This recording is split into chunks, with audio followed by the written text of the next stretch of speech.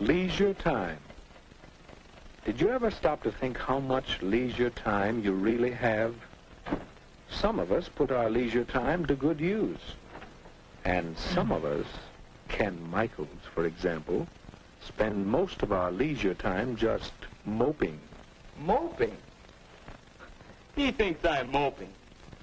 Well, who wouldn't mope? There's nothing to do, nobody's around. You know how it is. I went down to the bowling alley, went over to the drugstore. None of the gang was there. All my friends are busy, so what's for me to do? Do you suppose Ken has more leisure time than his friends do? Huh? Well, no, I don't have more time. We all spend about the same amount of time in school, and the rest is leisure time. I've got nothing to do but wait for supper. My friends have more things to do. They're lucky. Ken's pretty lucky, too. Listen to that. All right, I'll bite. Why am I lucky? Because you have so much leisure time. Time in which you can do things you enjoy. Time in which you don't have to work. Like this, huh? Is that good? Let me show you a few things. Suppose you had lived 100 years ago. What would you have been like? Take a look. Where? Oh, is that me? Is that what I would have looked like 100 years ago? Well, perhaps. But now, well, let's look back 100 years again and see someone else. Who? Hey, that's my dad. Young man, you get off that bed and get to work. After you clean out the stable, you can build some new steps for the back porch. While I work 72 hours a week, no son of mine is going to loaf. 72 hours? 12 hours a day, 6 days a week. Tomorrow morning, young man, you're going out to get a regular job. You can work too, and earn your keep. Not so good, Ken? Well, let's try another picture. Say about 50 years ago. Oh, hello, son. Well, say, I've got some new pictures for the stereoscope. We'll look at them tonight. Don't forget about your chores.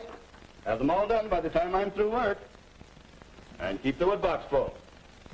Boy, how long will you work, Dad? Why, 10 hours. 10 hours a day, every day except Sunday. 60 hours a week? Boy. Well, Ken, let's take a look at your father's time as it really is today. Hi, Dad. You sure don't work as long hours as they used to. That's right, Ken. It's a wonderful thing to be able to do so much work in so little time. This 40-hour week suits me fine. And some people even work shorter hours nowadays. By the way, Ken, how'd you like to play a quick round of golf before supper? I think we can work it in. And then later I'd like to shellac that new bookcase I'm making. Well, Ken? Yes, Dad does enjoy his leisure time. And to think that a few years ago, people didn't have nearly so much time to themselves. Yes, we've gained a lot of leisure time in the last century or so. All of us. Wait a minute. All of us? Mother should hear you say that. She's always complaining that she doesn't have enough time. Well, let's see about that. Can you picture your mother as she might have been 50 years ago? I guess so.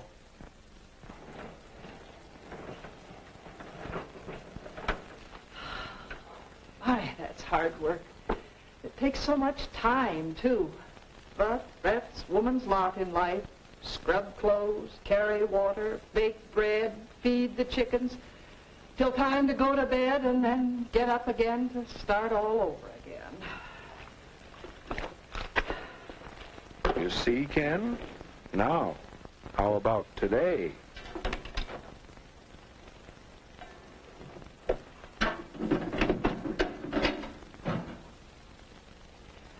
My, this new washer certainly is a time saver. And I do need some extra time. Now, let's see, I want to do some shopping, but this first. Wait a minute. What the fuck? Where did... Hold on.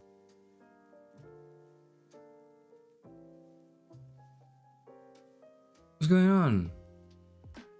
Ah.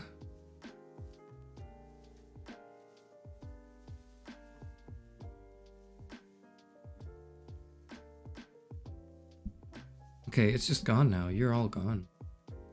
This happened yesterday, I think, and I just didn't care. I was like, fuck it, I'll move on. I kind of just thought it would fix itself. I don't think so. I don't know. I don't know. It's just, what's going on? Oh, that's completely, that's thrown me off. That's thrown me off my momentum immediately. I had some momentum going into this. I don't anymore. All right, Parrot, you're gonna have to help me with this. Just read it. Yeah. While I try to fix this, I don't even know if I can. I don't even know if I will. Fuck it. I don't even think I will. Damn. TF Chairman, the dark abyss in your PC is really cold. I don't understand what's wrong. What's going on? What's happening? I'm trying too many things. All right. Well, I mean, fuck it, I guess. He's got no momentum, pensive face. Ugh. The hell? It was just fine a while ago.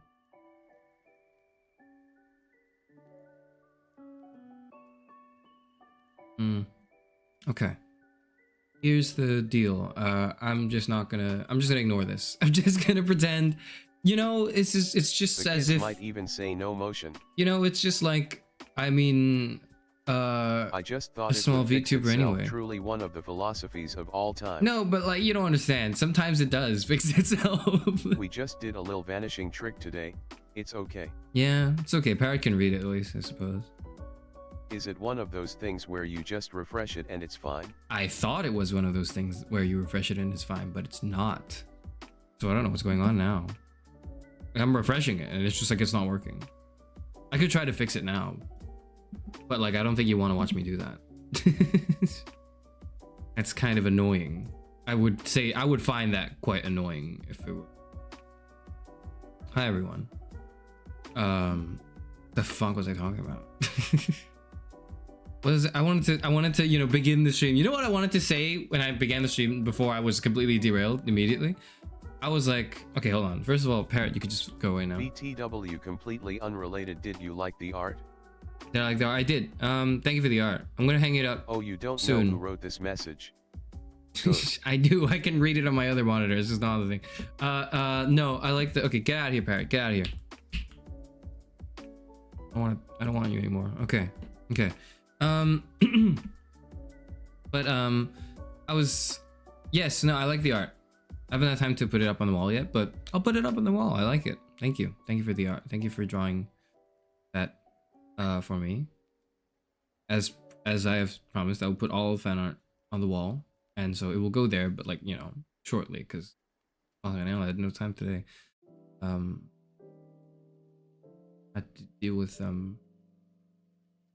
you know, what do you deal with it when you're 60 years old? I had to deal with, you know, the garden. I was weeding the fields or something. I don't know what the hell. That's what I was doing. But I've got some tea with me today. You didn't hear that. You didn't hear that. You didn't hear that either. I was tending to the garden. That's what I was doing. In a lovely chat.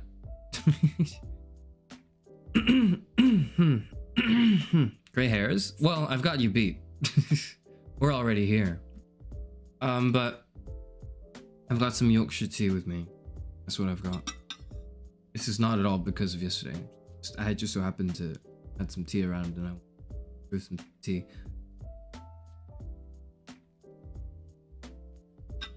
You know, the chat looks awful.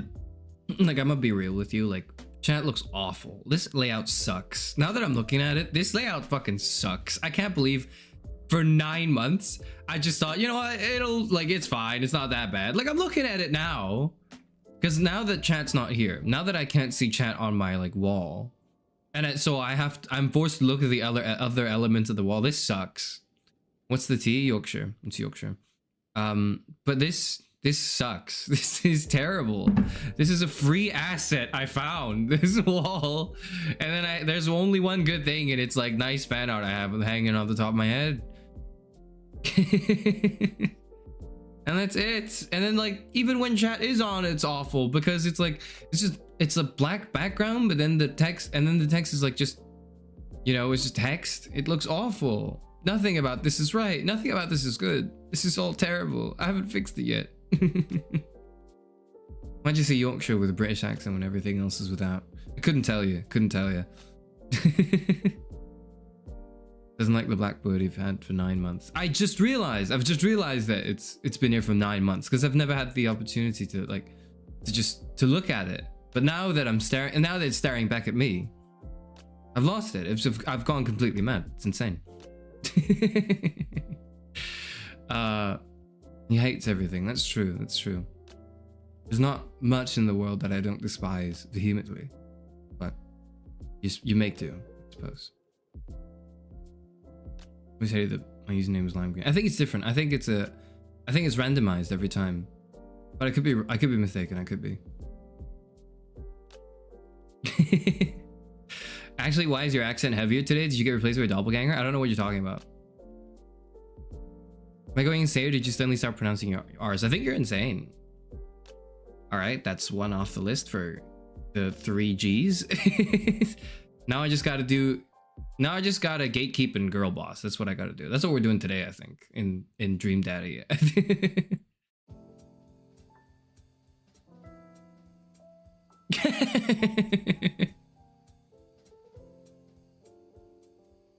Anyways, yeah, I want to fix this. But like I don't have the time to, so I'm going to have to look around to find it, like time to do that. Let me gatekeep the tea.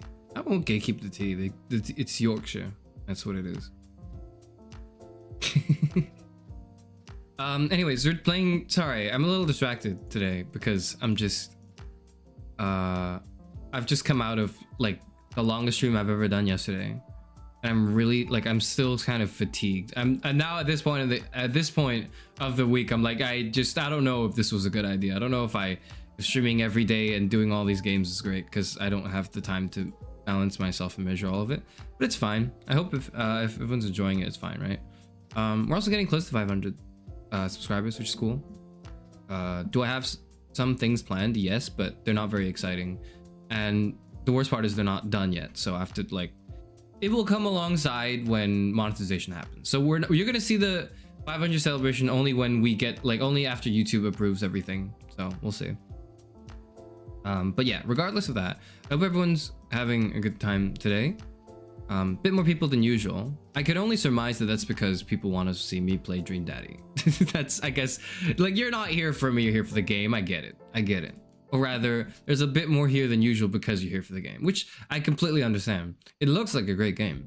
Now, so far, my dating simulator experiences have been everything you've seen on the channel. So that would be 5 Hearts Under One Roof, the KFC dating sim, Love in Deep Space, Katsawa Shoujo, A Date with Death, and adjacently related are Florence and Helltaker, but they're not quite dating sims. They're just sort of like games in their own right that involve romance in some way, right? So we're back in and then I did another Kato Shoujo Shimi.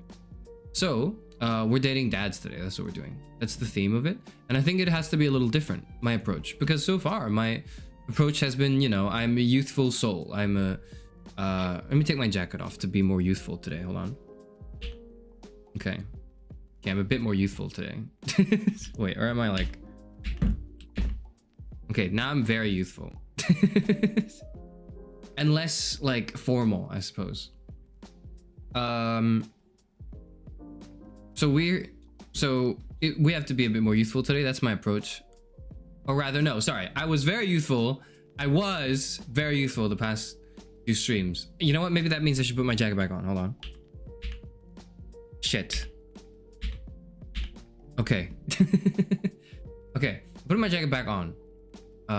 But he's finally dating experience. Yeah, so finally, after so many games where I'm dating, women who are quite like young. I'm doing the whole Leonardo DiCaprio route. I think it's like it's time to finally move up a little closer to what my age bracket is, right? Because as you age older, and I'm 60 years old, right? As you age older, the dating pool kind of shrinks, and you just don't want to deal with kids. Sometimes you just anyone who's like, sometimes you'll look at a 40-year-old, you'll be like, oh, this is a child. They should be educated.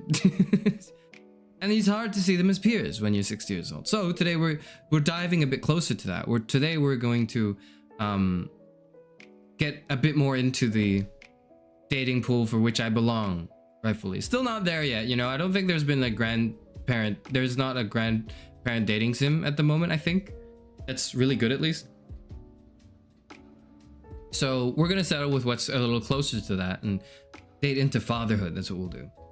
Ideally, these men have aged and matured and are less prone to, you know, bullshit mistakes in life, and have a more, you know, nuanced outlook on things. And, you know, they're not as childish and difficult to deal with. You know, they've lived, they have experience, they're rugged, you know. It should be good.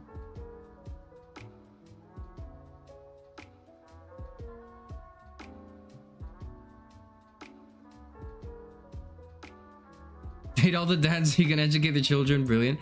That's the move. That's the move. And if their children are not willing to be educated, then that's a deal breaker, honestly. Okay, I'm gonna step outside that for a moment and just be a little meta about this, right? I will be a little meta about this. I will not. I don't think I'll date all the dads. I don't think I'll go for all of them, because if I do, it's gonna take really, really long. It's gonna take longer. I'm probably gonna gun for like maybe 1 to 2 dads, probably. This is mostly for time reasons, but my in-lore explanation is because I would feel weird if it's not like monogamy. Like, I don't want a harem of dads. I just want, like, you know, the one. You know what I mean? That's more than you need. You want more than life partner. I mean, like, you can go ahead and do that. I'm not so much discriminating as I am expressing my confusion and sort of my worries for how you would be able to juggle that, right? One life partner is more than enough. So we're just probably going to aim for 1 or 2 dads. Okay, that's what we'll do. That said, which one of those? I'm not sure. Let's get into it now, or very soon at least. So that way I can stop talking and start playing. Surprised you haven't learned about the dating sim where you date inanimate objects in your house. I have learned that. What is the game? What's the game called? Is it Date Everything? Let me see. I think it's called Date Everything, right? It's not out yet though, is it? June, yeah, it's like June 2025. Oh, it's not on my wish list yet. I was gonna say it's on my wish list. It's not. Now it's on my wish list, yeah. I've learned about it. I've looked into it. It seems interesting. I wish it came out so I could play it, but it hasn't come out yet, so that's what we're doing. Or that's what we're not doing, I suppose. Oh, I have to do config. Okay. What the fuck is graphics quality daddiest? What the hell does that mean? What about maybe in the middle? Middle is safe. This is like when you go to Starbucks and they don't tell you it's small, medium, or large. They're like, you know, grande, venti, al dente. Like, I don't know what just tell me if it's big. Tell me if it's big. Sorry. I'm just a little winded today. Sorry. I'm getting into the mood of complaining about things. That's what you do as an adult, right? Okay.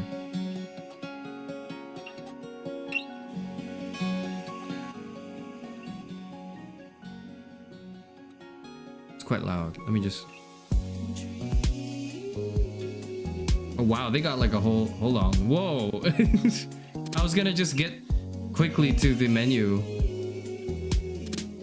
Okay, all right.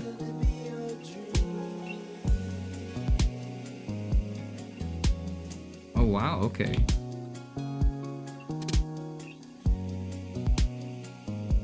Okay, it's too big, fuck.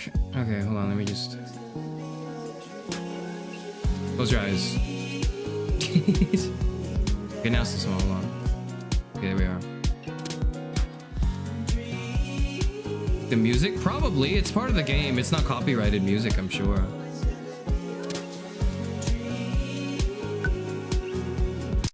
Oh, shit. Okay, that is, we are on streamer safe mode.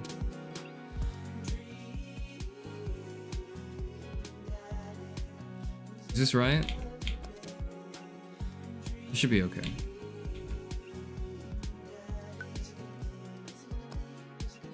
Okay.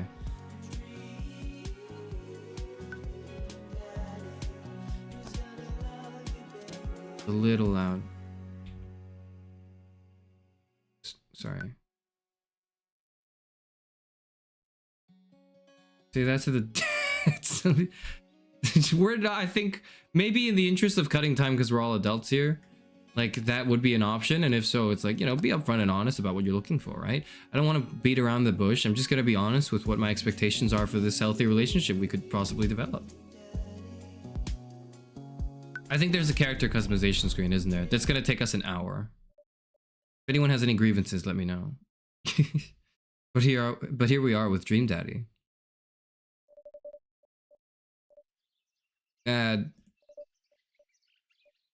Dad, wake up!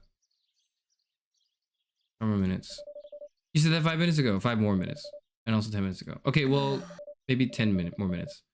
I finally open my eyes and sit up. I'm lying in the middle of the living room, spooning a moving box. I yawn and stretch. Morning, Manda Panda. Yikes, dad breath. Go brush your teeth. Oh, it's not fully voiced? Oh, I thought it was fully voiced. Man. Build that dad. Oh, okay. What the hell do I look like? I know I'm 60, but I don't look the part.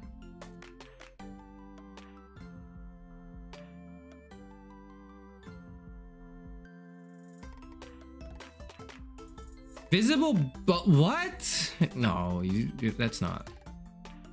No way, right? What's my body type?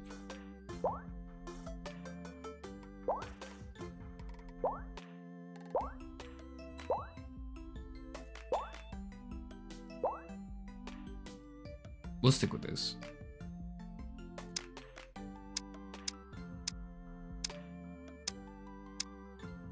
What's like my skin tone? It's probably this, right? Oh, like you can be like, I mean, do I have hair? Do I have to look into my model? I don't think no, I don't think I do. So we're gonna keep it this way. Okay. What's my head look like?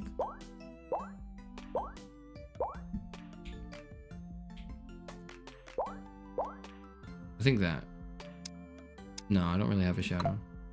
I'm a little hairless. I know, I'm 60 years old and I'm a little hairless. It's a bit strange, but you know. You could be Goku? That's kind of cool. Okay. Hell yeah. Okay, where's my hair? Where do I see my hair? I don't see my hair. Is that my hair? That's not my hair. Okay, at least it could be gray. At least it could be gray though.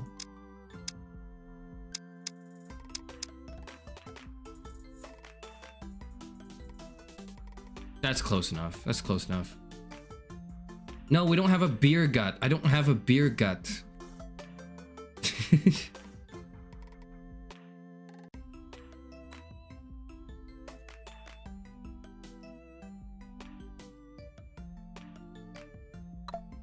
That's the hair done. What do my eyes look like? Probably not that.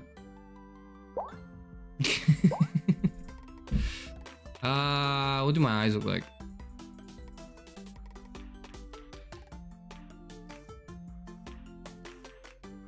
Okay.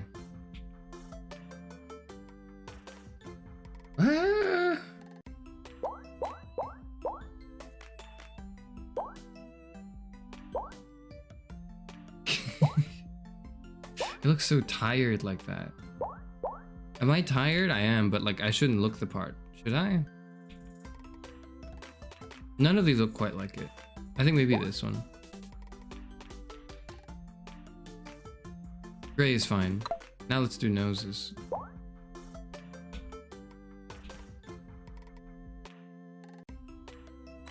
I think that's it. Yeah.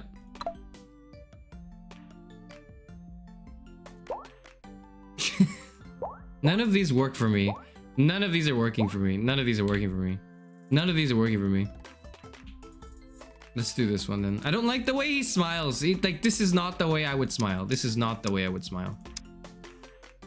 Okay? I want you to know that I do not look like this, but this is the extent of the customization I get, okay? What if your dad form does have a belly gut? Like a beer belly? I would not do that. I would not have that because I would be active in my child's life.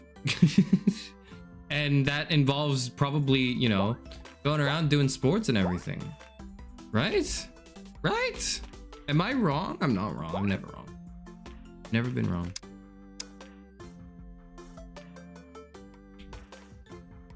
I can't get highlights in my hair, can I? No, I don't think so. Oh, wow. Facial hair? Yeah. We're working on it.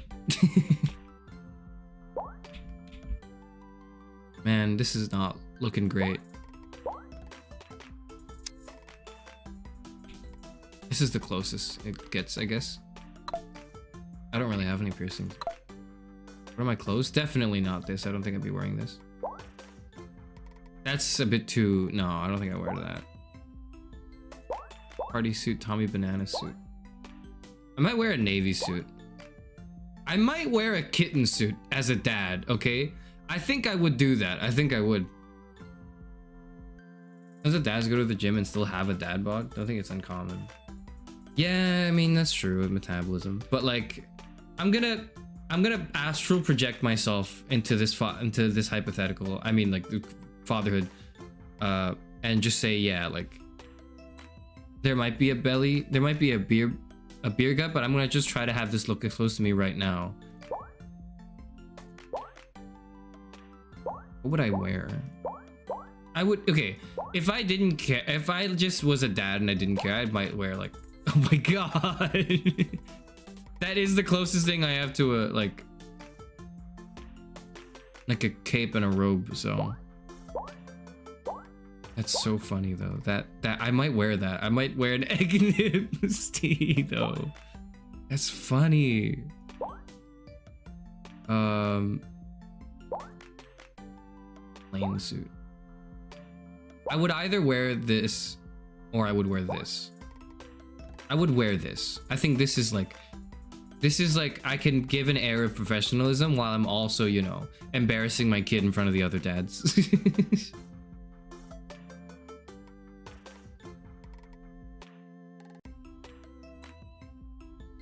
I gotta put the Game Chrome clothes. It's almost like they made the game or something. Why does he look like Kira Yoshikage from JoJo Part 4? He does not! He doesn't! Okay, yeah, you know he does. Never mind, he does. Now that I'm looking at the cat-themed suit, he kinda does. But I guess that's who I am now. I guess that's who I am. If I were like trying to be serious, I would like wear a navy suit probably, but I think at this point of my life with the kid, I would have let myself off a little more loosely. And so I would wear something like this. This, you know what this reminds you of? This makes me feel like this is that gif of like Better Call Saul walking through the of like Saul Goodman and Better Call Saul walking through the door in like the pink suit. That's what it feels like. And that's what it's giving for me. And I'll do that. I think I like that energy. Name that dad. I freak out when I see these, by the way, like because one of these days I'm gonna start like with a different letter than C or something, or like E, and then it's gonna be, wait a minute, that's not the name I put on this form. I'm gonna be that dad. Be that dad. Okay, I don't want to spend too much time on this. Your closet is exclusively made up of novelty t-shirts and villain suits. Not yet, but that is kind of the goal. That is the kind of the goal with fatherhood. I'm 60 though, so I'm basically a grandfather. You fall asleep packing? I got most of it done, I think. Searching around the room, it looks like I did a pretty good job. Every box is sealed except for one. Wait, straggler. Isn't it? Looking into the box, I see a bunch of old photos and old photo albums. Oh, I haven't seen these in years.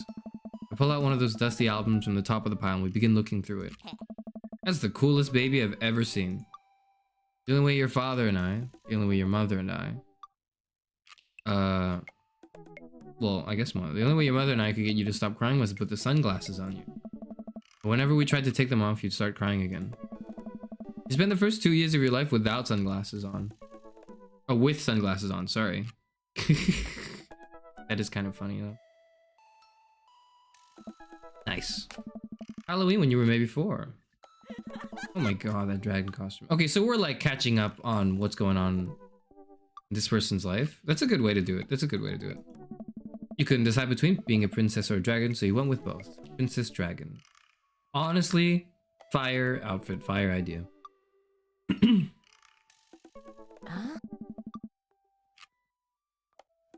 Why do I remember crying in that dragon costume? You saw yourself in the mirror and realized you were afraid of dragons. Seeing yourself inside the dragon's mouth was a realization of your greatest fear. You definitely repressed that memory. Come on, Amanda. And this was you in your horse face. Oh. Dad, I believe you named that plush horse Sir Horsington the Brave. Oh. I don't think that was his... I would remember. I think I was there. You were too, but you know what? That was... You were not cognizant enough to commit it to your long-term memory yet, probably. Amanda lunges for the photo, but I quickly snatch it away and hold it above her head with my superior dad arms. Indeed they are. Nice try, but this is important blackmail for later down the road. Go ahead and try me. I've seen pictures of you in your... ska band. Ouch, kid. The ska communist manifesto had a chance back in the day. I look off into the distance and reminisce about that rad horn section. Hey, it's Emma P. Oh. No, Dad, that's Emma R. I didn't meet Emma P until high school. Honey, I promise you wholeheartedly that I would never stop mixing those two up. Emma R is my best friend since I was 7. Give it like a little bit of effort. Okay. Alright, Emma P was the one who... Fuck did she do?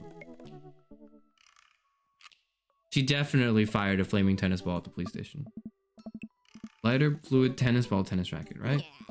That was you. Whoa! Based? Hold on.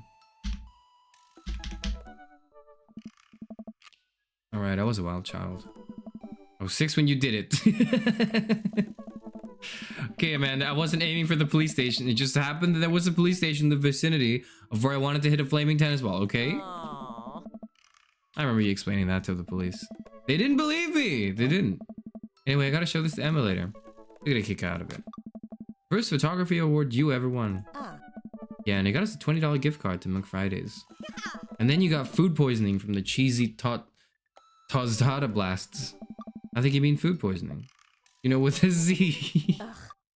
Wow, we're really in this now. Hell yeah, we are.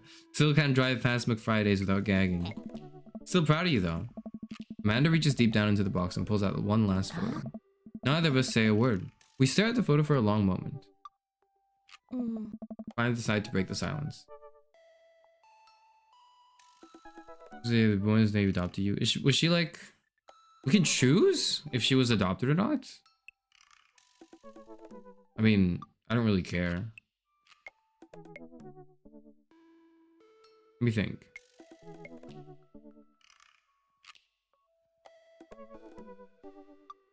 For the purposes of the story, we're gonna pick this one, I think. Kind of a funny story. The day we brought you home, we got into a car accident. It wasn't anything big, just a little fender bender in the parking lot. But of course I was freaking out. And the little old lady who crashed into us was freaking out, and I didn't know what to do. But your mother, oh man. She holds my hand and looks me directly in the eyes. In the calmest I've ever seen her, she says, "It's okay. It's all gonna be okay."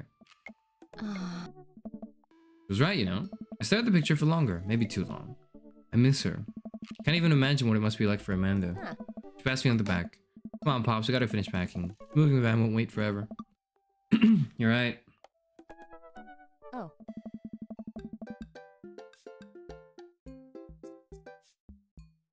Could have been worse. You could have been in a hardcore band. Would that have been worse? I don't know. In the 2000s? I don't know. Amanda and I pile into the car and take one last look at the old house. So many memories here. Hard to believe your mother and I bought this place almost 20 years ago. Hey, remember when I shouted the front window playing catch? You always had very strong arms. Hey, remember when I shouted the other front window pretending to be a robot who breaks windows? That was not a good bit. You were a very imaginative child. Hey, remember when I broke the back?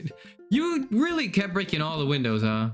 And there'll be plenty more stuff for me to break in the new place. No, there won't! This shit costs money, Amanda. You sit down and you take out your anger on something else that isn't gonna cost me as much money, okay? Memories to make and stuff to break. Oh. You ready? Sit in silence for a moment. I watch my daughter grow up in this house. It will forever hold a place in my heart, but it stings a little bit to leave it behind. I'm ready. The moving van begins to pull away and I get the car into position to follow it. I watch our house, our old house, disappear into the rear view mirror. So what? So sell me on our cool new pad. Clear my throat and do my best cheesy announcer voice. Nestled in beautiful scenic downtown in Maple Bay, our new house features multiple places to sleep. Okay. Not only are there bedrooms for your sleeping pleasure, but couches and floor space where you can, yes, catch a wink. Yeah. What a deal. I mean, if sleep weren't for the weak. You sleep more than anyone I know. I admit my faults, Pops. I keep it real.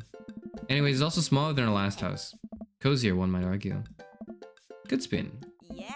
I think it's great. Won't we be closer to a lot of cool stuff that we can walk to? So I don't have to, you know, waste gas. And I mean, trying to park downtown is, you know...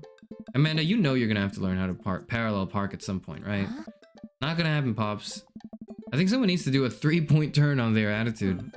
I don't know how to do that either. Have you met the neighbors yet? Not yet, but the neighborhood seems pretty quiet. Won't have to chase any rowdy teens off your lawn? I mean, I feel like there's a part of my dad fulfillment where I kind of have to do that. You are the very teen you mock when you say that, honey. Huh. I'm in my last year of high school. I'm practically dust. Yeah, you're a real... Don't you dare. Senior. That I know where this is going. Citizen. I'm just gonna ignore that. I won't forget it. What's item number 1 on the new house agenda? Well, first we'll need to forge a path through the solid wall of boxes that's blocking the living room. I still have to install the washer and dryer. We need to get grocery shopping. Pops, cool your jets. You have to promise me that we're gonna take a break and explore the neighborhood. Okay, you're right. We'll get some work done and then check the area out. 3-point turn is required for the driving test. How did she get her license? I don't think she did. I think what she's trying to say is she didn't. She doesn't have a license, right? Not to brag, but I love DILFs. You're gonna love this game.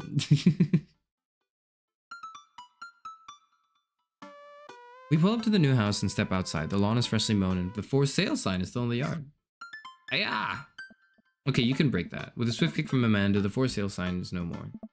Nice form, Sweet Pea. I got a problem with authority. And you know what? I don't know which one of us you take it after. So proud. Man, all that karate chopping tuckered me out. I could really go for a sandwich. An ice cream sandwich. Sweetie, it's 10 a.m. Coffee, unpack. Park. Dogs in the park nearby. We need to unpack. We need to get... But as much as I would also like to enjoy delicious and healthy ice cream sanda right about now, we got work to do, kiddo. And we didn't make it snappy because there are 5 sealed crates of DVD box sets blocking out the bathroom. And I gotta pee real bad. Well, then let the entire cast of all 13 seasons of Shark Tank with actual sharks standing in your way. Let's get to it. I would watch that. I get to work unpacking the various boxes around the living room. A couple hours pass and I get some good work done. The washer-dryer unit is both washing and drying, and we can actually walk through the living room without tripping over boxes. First visitor already. I walk over to the door and open it. Hello. A handsome, clean-cut man stands at my door, brandishing a plate of cookies. Hello. Hey. Oh, where are my manners? My name is Joseph. I'm your next door neighbor. Hi, Joseph. Oh, yes. Hi, I'm Karis. That's what my name is. I saw the moving van and thought I'd bring over some cookies. My daughter, Christy, wanted me to let you know she baked them herself. That is lovely. Thank you, Joseph. Joseph leans in and whispers, but between you and me, she just sprinkled in the chocolate chips. We both share a laugh. Kids, right? Yeah, kids. Cookies, huh? Yeah, from Christy, your next door neighbor. So nice to meet you. Joseph hands her the plate of cookies with a smile. Huh. Well, thanks for the cookies. Amanda disappears with the cookies. Amanda, come... And she's gone. That's my daughter. Her name is Amanda. She's a charmer. Daughters are tough. Sons are also tough. Kids are tough, man. Yeah. Children in general, just tough. I hear that. I mean, there'd have to be something wrong with you to try to raise more than 2. Yeah. Yeah, there would be. Sorry. I have 4 kids. Fuck. What have you done? Well, something's wrong with you, pal. And we're gonna have to endeavor and find out what that is. Don't worry, you didn't mean to be rude. Oh no, this is the first neighbor I've met. My social life is already in a tailspin. I wonder if it's too late to move again. Quick, think of a joke right now. I can't think of a good dad joke right now. Not to project, but where's the dating scene where we're a mom who dates MILFs? If you find it, link it to me. Yeah, okay. Ah, Is the missus around? No, not anymore. She died. yeah. Oh. We got him back! We got him back! I'm sorry for your loss. No, it's alright. Wow, this is uncomfortable. We stand there quietly for a moment, acutely aware of how awkward we both made things. I'm sorry, can you close the door real quick? Yeah, sure. I look at Joseph quizzically, but comply. After a second, I hear a knock on the door. Opening it, I see Joseph standing there with a huge smile. Hey, I'm your new neighbor, Joseph. I promise not to talk about your dead spouse this time. I'm throwing a barbecue for the cul-de-sac, and I'd love for you to come by and meet the rest of the neighbors in our community. What do you say, pal? That sounds awesome. That's great. My daughter Amanda and I would love to stop by. Also, 4 kids is a perfectly normal amount of children to have. We shake hands to seal the deal. Well, neighbor, I'll see you at 3 p.m. sharp on Saturday. Sure thing, neighbor. Joseph starts walking away, but stops to think for a second and turns around. Hey, in all seriousness, raising a kid on your own can't be easy. If you ever need to talk about it, just talk about stuff. I'm the youth minister at a church down the street. Oh, cool. I don't know, I wouldn't really consider myself a youth. Wink. He just said wink. Did he fucking say wink? His sound effect for winking is wink. You look pretty young to me, but suit yourself. And with that, Joseph's gone. Seemed nice. I do look really young, I do. I've been told that I look young for my age. I know, I'm 60 and I don't look the part, I know. Amanda walks back into the living room, crumbs on her face and cookie in her hand. That was the smoothest recovery I've ever seen. Should be taking notes. Yeah. See, you're already fitting in great. Where'd those cookies go? They're gone, I'm sorry. Yes. It makes you feel any better. They weren't very good. You ate all of them anyway. I guess that makes it break time. Any ideas?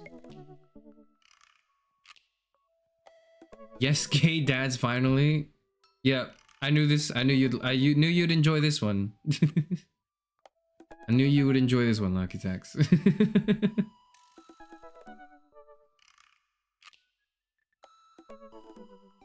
Please don't let Joseph be a Mormon. He might be. There's a good chance. We don't know. Is he voiced by Aaron? I'm not sure who voices who. I just know one of the dads is voiced by Nate, but I don't know who the other dads are voiced by. Let's get some fresh air. I could use some coffee. Joseph probably wants his plate back. I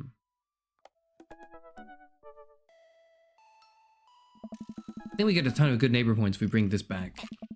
We're gonna be the best neighbors in this whole cul-de-sac. We're gonna kick all the other neighbors' butts with kindness. Amanda and I step outside.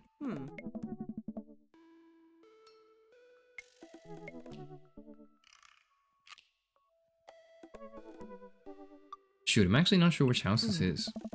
I'd hazard a guess it's the big one with all the well-groomed blonde children sitting in the yard. Good eye, kid. Remember, we need to make a positive first impression here. Keep it light. Walk up to the kids and wave.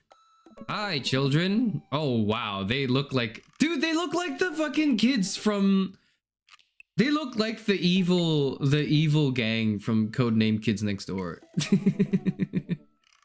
I don't know what their names are, I forgot. But they look like the evil twins. They were like evil twins, right? I don't remember. Hey guys, is your dad around? They'll just stare at us blankly. We just wanted to return this nice plate. And thank you for the cookies. Jeez, these definitely are Joseph's kids. They all look exactly like him.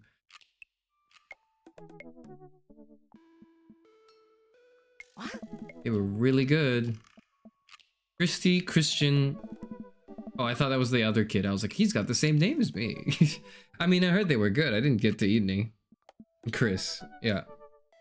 I chuckle nervously. Well, okay, we're just gonna set this plate down on the ground real gentle and then back away slowly, right, Dad? Right, that's what we're gonna do. Kids' eyes bore into us as we scurry away. I can feel their gaze on my back even as we approach our house. Huh. Dude, he's got some strong genes. They're like carbon copies of him. It's crazy. I need something to get my mind off of those carbon copy kids. Yeah, okay, but also maybe like the mom looks super similar as well. I don't know. We'll see. Check out the park, grab some coffee, need to rest my eyes. I would normally rest my eyes, but we kind of have to check out the neighborhood. Let's check out the park. Yeah, let's go pet some dogs. Okay, let's go do that. All right, sweetie, let's do it. Amanda and I begin a stroll through the neighborhood. I can't believe how beautiful it is outside. Kids are playing in the streets, the flowers in bloom, and the faint smell of a nearby barbecue drifts through the air. The place is nice. Too nice. I don't trust it. Good eye, honey. You can never be too careful. See that baby in that stroller over there? Government operative. Along with all the other, like, women, because the women aren't real. And also the birds. They're not real either. We're on to you, baby. We walk for a while and eventually end up at a small park. Toddlers chase each other through the playground, and dogs of all shapes and sizes romp through the grass. It's pretty crowded, but Amanda spots a nice empty bench. We start to make our way over to it when... Heads up! Ah! A frisbee suddenly hits me in the face. Woof. A corgi with a neat plaid handkerchief tied around its neck bound up to me, wagging its tail. Hello. Arf arf. He runs around in a circle and nudges my leg with his nose. Oh god, this is the cutest dog. Pet the dog. But where did I pet the dog? Probably like head rubs, right? He seems to love a good head rub. All smiles here. You definitely could have caught that. A guy in a Hawaiian shirt jogs over to us and takes the frisbee from me. You know, frisbees are traditionally caught with your hands, not your face. It's a new technique. It's like a disc golf, but the goal is my face. Looks like you're winning. I'm just messing with you. I'm Brian, by the way. Hey, good to see you, Brian. I'm Karis, and this is my daughter, Amanda. I look over at Amanda only to find her sitting on the ground rubbing the dog's tummy. Hi. Your dog's cool. Old Maxwell sure loves the attention. It's great to see another father and daughter out here on such a sunny day. Where's yours? Brian gestures over to a grassy knoll where a young girl sits on a checkered blanket. She's reading a book bigger than her head. She puts it down and heads over to us. This is Daisy. She's reading the book The Brothers Karamazov. Karamazov? I don't know how to pronounce it. Sorry. Her teacher tells me that she has the reading comprehension skills of a high schooler. Well done. How old is she? 10. Well, very well done. She's a precocious little youngster. Whoa. My natural dad instinct kicks in. I must brag about my child's accomplishments now. Oh no, what's happening? Uh-oh. What are you doing, Daisy? Oh, no, so she's Daisy. Yeah, what are you doing? That's my girl. Alright, Amanda, you're killing him. Come on, Amanda. You got a photography award. We just saw that just now. What's DHTR? What do we have? Grade card band-aid. Spelling bee photo. Yes, spelling bee photo. Fumbling through your phone's browser, you manage to pull up a photo of Amanda winning her 10th grade spelling bee. And I do so in style because I'm familiar with the technology of nowadays. Wow, congratulations, Amanda. Daisy's getting prepped for annual spelling bee right now. Hopefully this will be her 3rd win in a row. No, she's destroying us. Fuck, we lose 5 HP. Okay.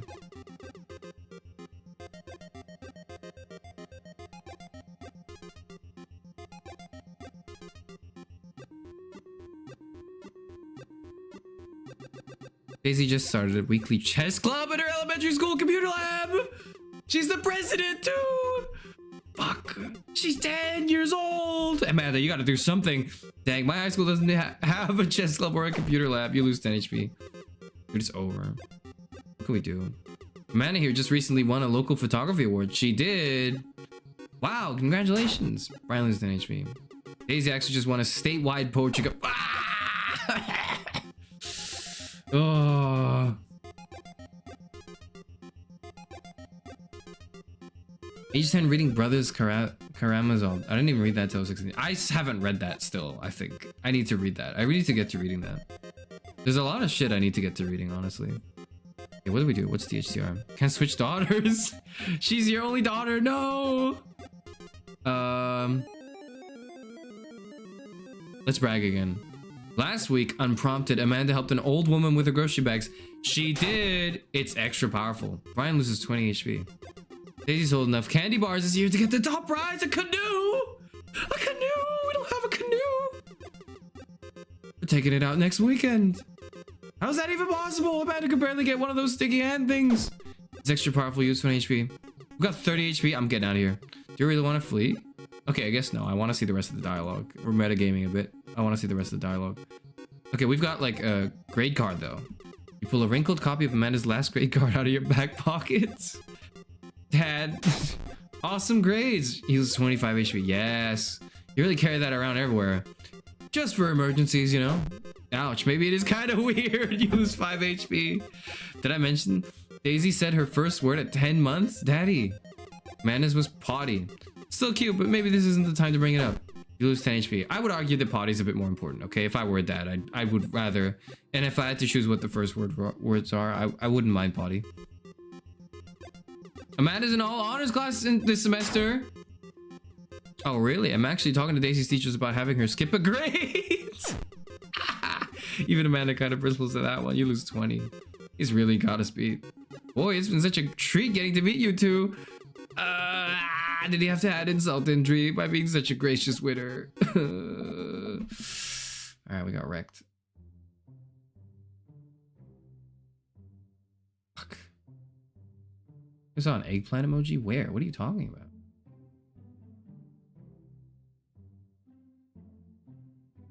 I don't think I see that. So I take it you guys are new to the neighborhood.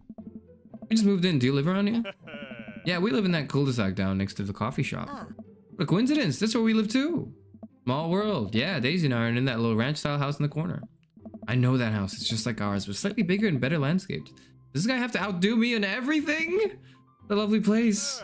Well, I don't want to take up any more of your time. Really nice meeting you guys. You'll have to stop by at some point. Yeah, definitely. Bye. Brian and Daisy walk further into the park with Maxwell happily trotting along in tow. You get the feeling that he was trying to one-up us? Trying and succeeding. I can't believe that kid's only 10. What was I even doing at her age? Dude, I don't even know. I believe he had a bit of a thing for horses. Shame that didn't pan out. Could have majored in comparative horse studies. Not too late to minor in horse creative writing. Too close to the truth, Dad. Oh, man. Let us never again speak of the fantastic adventures of Sir Horsington the Brave, an epic in 7 parts by Amanda Euphranor.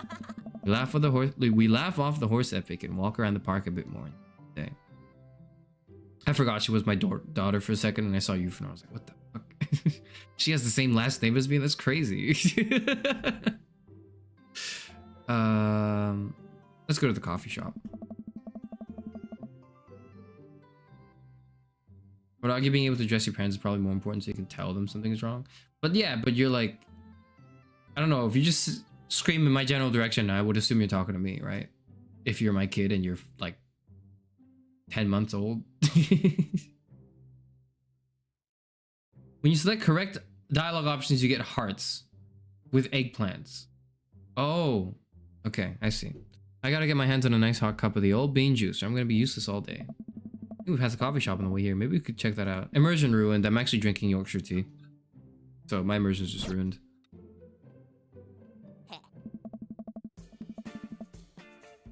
We walk down the street to the Coffee Spoon, a cute little place on the corner. Man, this is in such convenient walking distance from our place. I mean, I guess. What's wrong? Why would I go somewhere else and drink coffee on a couch when I could just drink better coffee at home on my own couch and not have to make awkward eye contact with other people? True and real! Plus, I could just make tea as well. Which is, you know, better anyways, but it is what it is.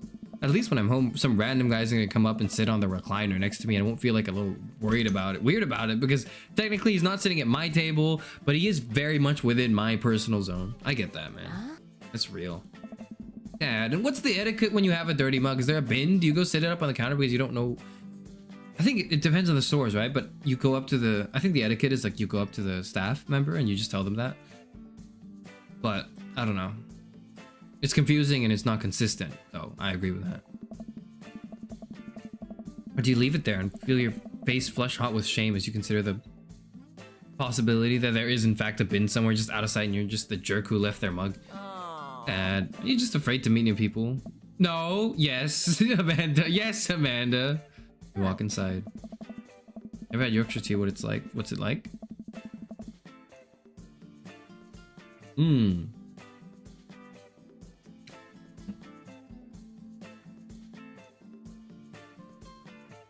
It's. Have you had? It's like I was gonna say it's like milk tea without the milk. Yorkshire tea is like milk tea without the milk. That's what it's like. Cafes are there for the aesthetics. Yeah, that's true. But like, it's a lot of money for an aesthetic, man. I don't think I can afford that aesthetic. The inside of the coffee shop is incredibly warm and inviting. Vinyl records line the walls and patrons lounge around on well-worn-in couches. Some cool tunes spin on a record player next to a little stage. Okay, you know what? Wait, how much is breakfast for $3.50? Lunch for $6? This is great. Lunch only for $6. And this looks so nice. I'd love this coffee shop. Hey. Welcome to the Coffee Spoon, guys. How's it going? Hi, Matt. What's with the name? Oh, it's kind of dumb. It gets mentioned in this poem I like, and I thought it was a good idea at the time, and I suppose now it's still a good idea because, like, the business is still running. But people ask me that question all the time, and I give them the same answer every time. And now I'm standing here rambling, and I'm sure we're all getting more and more uncomfortable the more I keep talking. But man, we're in it now, and I can't stop.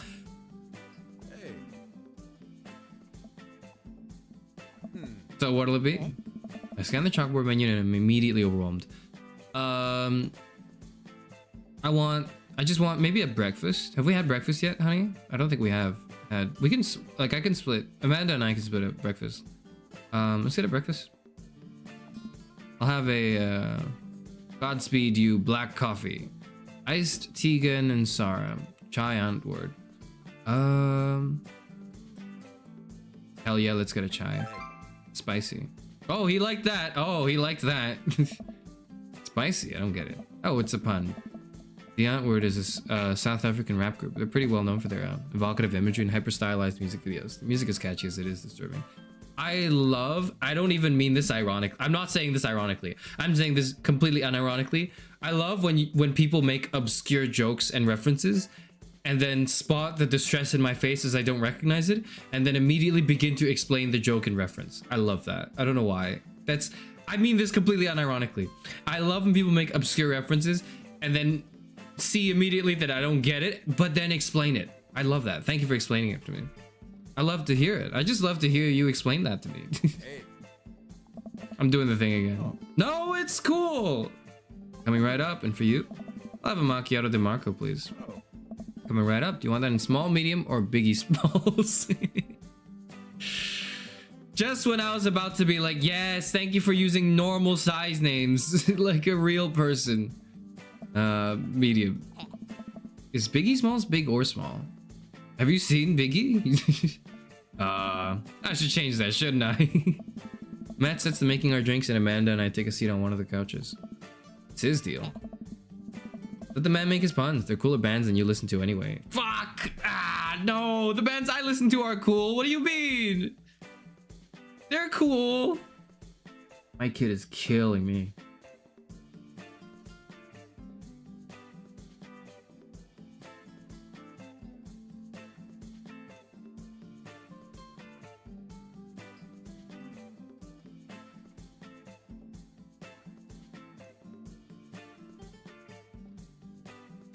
Chairman, what the fuck? What do you mean? That chai is fine. Let the man make his... Yeah, okay, sorry. Hey. Scott was cool once. This couch is actually pretty comfy. Maybe not comfier than our couch, but it's alright. Good lumbar support. You sink right into it. Okay, it's comfier than our couch. Amanda nudges me. This place is right next to our house, and that guy seems not only cool, but also just as uncomfortable with talking to other people as you are. It's only uncomfortable if you make it uncomfortable, okay? Embrace the cringe. Be the dad that you've always wanted to be. Make terrible jokes. Roll with them. Make obscure references. Talk about them afterwards. Do it. You should totally become friends with them. Honestly, I don't know. No, I know. I wanna. Wow, what would we say about meeting new people? I can't meet new people if I always stay inside and also don't go outside and also don't talk to people. See, we're making progress. Matt sets our drinks down at the table and I immediately burn the roof of my mouth. Good one. Ah. Hi, we're new in the neighborhood. I'm Amanda and this is my dad, Karis. Oh, right on. Pleased to meet you both. You ought to come by when my daughter's hanging around at the shop. You two might get along. Yeah, I'm sure we'll maybe come in from time to time. Amanda kicks my leg from under the table. I'm sure we'll be in here a lot. You know what? Let me get your guys' opinion on something. Hell yeah, let's do it. Matt goes into the back and comes out with a fresh plate of something that smells amazing. Ooh. I'm working on a new banana bread recipe and I need help coming up with a name for it. Banana bread. I think we're gonna have to taste test it first so we can get the full flavor profile of, you know, and really appreciate the flavor sensations of Amanda nods vigorously. She knows this game. Yeah, we need to give that banana bread a taste if you want us doing free creative labor. I think that would be commensurate with a I've taught her well. We have trained for this day. I was just gonna give you guys free banana bread anyway. Right. Yes, absolutely. I mean, like, if he was gonna bring it out, I'm sure he was gonna offer us some. There wasn't, like, he wouldn't have done that without offering anything. Matt serves us each a piece. Amanda and I happily chow down. This is amazing. Thanks. The secret ingredient is bananas. What? Who could have guessed? So any ideas? I'm stumped. Well, I think I might only be able to give you dad band puns, but I'll give it a shot.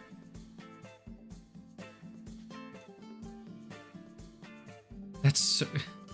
Banana bread Kennedys. Grateful banana in brackets bread. Right said banana bread. Banana in brackets is so dumb. That's the one we're picking. He didn't like that. He didn't like that. Like the jam rock band fronted by Jerry Garcia. That actually has a nice ring to it. Really? Hey. Yeah. Grateful bread. Grateful banana bread.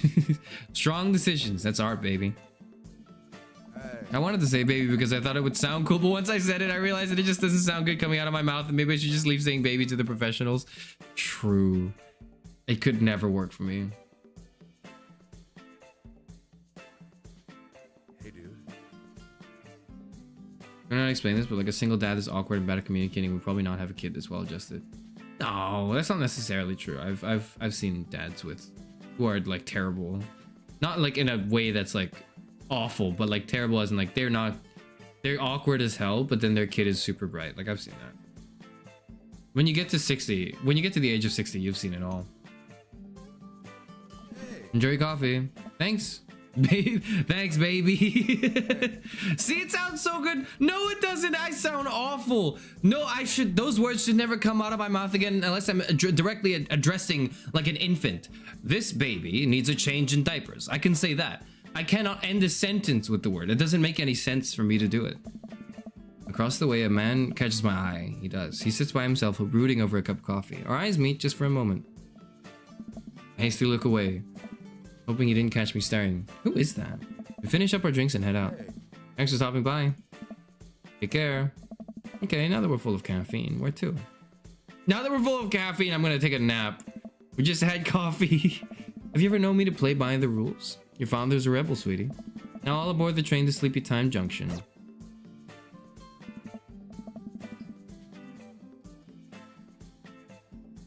Kid could be smart, but that doesn't mean the kid would be good at interacting with people. Yeah, but like, okay, I say this maybe only from a very specific context and like niche situation, but like kids, fathers are really big role models, but like I know kids who've grown up with like good role models that aren't their parents, like, you know, an uncle or something, or maybe like, you know, grandparents, or just I don't know, other authority figures in their life that compensate for certain things that maybe their parents like lack in a way.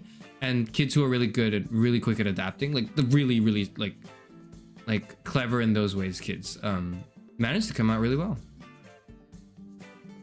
As we're walking home, I hear heavy footsteps come up behind us. Garrus, bro. Yo! I turn out and am greeted by a familiar face jogging onto us. Craig? Oh, we know him. Oh. Bro. Oh.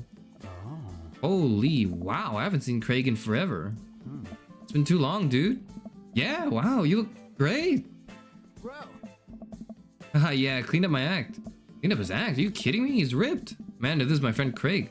Went to college together. We were roommates for a while too. Amanda, dude, you probably don't remember me, but you're so big now. Hello and hello, cute baby.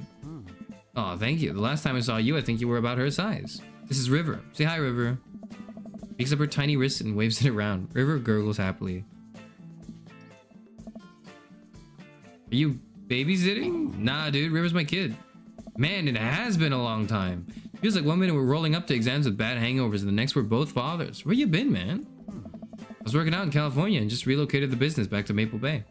No kidding. Amanda and I just moved to this side of town. How's Smashley doing? Oh, man. I mean, Ashley. Ashley is her name. Oh. She actually still goes by Smashley, and we got divorced last year. Oh, fuck. Oh, dude, I'm so sorry. It's old news. We take turns taking care of River and the twins. It's all copacetic. Twins? You have 3 kids? Ain't life something, bro, right? Keg Stand Craig is a father of 3. Keg Stand Craig? Oh, haha, yeah. It was my old college nickname. He got it because he did a lot of keg stands. Nice. That thing where you do a headstand on a keg and then drink from the keg. Right. He was very good at it. Ah, bro, I hate to be that guy, but I'm in the middle of my daily jog and I really gotta keep up my heart rate. Brought River along for, you know, resistance training. You jog daily? I jog yearly. On January 1st, when I promised myself that I'm gonna jog daily for the rest of the year, but give up after 30 minutes and just walk home. Baby steps, man. Well, it's never too late to get back into it, dude. You should join me sometime. I don't know. Hey. Come on, it'd be fun. We could grab breakfast afterwards. Catch up. We could do a bro brunch like the good old days. All right, sure. Sounds great. Great, let's get that going soon. I better get moving. Good to see you guys. Craig gives a little wave, puts his earbuds back in, and jogs off. I can't believe Craig is ripped and has kids. I'm reeling. Why's that? The Craig I knew was not fit to be responsible for any living thing, including and especially himself. One time I watched him drink an entire jar of marinara sauce for dinner. Amanda, he opened up a new jar of marinara sauce and then he drank it like it was a thing that normal people do. It was unholy. And then I asked him what the hell he was doing and he said, and I quote, "It's basically a smoothie, bro." Yeah. I mean, technically, he's not wrong. That's not the point, Amanda. He jogs. He was jogging. He's like a totally different person. Anyway, we better get home. I'll have plenty of time to reflect on how old I feel later. Oh, damn. Calling your wife Smashley seems like a valid reason for a divorce. I don't know if that's why, but that might have contributed to it. Let's see. Historians say they were very close friends. True.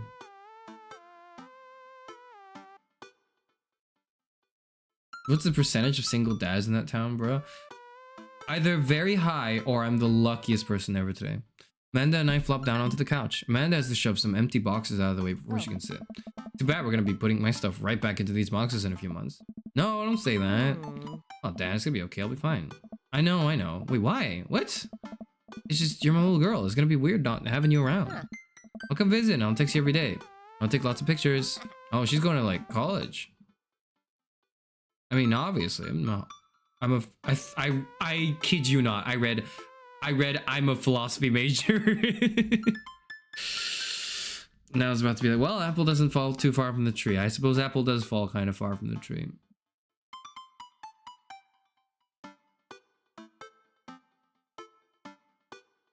She's a photography major. You promise? Of course. Are you gonna be okay when you're lonesome? Oh, come on. I'll be fine. I got a dog or something. Yeah. A dog? Alright. Forget art school. I'll stay for the dog. Is that what it's gonna take? Medium-sized dog, handkerchief around the neck. I get to name it. That's what it'll cost me to give up on my dreams. I'm a woman of simple wants and needs. Well, you know what you want. A dog is a lot cheaper than college. Amanda laughs. Suddenly, a pile of envelopes slide through the mail slot. Speaking of college, Amanda darts over to the envelopes and shuffles through them. She pulls one out and throws the rest back on the floor. It's from McGowan College of Art and Design. Open it. But I'm scared. Open it! It's just an envelope. Yeah, it's just like my entire future. Not a big deal. It is a big deal, and that's why you gotta open it. Come on, sweetie. She takes a deep breath and rips the letter open with her teeth. We have a letter opener, but okay. I hold my breath while Amanda's eyes dart back and forth scanning. Oh, a letter opener is a dad thing, though. That is for sure a dad thing.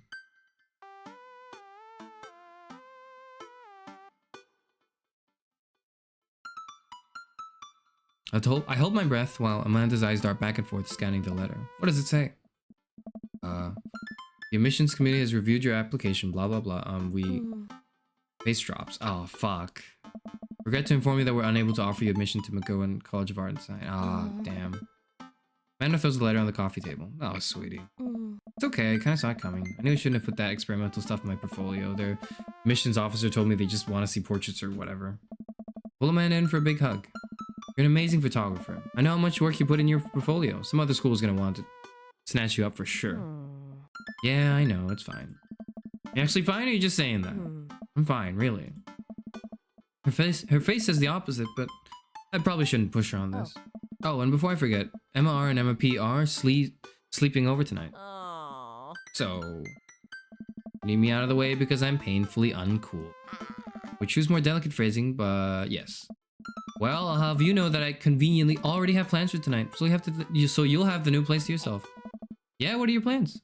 Quick, think of plans. I'm going clubbing. I gotta attend the union meeting. I'm secretly the mayor of this town. I'm going clubbing. I'm gonna put on a nice outfit and go tear it up on the dance floor. All the hottest dance moves, the lawnmower, the sprinkler. Oh, I could do those. Yeah, the running man. You know the ones all the kids these days are doing. Hell yeah, hell yes. All right, but I'm not gonna come pick you up if you pull anything this time. Not again. I'm just kidding. I'm actually going to go out and watch the game. Nice. Which game? You know, the game. The one that's on tonight. The sports game. I'm gonna watch the sports game. At the bar. I'm gonna watch the sports game with the ball. It's the ball sports game I'm gonna watch. Is McGowan this game's equivalent of every Full Sail? I'm gonna be honest with you. I don't even know what those are either.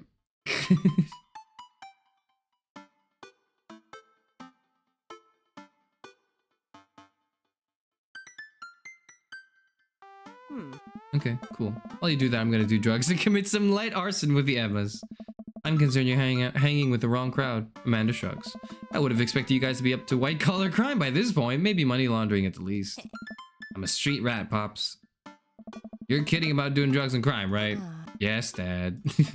Just making sure. Give her a pat on the head. Have fun with your sports. You being sarcastic? No, making fun of sports is played out. Alright then.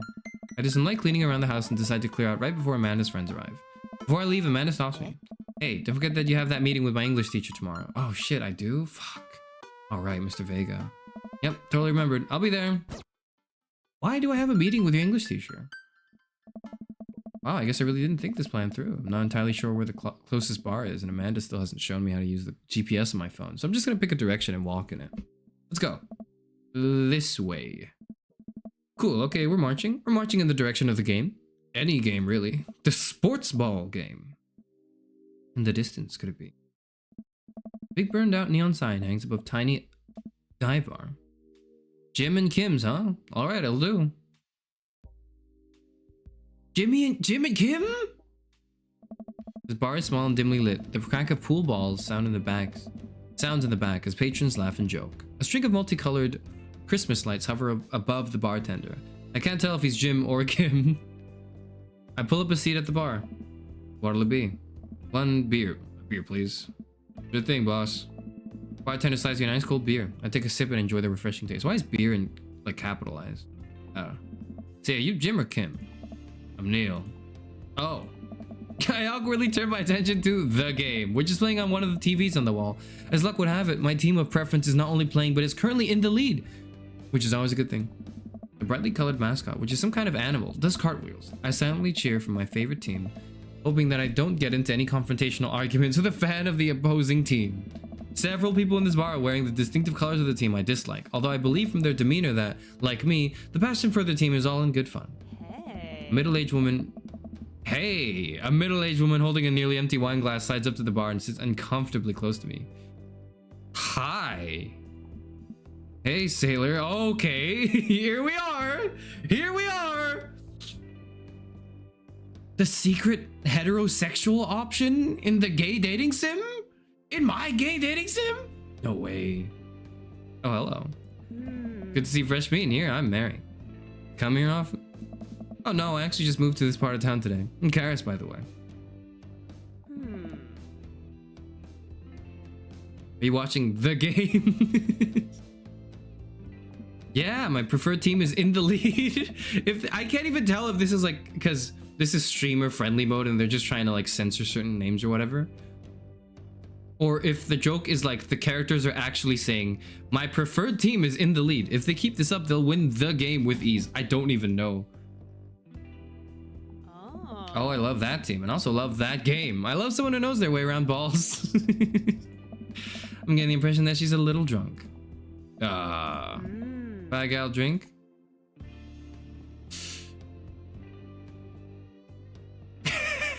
Women throwing up emoji. Me 0.01 seconds after I ended that stream where I recommend feminist literature.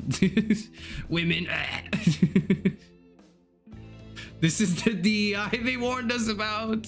Inspire a drink. I almost reluctantly signal the bartender and order Mary another glass of wine. Neil jokes back and forth with Mary. They're clearly friends, and this clearly isn't her first time doing this. She tips her glass at me. Suppose I gotta keep you company now. Oh. So, what do you want to know? What's your deal? Me? I'm a ghost, Karis. I haunt the hollowed halls of Jim and Kim's, waiting for my beloved to return from sea. Really? No. Homegirl just loves to drink.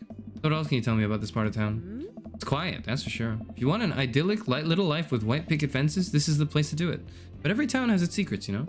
She takes a sip of her drink. That was a little too ominous for my taste. She leans closer. Would you like to learn some of my secrets? Oh boy. Maybe some other time? Come on. Suit yourself, sailor. Mary saunters off, setting her sights on the newest bar patron to enter. I happily watch the game over another beer. The game has gotten close in terms of points, a little too close than what I'm comfortable with. After a particularly skilled player scores a number of points for the other team, putting them in the lead, I hear an affirmative grunt from another man at the bar. Go team. It's the brooding man from the coffee spoon. Oh, it is. He sits alone, sipping whiskey and watching the game as well. Oh, he's got whiskey with him. Enjoying the game? I am now that we're winning. Oh, we must be rooting for different teams. In my opinion, my team is far superior. I have to disagree with that. Based upon our win-loss record, I'd say that my team is superior. That's where you're wrong, since as it stands right now, my team is beating yours. The conversation ends there and we both go back to silently rooting for our respective teams. The game is close, with both sides playing their hardest to win, but in the end, my team prevails.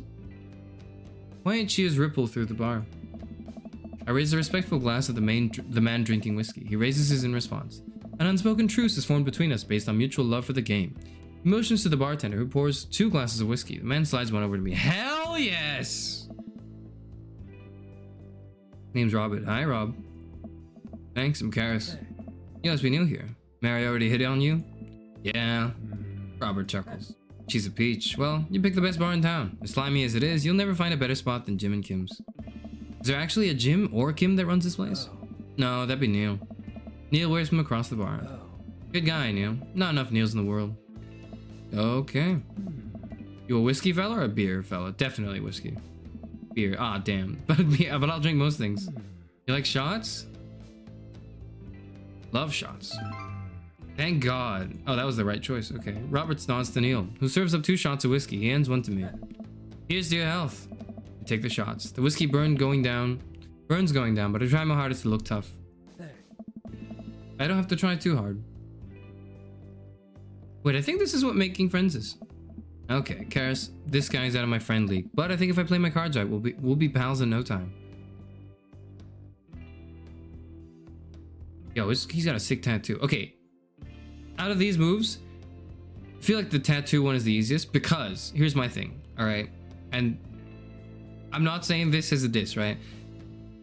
Every person who has a tattoo wants to talk about their tattoo, okay? They really want to talk about their tattoo. They just don't know when it's appropriate to bring it up. So if you want to score points with someone who has tattoos, just ask them about the tattoos. They definitely will want to talk about it.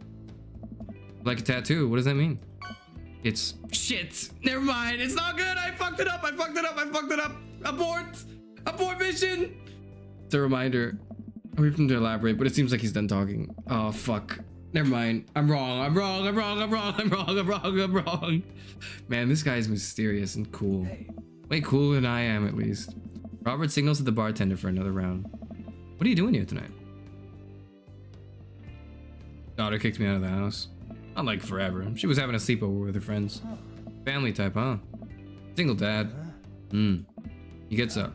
Be right back. Got a powder my nose. Never seen Robert this talkative. He must like you. Ah, I guess so. I gotta admit that Robert has a gruff charm to him. If a guy like that thinks I'm cool, then I must really be. Robert comes back to the bathroom and grabs his leather jacket. I'm gonna go home. You heading my way? Robert and I leave the bar and find ourselves walking in the same direction. I live in this cul-de-sac down the way. No way! Does everybody live there? Me too. We just finished unpacking today. Great place to be. Good neighbors. Well, some of them. Who's that? We get to Robert's house, which is just a few houses away from mine. We stop and he turns to me. I don't kiss and tell, Karis. Oh shit. Yo! Whoa! Day one? Are we doing this or what? I'd say most people with tattoos are actually kind of sick of people asking about them about their tattoos. Okay, never mind. I was dead wrong. Completely. I've never been so wrong so quickly in my life. Okay. What? You know, you want to come inside or not? A wave of realization rushes over me. I blush. Oh, man. I don't know, man. I like to take it slow. Hate on smooth, smile nod. Ah, man. Oh, but he's so cool. No, no thank you. We better call it a night. Catch you around? Sure. I want, you know, like we gotta get like a dinner first, you know. We gotta like talk about our kids and then, you know, hang out a few times, go to a barbecue or two. Maybe, you know, get a little frisky and then, you know, you ask me. That's when you do it. You got there's a procedure to this, man. You can't just go 0 to 100. Why? Because you can't just go 0 to 100 real quick. You gotta like, you know, you gotta scope out the person. You gotta, you know, whatever. I'm 60. I don't need to justify myself. I head home, head buzzing with whiskey. What do you mean by, are we gonna do this or not? He means sex, probably. That's probably what he means. I plop down on the couch and I'm asleep before I even get the chance to take my shoes off. Oh shit, I'm just on the couch. I wake up to a text from an unknown number. Uh-oh, it's the English teacher. Rise and shine, early bird. Still want to work out? It's Craig, by the way. 6 a.m.? Who does 6 a.m.? Who does 6 a.m. anymore? Without realizing it, I drift back to sleep. Whoops, must have winked back out. I check my phone again. Hey, bud, still want to get your swole on? Ready to tear up the track? Hit me up. God, the last thing I want to do right now is work out, but it is Craig. I do want to catch up. Yeah, let's go with Craig. Hey, my man, I need a few minutes to wake up, but let's meet in 20. After a few seconds, another text comes in. Sure thing, meet me at the gym. The gym in like caps as well. I stretch in my bones, Craig. I gotta stop falling asleep on the couch. I throw off my blanket and hey, wait, I don't remember falling asleep with a blanket. Amanda must have tucked me in after I fell asleep. Bless that child. I reluctantly brush my teeth, throw on the only clothes I own that are even kind of gym appropriate and head out. Chairman obviously saving himself for Joseph. You don't know that. You don't know that. The neighborhood is quiet and serene this early in the morning. Birds chirp and the grass is still wet with dew. Surprisingly, the gym is pretty crowded. I spot Craig standing out front, stretching. Of course, he spots me and waves enthusiastically. Hey bro, good morning. Yo, good to see you, man. Definitely not as pumped up as he is. Maybe I should have had some coffee before I left. You ready to kick some butt? Help. With your help, I am. I get the feeling this is going to be less of me kicking butt and more the gym kicking my butt. But I can handle it with you here. Dude, bro, that means a lot. Hey. Head into the gym and I'm immediately intimidated. All these people look like they could break me in half, and it seems like Craig is friends with all of them. He high-fives and finger guns all of the cool jocks in the room. They look like they could and would steal my lunch money to spend. That's not how I internally monologue, okay? Come on. Come on, Karis. Come on, bud, let's warm up. Head over to the treadmills and start walking. Okay, I can walk. Walking is good. This is a decent place to be walking. So, I know we are on treadmills. Yes. And those over there are ellipticals. Very good. What is all this other stuff? Craig laughs. It might look a little scary, but I guarantee that all of them serve a specific purpose for building muscle mass. I watch as a dude in a muscle tee flexes a muscle that I didn't know existed on a machine I think I was once used to process grain into flour. What is that? Why is that guy doing that to himself? It's a good question, bro. What do you think he's doing? He's training to crush people's skulls with his thighs. He's trying to make his thighs so strong that he could crush people's skulls with them. Hey. Yeah, that's pretty much the only reason I work out. I see the eggplants now. Oh no, Craig is turning up the speed. I better do the same. How long have you been doing the buff thing? Couple years. What do you do when you're not dadding or working or buffing? Oh, I coach my twin softball team. That still counts as both dadding and buffing. I keep busy. What do you do for fun? I love learning. That's true, but I don't think my character says that unironically. I try to live my life as close to a Jimmy Buffett song as possible. Check out my hot bod. I love learning. I try to educate myself about the world around me. I'm like a sponge for knowledge. I wouldn't say that. I would never say that. I would never say that. Soaking up all the intellectual content, you know, history, the paranormal, wilderness survival, aliens. Mostly those things. So you watch the History Channel too, huh? Yes. We're jogging now. Oh god, we're jogging now. I look over to Craig, who hasn't even broken a sweat. How is he doing this so effortlessly? I'm dying! I can feel my life force draining through every orifice of my body. Hey, remember when my fish died in college? Huff. No! I don't like this story. Oh my god, is he really bumping up the speed again? I guess I better do it too. Oh, this is fast. This is very fast. Big is such a hunky broad. Honestly. Yeah. Hello, Chairman. I'm cooking. I'll be lurking. Okay, bye. Good luck with the cooking. Tell us what you're making, Azure. And we were at that party, and you vowed to make me feel better. You tell me to create a distraction, so of course I do a sick cake stand and get everyone cheering. And then I try to steal a fish from the fish tank at the party with my bare hands like an idiot. And then you drop the fish and it's flopping around you, so you panic. So you run up to me post cake stand with a dying dirty fish in your hands that you scooped off of the ground, and you're yelling at me that we have to leave. So we're running out of a frat party with a fish and trying to give it mouth-to-mouth resuscitation. And we get him home and we get him into a bowl of water, but the prognosis was grim. And the next day he's alive and well. I never did catch the great fish thieves of Grand Ridge U. And they never will. I shoot off the end of the treadmill and crash into the wall. Fuck! Jesus, that hurts. Hey. Dude, bro, you okay? Greg offers me a hand and looks over me for injuries. I'm alright, man. I'm fantastic. I managed to stand up and rub my back. Doesn't hurt now, but I'm sure it will later. Oh. You don't have to push yourself like that. Always know your limits. Well, I think I might call our gym adventure here. Oh. You sure? No, we shouldn't. Yeah. Alright, well, here, I brought you this. Ray hands me a shaker bottle full of thick green liquid. I stare at it with what must be an apparent distaste. It's a protein shake, bro. Thanks, man. I mean, look, man. I appreciate the gesture. That's cool. But I personally, you know, call me old-fashioned. Again, I am 60. But, you know, I feel like the protein shakes are a bit of a shortcut. I like to just have the chicken and eat the chicken. That's what I do. But that's just me, you know? I think it's cool if you have a protein shake too, though. I think that's cool. But I personally, you know, I want to feel like I'm, you know, I want to feel like it's all coming to me from the earth. You know what I mean? I say that as I'm like on a treadmill. That's like an artist where I'm fake running in a room with air conditioning. He wants me to drink it. Oh boy, here goes. I take a small sip. It's actually delicious. Wow, this is real good. Bro. Good for you. It's my special recipe. I'm pretty proud of it. Bro. Let me know if you ever want to work out again. Maybe we can try running around the neighborhood if treadmills aren't your speed. No pun intended, bro. Heh, good one. Well, I'm gonna go put some ice on this everything. I'll see you around. Protein should never be green. It's probably pre-workout. Bad time to give it to me then, but whatever. I leave the gym feeling ashamed. Craig used to order delivery from the pizza place across the street from our dorm, and now he can run circles around me, man. Literally.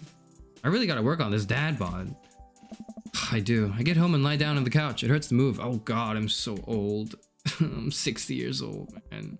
Oh no, I must have fallen asleep. What time is it? Shoot, it's 3:55. I'm supposed to be at man to school's in 5 minutes. Go, call an Uber. I frantically put on some clean clothes, apply a generous amount of deodorant, and run out the door. Oh shit, I haven't even showered yet after that. I must be disgusting. Dude, I am disgusting right now. I arrive at Amanda's school and check in at the front desk. They give me a bright orange visitor sticker and send me on my way. I'm barely awake and feeling pretty haggard, but hopefully nobody will notice. I check my watch and I'm relieved to see I'm only 2 minutes late. Wait, was it room 103 or 108? I spot a youth standing at his locker and approach him for help. Excuse me, do you know where Mr. Vega's classroom is? The youth turns around and looks me up and down. Heavily lined eyes. Come on, kid. I'm late for a meeting. Mr. Who? Mr. Vega. I don't know. Have you tried the exit? Come on, wise guy. Are you gonna help me out or not? Fine. Up those stairs and to the left. Can't miss him. I head up the stairs and walk around. I'm unable to find Mr. Vega's class anywhere. After a couple minutes of searching, I head back downstairs. That punk youth sent me on a wild goose chase. I get back to where that low-rent Jared Way is standing, fully ready to give him a piece of my mind, but when suddenly a head pops out of the classroom next to his locker. Lucian, don't you have a third period to get to? Well, hello to you too. Fine, Mr. Vega. Mr. Vega, let's go! Now I'm officially 10 minutes late. I glare at him as he walks away. We are not cool. Oh. You must be Karis. The period's almost over. Would you mind waiting in the back? Sorry. I'm so sorry. I was led on that kid. He sent me. He told me your classroom was upstairs. It was him. Hi, librarian, lurking cause I'm working. All right, bye-bye. Have fun. Good luck with work. Mr. Vega leads me in and I take a seat in one of the comically small students' desks in the back. I might get stuck in this. Oh. All right, where were we? Now, who could tell me about the unreliability of the narrator in J.D. Salinger's Catcher in the Rye?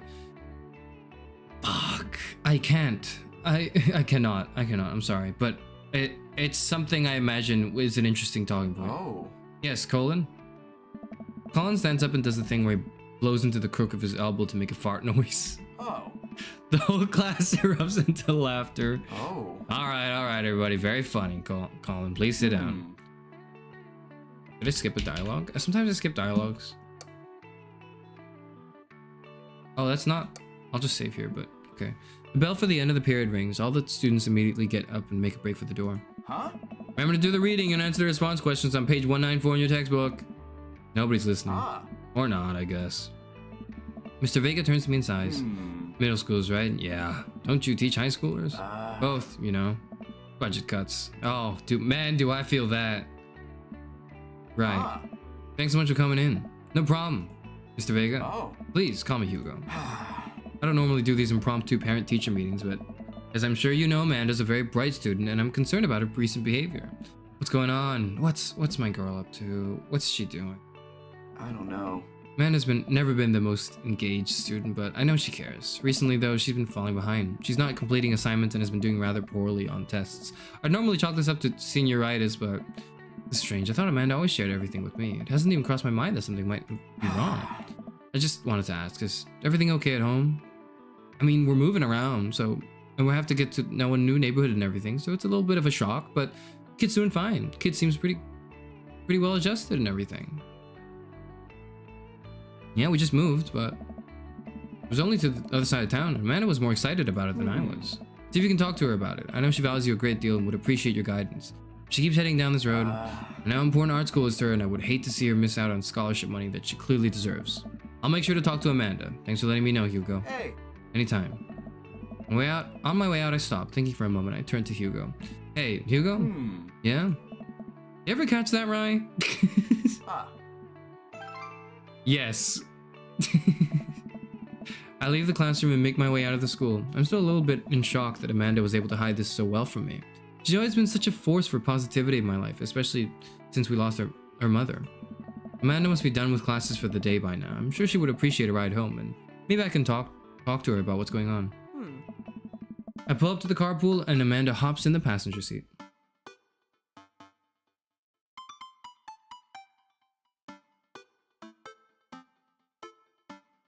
I think what made the narrator of Catcher in the Rye was that the narrator was the protagonist. He embellishes the recount of events to make himself look more responsible and philosophical. Right. That seems like a decent answer to me.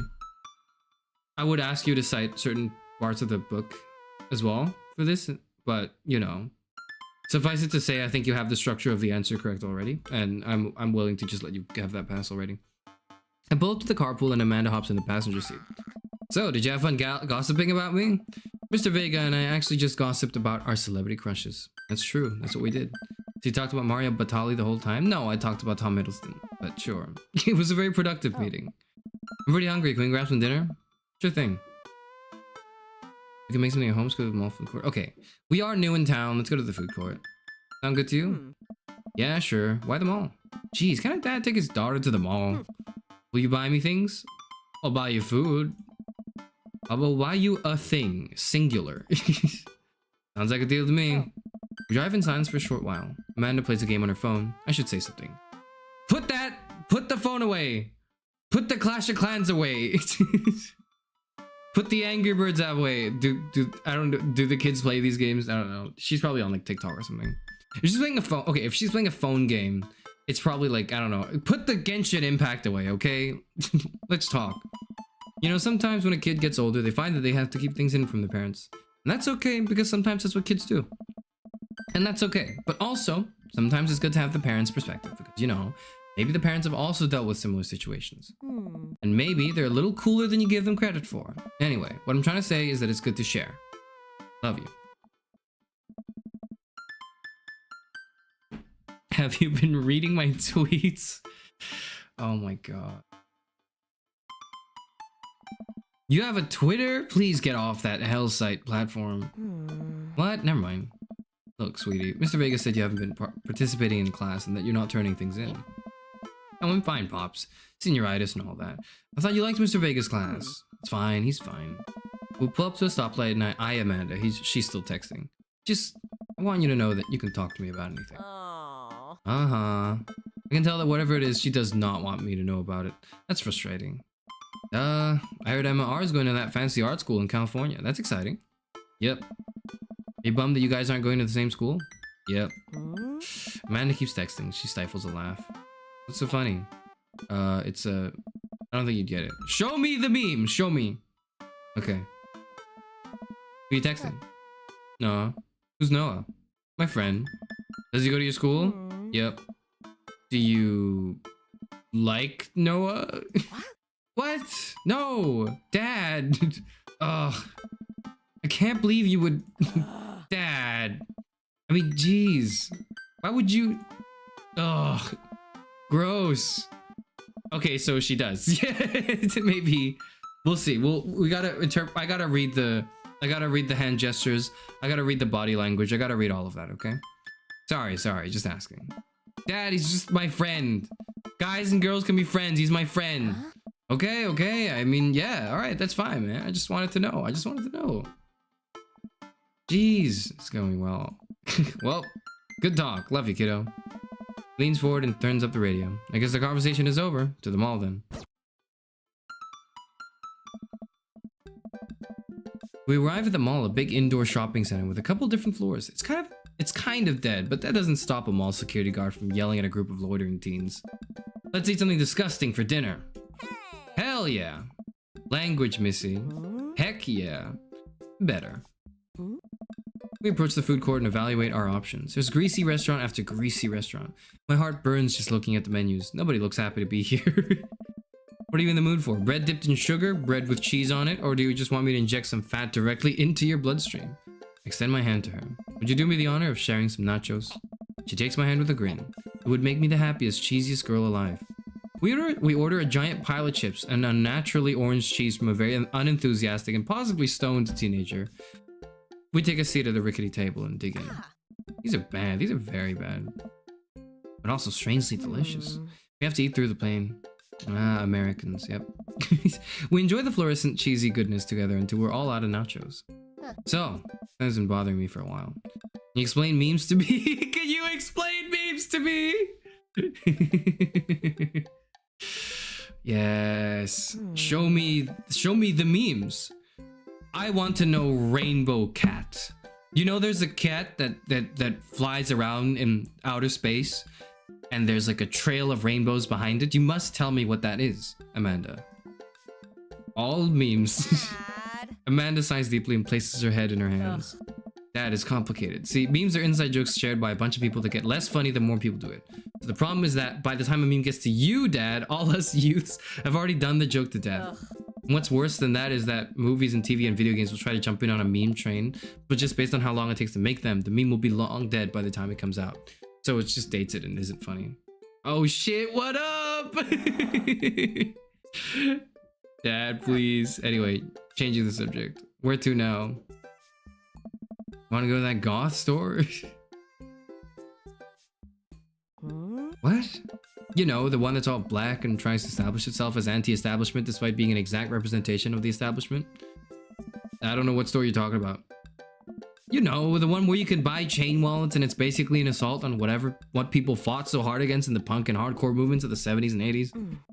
You gotta be more specific. The one you threw up in that one time. Oh, that one.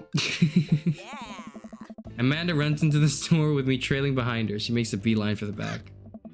There it is. You can still see the outline, kinda. I'm so proud.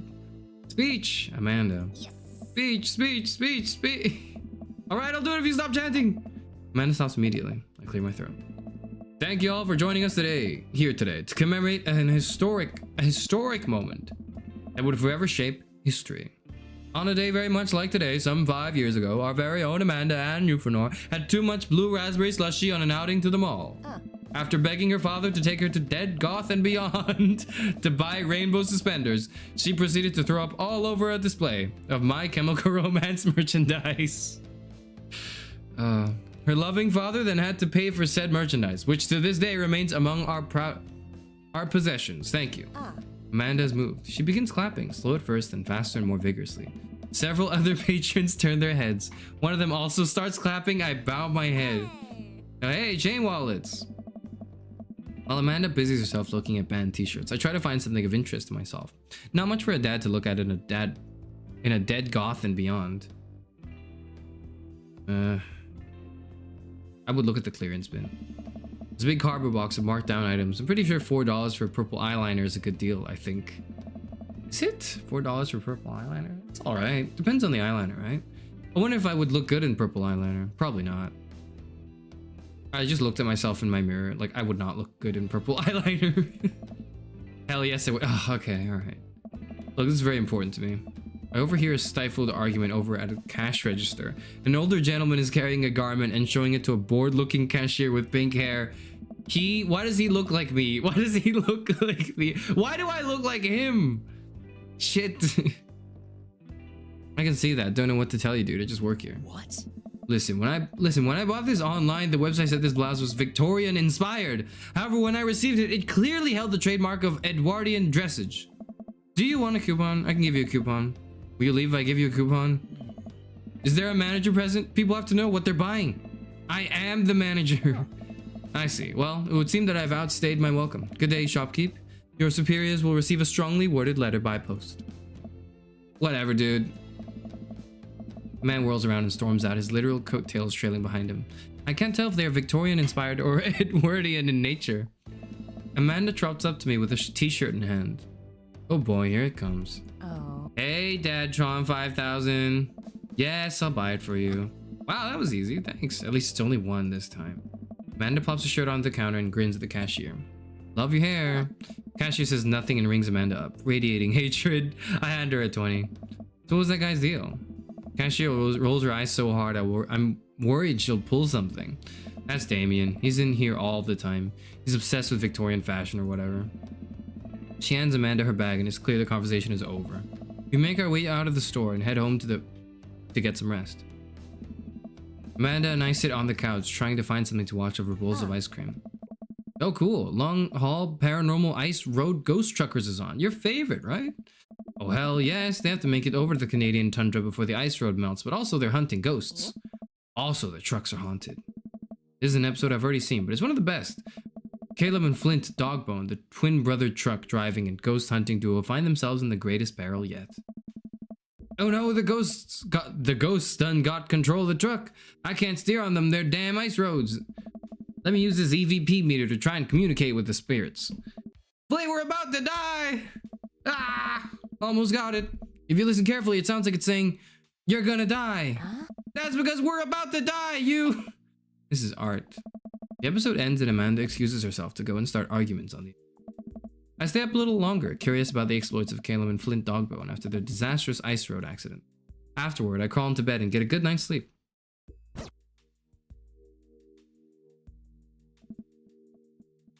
Sleepy time. Is it a Supernatural reference? Don't know, I've never seen Supernatural. I've never seen Supernatural either, so you're asking the wrong person.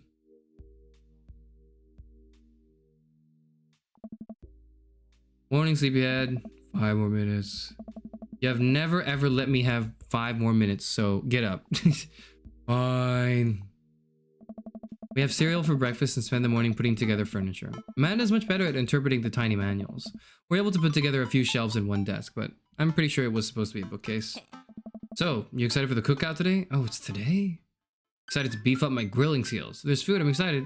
I'm excited to beef up my grilling skills. I'll see this as a learning opportunity. If I can snake some hot grilled tips, I think we can consider it success. Don't you want to meet some of the people in the neighborhood?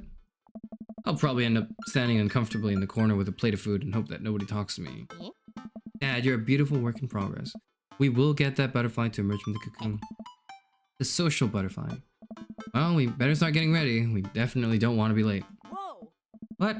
No, we have to be fashionably late. Who shows up to a cookout on time? You know what? We're going early, just because you said that. I head out the door and Amanda reluctantly follows. We walk across the street to Joseph's house with a store-bought veggie plate. I'm a terrible cook if it doesn't involve a grill. I guess we're not as early as we thought we were. Joseph's backyard is already packed with people and the smell of hot dogs wafts through the air. Small children run through a sprinkler and adults chat in small clusters. Love your southern accent. I'm sorry. I apologize every time I do an accent, but I'll keep doing them. I set a veggie plate down on a table next to 2 other veggie plates. Oh. Hey, there's Joseph. I wait to get his attention. But when he sees us, he jogs over, arms open wide. Oh. Welcome. I'm so glad you two are here. And you brought veggies. Let me introduce you to my family. Kids, come on over. This is Chris, my eldest. Hi. This is Christian and Christy. They're twins. Hey. They stare creepily and say nothing. Dude, what is this? Who? Why are you kids so weird, man? Then, of course, there's our youngest, Krish. Wait, where is Krish? Maybe Mary put him in his crib. Oh! It's the woman from the bar the other night. What? They're her kids? That's crazy. Oh, and how could I forget my lovely wife, Mary? What? Just affects her on the cheek. She smiles. Ah, Mary, sweetheart, did you put Chris to bed? I'll have to go look for him. What? Yeah, she's married to him? What? I'll have to go look for him. Huh? What? You'll have to... Oh. Justin takes a moment and regains his composure. Mary, this is our new neighbor, Karis, and his daughter, Amanda. I'd shake your hand, but I have a glass of wine that I need to tend to. I love her. Nice to meet you, Mary, for the first time. Charmed. Well, I have to go over there now. Mary leaves. Oh god, this is so awkward. I wonder if Joseph knows. I wonder if Mary knows that Joseph knows. I wonder if Joseph knows that Mary knows that I know. It takes all my energy not to run away from the barbecue and start fresh in a new city. My wife has a wonderful sense of humor. But please, you two enjoy the barbecue. All the kids are really excited to meet you. All the guys, sorry, not the kids. The kids don't care. Amanda and I mill around and try some of the food spread out on the table. I pick at some deviled eggs. Amanda grabs a small paper plate and immediately begins piling it with baked goods. If you're wondering if I'm like moving my head around, like, you don't. If it looks like I'm moving my head around to read some of the words, it's because my microphone's in the way of the monitor. Okay, that's why. If anyone was wondering, I got a little self-conscious about it just now. So are we home wrecking? I don't know. We weren't. I didn't do anything. Okay. It's okay. She's hot. I thought you were like it. I thought you were gonna say the. I thought it was the other. I thought we're home wrecking because, like, he's one of the dads we can date, right? Never mind. I don't want to have to make friends. Come on, Dad. Who are you gonna party with when I go off to school? But I don't want to do. I don't want to have to do pleasantries, Dad. They're gonna talk about weather. Go do it. Make a friend. How could I possibly abandon my only child at a social function? That's bad parenting. This plate of cookies is my new dad. Bye.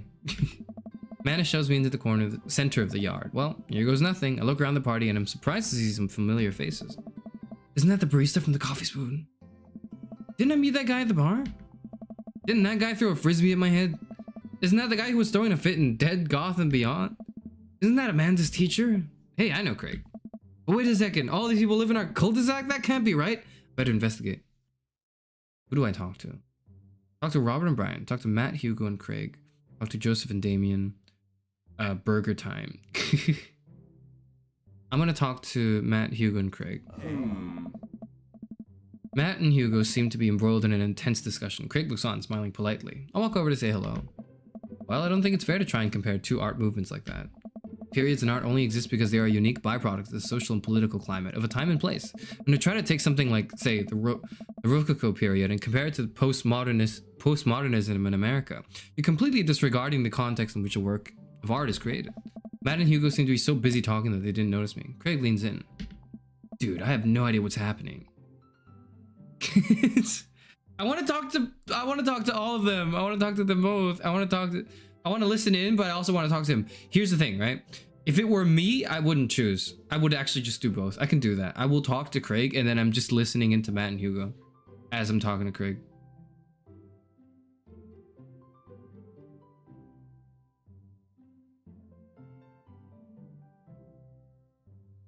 Blonde is a recessive gene, and it's statistically improbable to have 4 kids with blonde hair. Well, maybe they're... I was gonna say maybe they're all adopted. He just goes around picking all the kids that look like him from the... Oh my god. Oh, I don't want to choose between them though. Let me think. I like them both. I like all 3 of them. I'm gonna listen in on Matt and Hugo. That's what I would do. That kind of comparison just eliminates the reason art movements are so important in the first place. Yeah, but comparison, you can make comparison without, you know, eliminating. You can make comparisons to be respectful of the cultural context for which they're from, and you can even form opinions and develop on that, so long as you keep in mind the context they're from, right? You're not wrong, but I think there's no harm in comparing. That's what I said. We're like. But I think there's no harm comparing one work of art to another. You could definitely say one painting is better than another if you're evaluating technical skill from a purely formalist standpoint. You can, but I would be careful with the words better, and more so like I would say it's more like it's a more refined technique of the times of something. And I think what's important also with these discussions is also to like understand, or at least try to figure out the intention behind the work and the movements and from which they come from. If I showed you a Matisse and then something by the Dutch masters, which one would you say shows more technical prowess? I'm so lost right now. I shoot a worried glance over to Craig, who returns it. Well, sure, you could say that the Dutch masters were technically more skilled, but I would argue that while the Dutch masters were better painters, Matisse had better paintings overall. You could make that argument, though. I think that's fair. Well, that's pretty subjective. That's a terrible thing to say. Don't say that. Art is dead. That's worse. I have no idea what you guys are talking about. Don't say any of these lines. Don't say any of these. Don't say it. Oh, this guy, man. This guy. This fucking guy. I'm gonna say it's pretty subjective. How do you mean? Well, that painting of the guy with the apple in front of his head is pretty nice. Matisse rocks. Oh. That's a Magritte. Right. All right. Sorry. You're fine, dude. We were just discussing the importance of context and talking about artwork. It's important. What's a word for it? There's a word for this, right? Where you like kind of you have to evaluate the context in which things come from. It comes a bit more secondary, like as second nature, and for example, in a critique and analysis of literature. But I find that for the arts, it's a little. It starts with an H, doesn't it? For like when you examine and contemplate the context for which certain pieces are written from. Anyways, listen, all I asked was if you liked Van Gogh or Picasso better. Oh. Hugo throws up his hands in frustration. But they represent 2 completely different art movements. How could I possibly choose between the thick, creamy impasto of post-impressionism and the abstractionist beauty of cubism? That's true. He's spitting. Man, that's all way above my head. No, it's not. Me too. It's all good, man. The cool thing about art is that we all perceive it differently. A single piece could have a totally different effect on each person that looks at it, and that's awesome. Just what I meant about that. Hugo, please. Sorry. I get really fired up about art stuff. Karis, how are you liking the neighborhood? It's pretty nice. Everybody's been super friendly. Seems like your daughter's fitting in just fine. Matt points across the yard to where Amanda, Daisy, and another young girl are playing. They're all sitting cross-legged in the grass, picking weeds and weaving them into little flower crowns. It's pretty adorable. The girl I don't recognize jogs over to us. What is this, sweetie? Oh, sweetheart, sorry. It's a flower crown. I thought you'd look cute in it. Well, there's only one way to find. All their kids are cute, except for like Joseph. Joseph's kids are not very cute, but like all the other kids are cute, man. There's only one way to find out. Man takes the flower crown and places it on top of his head. Am I cool now? The coolest. The girl stares at him, thinking it over. Nope. Just slightly less uncool than you were before you put it on. Hey, Karis, this is my daughter. Hello. I'm Carmencita. Ah. Amanda comes over with Daisy in tow. Dad, look, I'm making friends. Are you making friends? You better be making friends. Yeah, actually, Amanda, you remember the cool barista from the coffee shop, my old college friend? And your teacher? Oh, hi, Mr. Vega. I didn't realize we were neighbors. Oh. Yep. You still gonna get me that overdue term paper? Great seeing you. Amanda finger guns her way out of the conversation like a champ. She's learned the finger guns move from me. I'm very proud. She's definitely a charmer. Speaking of which, where did my son go? What? Hugo looks around the party. He must finally spot him because his eyes go wide. Sweet Manchego. Sweet Manchego. Ernest Hemingway Vega. His middle name is Hemingway.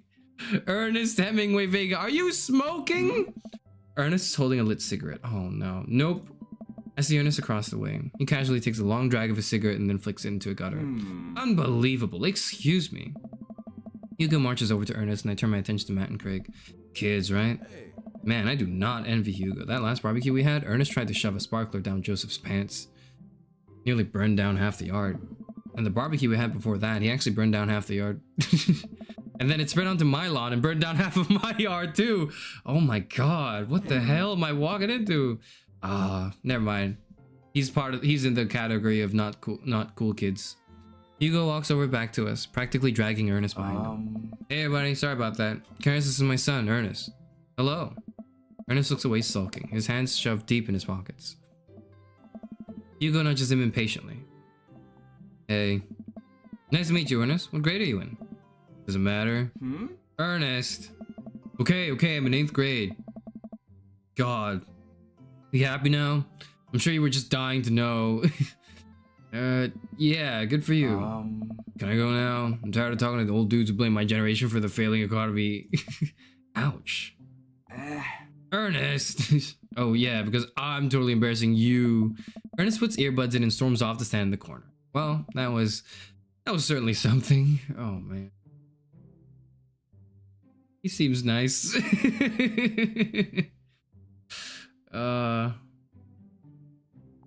Hugo puts his head in his hands and sighs. I'm so sorry. He's having a really rough time. As much as I want to be the cool dad, I have to be the authoritarian dad, and he clearly resents me for that. I mean, I think as a dad and a teacher, that's about as authoritarian as you can get. Honestly, are any of us cool dads? Is it even possible to be a cool dad? I'm a cool dad, and you're all cool dads too. What? I'm cool as a cucumber. Hey. See that right there? You can't say that. My kids think I'm cool. But for how long, Craig? How long do we get to be the cool how long do we get to be the cool dads? I don't know. I think we just have to accept the fact that as dads, we've become the machine we once raged against and accept our fate to unironically wear socks with sandals. Your kids may think you're cool now, but the moment they hit puberty, you're doomed. Amanda's 18 and she still thinks I'm cool. I yell across the yard to my daughter. Amanda, I'm cool, right? Amanda just laughs. She keeps laughing. I see your point. Oh no. As much as we all want it, I don't think it's as important to be a cool dad as it is to be a good dad. We can't all be best friends with our kids. It just doesn't work. I mean, look at me and Ernest. Our job as parents is to make sure our kids turn out okay. Yeah, you're right, but it'd be nice to have it both ways. Hearing these guys talk about this makes me think of my relationship with Amanda. We get along so well, but there might come a time when it won't be like that. Is college when that happens? Don't let us eat up your time, Karis. Go meet some of the other people around the neighborhood. Oh shit, alright, let's go do that.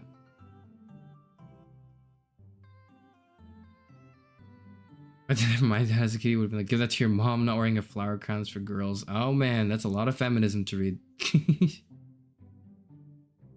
They're all cool dads though. I feel like they're all, like none of these dads I'm like, this is a terrible father. Yet. But I don't know them enough to like really make that judgment. I spot Joseph with a guy from Dead Goth and Beyond by the grill. I wonder what they're talking about. I walk over to them. What could they be talking about? So I'm curious, can you walk me through why you had your house painted black? Where do I even start? The house stays warmer in the winter, provides an artistic contrast to the rest of the neighborhood, and it complements the crimson interior perfectly. It's definitely an interesting choice. Thank you. I'm very proud of my abode. Oh. Garrus, I was just having a conversation with Damien here about his aesthetic design decisions. Damien regards me up and down with a warm but critical eye. How do you do? I don't believe I've had the pleasure. I think I saw you in Dead Goth and Beyond the other day. Damien's face turns bright red. Uh-oh. I must apologize for my behavior on that day. You see, I take the goth lifestyle very seriously, and to be caught in a ruse by such a corporation as Dead Goth and Beyond was profoundly frustrating. Indeed. I hope you know that while my anger may have been justified, it was in no such way for a gentleman to act. It's okay, man. Do tell me about yourself. Are you new to the area? Yes, my daughter and I just moved in the other day. She was the one I took to Dead Goth and Beyond. Very good taste on her part. Does she partake in the goth lifestyle?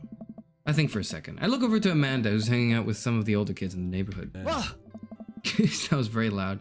Hey, Amanda, would you consider yourself a goth? Amanda yells back.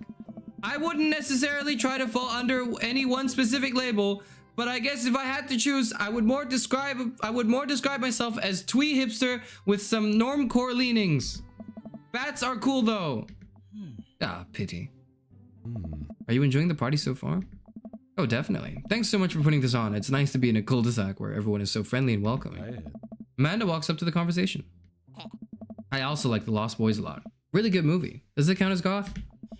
That it would, my dear. I don't believe we've had the pleasure of meeting. Damien Bloodmarch. His name there's no way his last name is Bloodmarch. There's no way. His last name is Bloodmarch. At your service. Damien finishes the sentence with a flourish and a bow, producing a single rose and offering it to Amanda. Amanda blushes and returns the gesture with a curtsy. My, do you know how to treat a lady? Hello, Amanda. Seemingly out of nowhere, Joseph's twin kids appear. Are they speaking in unison? Hey, won't you come play with us? Come play with us forever. Guys, enough of the creepy twin shtick. We've talked about this. Christian and Christy slowly back away. Where do you think they've got that from? Mary pops in the conversation, wine in hand. Of course she does. I don't know. Mary takes a long sip of the wine. I think I might have taped over VeggieTales VHS with The Shining. Who knows? She takes another sip of her wine. I think she's cool, but man, she is not cooking as a mother. I don't know. Where's Krish? I don't know if she is, at least. Maybe I'm just being too judgmental too quickly, but I don't know. Come on. Wasn't he with you? Oh. You had him a moment ago. He's probably stuffing dirt in his mouth. He'll be all right. Toddlers are pretty resilient. Mary tips her glass to me. Ain't my first time to the rodeo. My fourth. I've squeezed 4 little... Sweetheart, would you do me a favor and please find Krish? That would be great. I'm sure he's fine. Mary. Okay, geez. Mary finishes her wine and wanders off. Dad, can we go now? Oh my god, it's the fucking kid! That's the fucking kid! I knew it. I knew when I saw... I knew every character that shows up with like a painted art and everything would be important. God damn it, it was your fucking kid. Lucian, have I introduced you to Karis yet? Hey, it's that punk from Amanda's school. I remember you. Whatever. That's no way for a young man to speak to his elders. Be polite. Lucian bows. Whatever, sir. Lucian bows again. Mr. Christensen, may I have a veggie burger, sir? Coming right up, bud. Are you vegetarian? Yep. Make sure that two veggie burgers. Make that 2 veggie burgers. Did you know that some people in the Victorian era were vegetarians? They described carnivorous type people as bloodlappers. Dad. That's really interesting, Damien. Joseph turns to the grill. Just a hint of a tattoo peeks out from underneath his sleeve. I can't believe I didn't notice it before. Looks like the bottom of an anchor. Whoa, is that a tattoo? Nice. Yep, I wasn't always a youth pastor, you know. That's so cool. Want to see mine? What? What? Lucian pulls back some rubber bracelets, revealing a lopsided 666 in black ink. Oh my god, it is there. My buddy gave me a stick and poke tattoo last week. I think it's healing up pretty good. Lucian! We'll talk about this later. That's pretty cool. What's the significance of the tattoo? I don't know. I just thought it looked sick. Well, in my opinion, the only reason you need to get a tattoo is because you want one. Careful though, that number carries weight. Man, Joseph is way cooler youth pastor than I thought. I just figured youth pastors popped out of the womb with a Bible. I wonder what he did before preaching. I would imagine what he did would be a bit more reminiscent of the way Mary is acting. Let's talk to Robert and Brian. I glanced across the yard and noticed Robert and Brian chatting over drinks. An unexpected combo, honestly, I'm not gonna lie. Man, I don't know. I don't think I want to deal with being one-upped by Brian or whatever happened with Robert last night. Oh no, they caught me staring. Oh no, Brian's winning me over. Shoot. I flashed a smile and walk over to them. Hey, guys. Garrus, how the heck are you? Settling into the neighborhood, all right? Oh, you betcha. Got the living room in order, at least. It's great to hear. I've been doing some living room work as well. Finally got the 50-inch in there. The game looks great in high def. Oh boy. 50. Harris, have you met Robert yet? Yeah, we've met. Robert regards me over his whiskey. He's got whiskey again? Oh, alright, okay. Good seeing you again. We're just talking about my most recent camping trip. Spent a night out in the woods with Daisy and Maxwell. She's definitely an outdoorsy one. Even caught her first fish. It's good to see you taking your daughter out like that. I bet she loved it. And it's great that she loves the outdoors. Mine loves being inside. Brian raises his eyebrows at me. Being inside, making art. She won a local competition for that art. Yep. Did I put it on too strongly? Definitely. Robert stares at me blankly for a second. Anyway, I haven't gone camping in years, not since the last time. Same here. Well, things change once you have a kid. Wait, what happened last time? Robert takes a long sip of whiskey. Well, old Johnny Boy and me were out in the back country. Johnny Boy's a strong kid. Met him in my army days. Comes from Kansas. Build him tougher out there. Anyway, things go south pretty quick. Johnny Boy breaks his ankle when the rope bridge snaps. You can see the bone popping out through the skin. Johnny Boy's screaming now, crying for his mama, losing blood. We're 2 days out from the next living soul, and here I am with my dear friend bleeding out in front of me.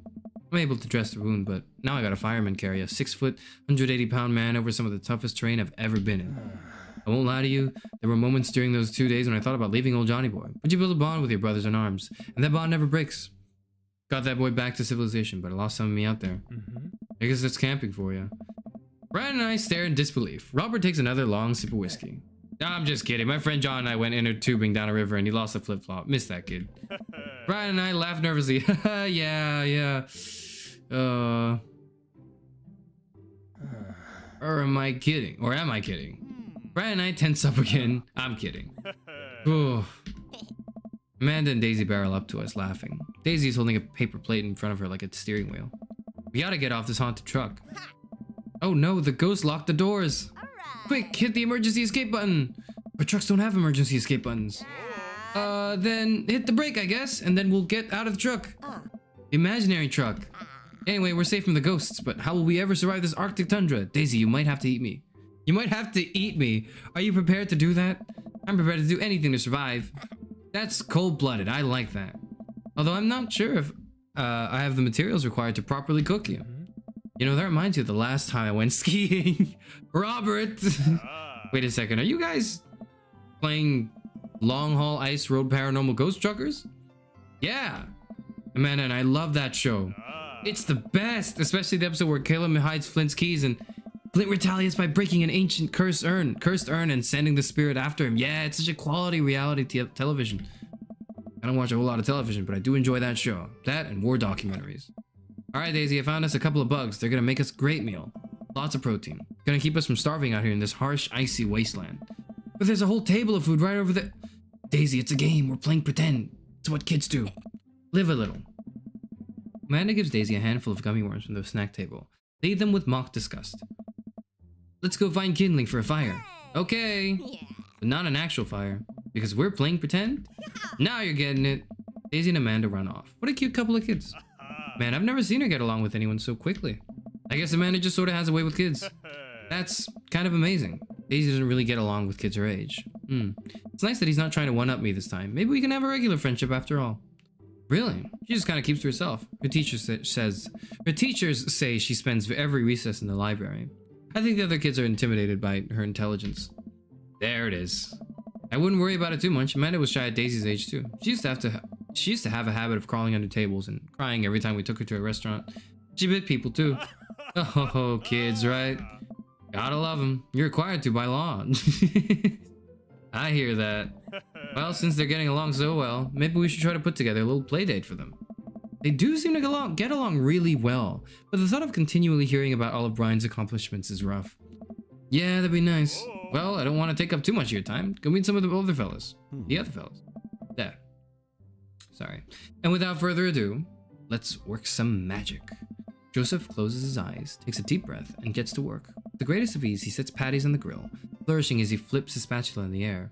It's easily some of the best grill work I've ever seen. You guys think this is my first time in front of a grill? He's working faster now, effortlessly tossing cheese into patties and perfectly grilling onions on the side. One after another, the dads take notice and crowd around Joseph to admire his masterful technique. You probably didn't know this, Karis, but Joseph's known around here for his grillmanship. He's ungrillevable. I've tried to get on his level, but I just can't catch up. Let us keep studying. He has a rare quality about him. Mustn't we keep talking about this? Can't we just appreciate the artist? I've never seen him make a mistake. Okay, we need to stop. This is getting too cheesy. Oh, I'm so at home. Please stop. All the children at the party boo the glorious display of puns in unison. All right, guys, the food's ready. Please form an orderly barbecue. To seal the deal, the chef, the grill master himself. Oh my goodness. Amanda groans. We all grab our food and hang out, enjoying perfectly cooked cheeseburgers. Hey. Man, it's so wild how all of us dads live in the same cul-de-sac. Kinda nice, isn't it? Feels like there's a real community here. Totally helps when you're just a single dad trying to raise a kid. We're happy to have you here, man. I think you're gonna like this neighborhood a lot. Plus, America seems to be getting along with all the kids. Sorry, Amanda. Did I just read America? What the fuck? I'm sorry. Plus, Amanda seems to be getting along with all the kids. If she decides to get into the babysitting game, she'll really make a killing. Hey, why don't you add us all on Dadbook? Dadbook? Yeah, it's a great social network for dads to keep in touch with each other. I thought it was Dad Space. I guess not. How the times fly, am I right? Firstly, I thought Dad Space was just yesterday, but I guess it's Dadbook now in the modern times. We're all on it, so if you ever need to reach out to anyone, that's the simplest way to do it. Sorry, I'm just an old-fashioned dad. Social media goes over my head sometimes. Don't worry, Pops, I'll help you figure it out. Or I could just put everyone's, numbers on I could just look up the phone book, I could do that too. The rest of the BBQ goes smoothly. We all trade stories and drink beer as our kids play on the lawn. Amanda breaks up a fight between Carmencita and those weird twins. I think they wanted her soul. Amanda and I walk back to our place as the sun sets over the neighborhood. Pretty fun party, don't you think? I wish it felt like I was at a networking event. I'm gonna get LinkedIn notifications out of this. I just know it. You don't think it's nice that people want to connect with you? Not when their affection jams up my inbox, metaphorically speaking. Well, hey, at least you met some other cool dads. You should really hit them up on Dadbook. Maybe I will, if I ever figure out how social media works. I have a good feeling about this place. Me too, Dad. It's great. My kiddo and I are bonding. Amanda and I arrive home with the remnants of our veggie plate. Seems like nobody was really into the cauliflower. Any big plans for this evening? Actually, yeah, I'm going out with some friends. Oh. Is that okay? You did spend the whole day with me. Of course, just keep me posted. Be home before midnight. You got it. Be careful. I will. Make good choices, of course. And call me if you need anything. Dad, you're not gonna do the thing where you wait silently for me to come home in the living room with all the lights off, are you? What? No, I've never done that and I will never do that. Okay, do you have plans tonight? My plans were kind of to eat ice cream and watch TV with Amanda, but I'll find something to do. I'm gonna, work on some stuff. Dad stuff. Just relaxing tonight. Have fun, okay? Great, see you later. Watch Amanda drive off into the night. I really do hope she has fun. No, she has a license. This girl has a license. Whatever. I plop down in front of the TV and turn on some Wine and Dine Mastermind with celebrity chef Gavin Chapman. Looks like Gavin's making a roasted rack of lamb with rosemary mashed potatoes. I'd love to be able to cook like that. Yeah, same. Although I think if I was actually good at cooking, I'd use my powers for evil. Like just making baked Alaska Zaldi instead of any food of real nutritional substance. Man, Gavin Chapman just caught that thing on fire, but he meant to do it! What a professional. I lose track of time as I blaze through several episodes of Wine and Dine Mastermind, and also one episode of some cooking show called Meat Hell. I'm not even sure what that one was about. There's just a lot of yelling.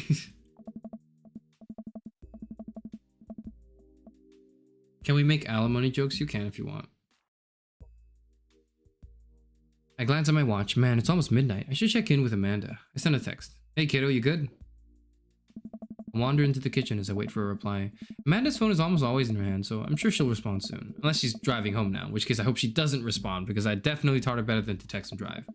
I reach into the freezer and grab an ice cream sandwich. It's a little late for this, but I think I earned it after a long day of socializing. I check my watch again, and then on my phone. Nothing yet. Okay, see, now I'm worried. Do I call her? Do I call the cops? No, it's too soon for that. I'll just send her a gentle reminder text. What's up? Half an hour passes. Now I'm really worried. The episodes of Gavin Chapman's Meet Hell are not only assuaging my anxiety, but possibly exacerbating it with all the yelling. So I keep pacing around the house, waiting for it to come back. Why didn't I find out where she was going? Who was she even with? Why don't I know any of her friends' phone numbers? Why don't I even know any of her friends' full names? Who is Emma P? I decide to send her another text. Amanda, please text me and let me know you're okay. Can't help but think of all the awful things that could have happened to her. Nah, she's fine. Oh, thank God it's her. Amanda opens the door and shuffles in. Finally, she's back home. Glad she's okay. Sup? Sweetie, thank God you're safe. Yep. Now that I know she's okay, I'm really mad. Why didn't you answer my texts? Amanda pulls her phone out of her pocket. Oh, whoops. Guess I didn't see those. She starts to walk to her room. Amanda Ann. Whoa, we're pulling out the middle name now? Amanda, you came home an hour and a half later after you. Sorry, let me try again. I have to do this right. Amanda, you came home an hour and a half after your curfew and you didn't respond to any of my texts. You really freaked me out. I was about to call the cops. Dad, you're seriously overreacting. You're not going to be like this when I go off to school, are you? I have a right to be concerned. You're my only daughter. Well, I can't give you a play-by-play of everything I do all the time. I'm 18. You shouldn't even be giving me a curfew in the first place. I sit down on the couch and put my head in my hands. I feel very tired all of a sudden. You really scared me. Just please don't do that again. Alright. I'm gonna go to bed now.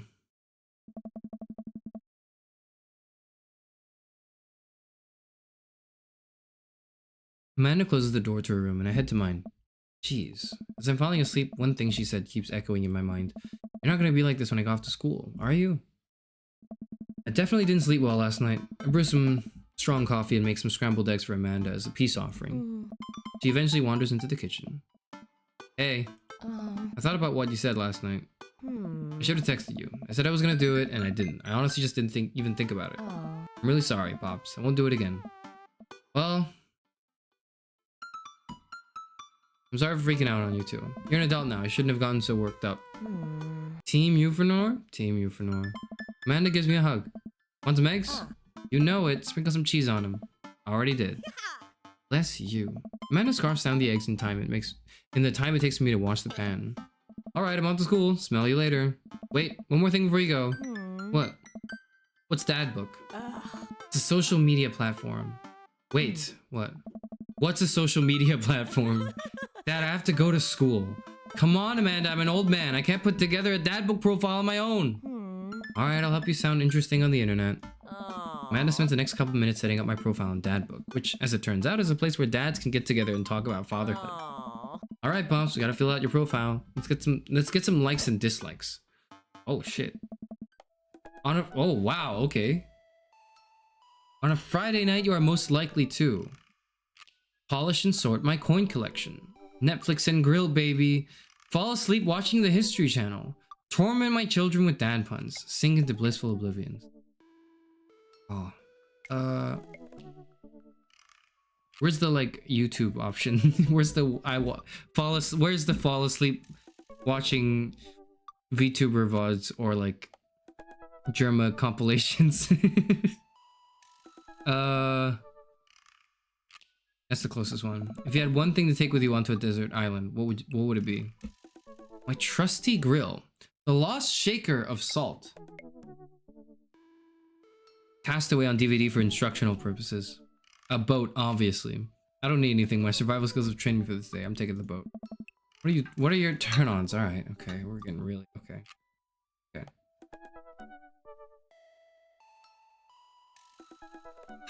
Strong dad arms. Tennis shoes with long white socks. A well-manicured lawn. Street smarts. Top-tier grillmanship. Comfortable with crying.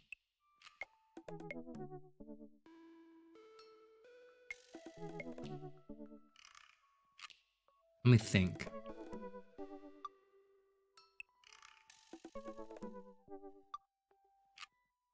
What route are you going down? Yeah, I'm slowly aware that like this is kind of like this is gonna inch me towards the routes of certain characters, and I'm not sure like which dad. Right now, I have my eye on the trio we talked to at first in the barbecue. So it's Craig, Hugo, and what's the guy's name? The guy who owns the cafe. That's like I like the three of them. The others are kind of whatever to me so far.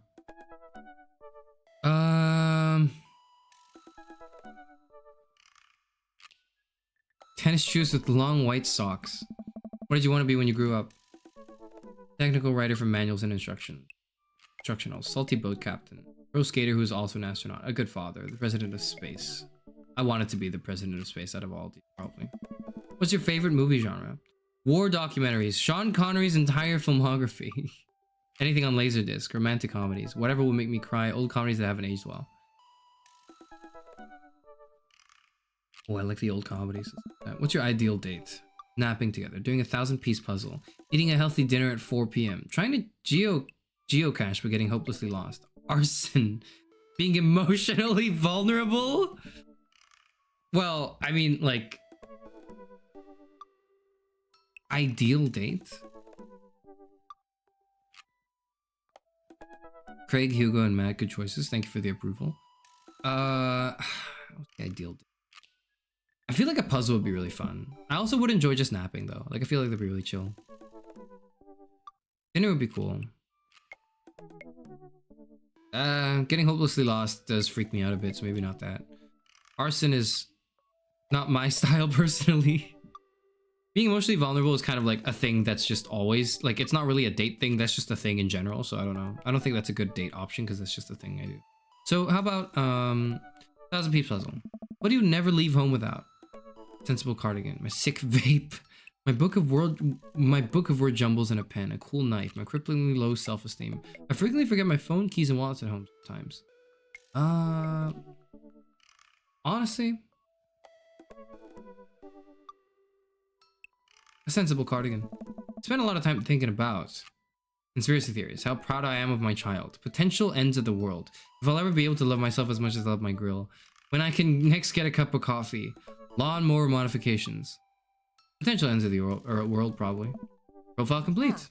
See, that wasn't so bad. Yeah. Dinner at 4 p.m. is crazier than arson. What kind of logic is that? Dinner at 4 p.m. is very, like, normal. My age is showing. I'm 60 years old. I apologize. See, that wasn't so bad. Yeah, that was actually kind of fun. I could totally spend all day on here just looking at people's profiles. You should message one of them, or more than one of them. All these ads seem pretty interesting. Okay, I promise I'll make some friends. Manna gives me a hug. Go get him, Dad. Here's the deal. You've got dads. Oh man, alright, we're here now. I like Dad Manda. I love her profile picture, that's so funny. Hi guys, it's me, your dear old friend from way back in the day, Dad Manda. I'm delighted to see you've signed up for Dad Book. They've recently added this exciting new messenger service, so you may find yourself receiving messages from other dads like myself. Take care not to miss them. Manda, is that you? What are you doing on Dad Book? Why, Karis, I never. We've known each other since business school. How could you possibly confuse me for your amazing and talented and easy to buy things for daughter? I am of course flattered. You should buy Amanda more things. Amanda, you know I didn't go to business school. I barely even managed to get my degree. True. Wait. No. Wow. I didn't say that. You never heard that? This is gold. I was a great student, I swear. I graduated at the top of my class because I worked hard and ate all my vegetables. Totally holding on to this for later. Do you remember what I majored in? Decline to comment. Cool.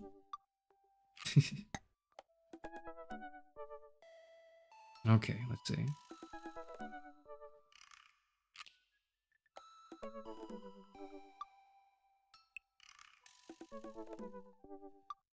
Honestly, I like Matt and Hugo, but what's making me lean more towards Matt is like his kid is cool and Hugo's kid is like a headache, and I'm not in the space to deal with that headache right now, so I'm gonna message Matt first.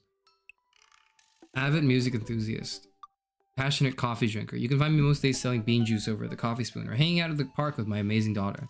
Hit me up about 80s no wave music.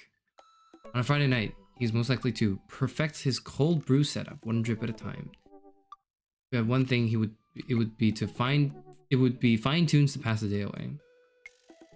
His turn-ons are multi-instrumentalism. It's over. I can't play instruments. It's over. I was the triangle kid. It's fucking over. What did you want to be when you grew up? A barista, weirdly enough.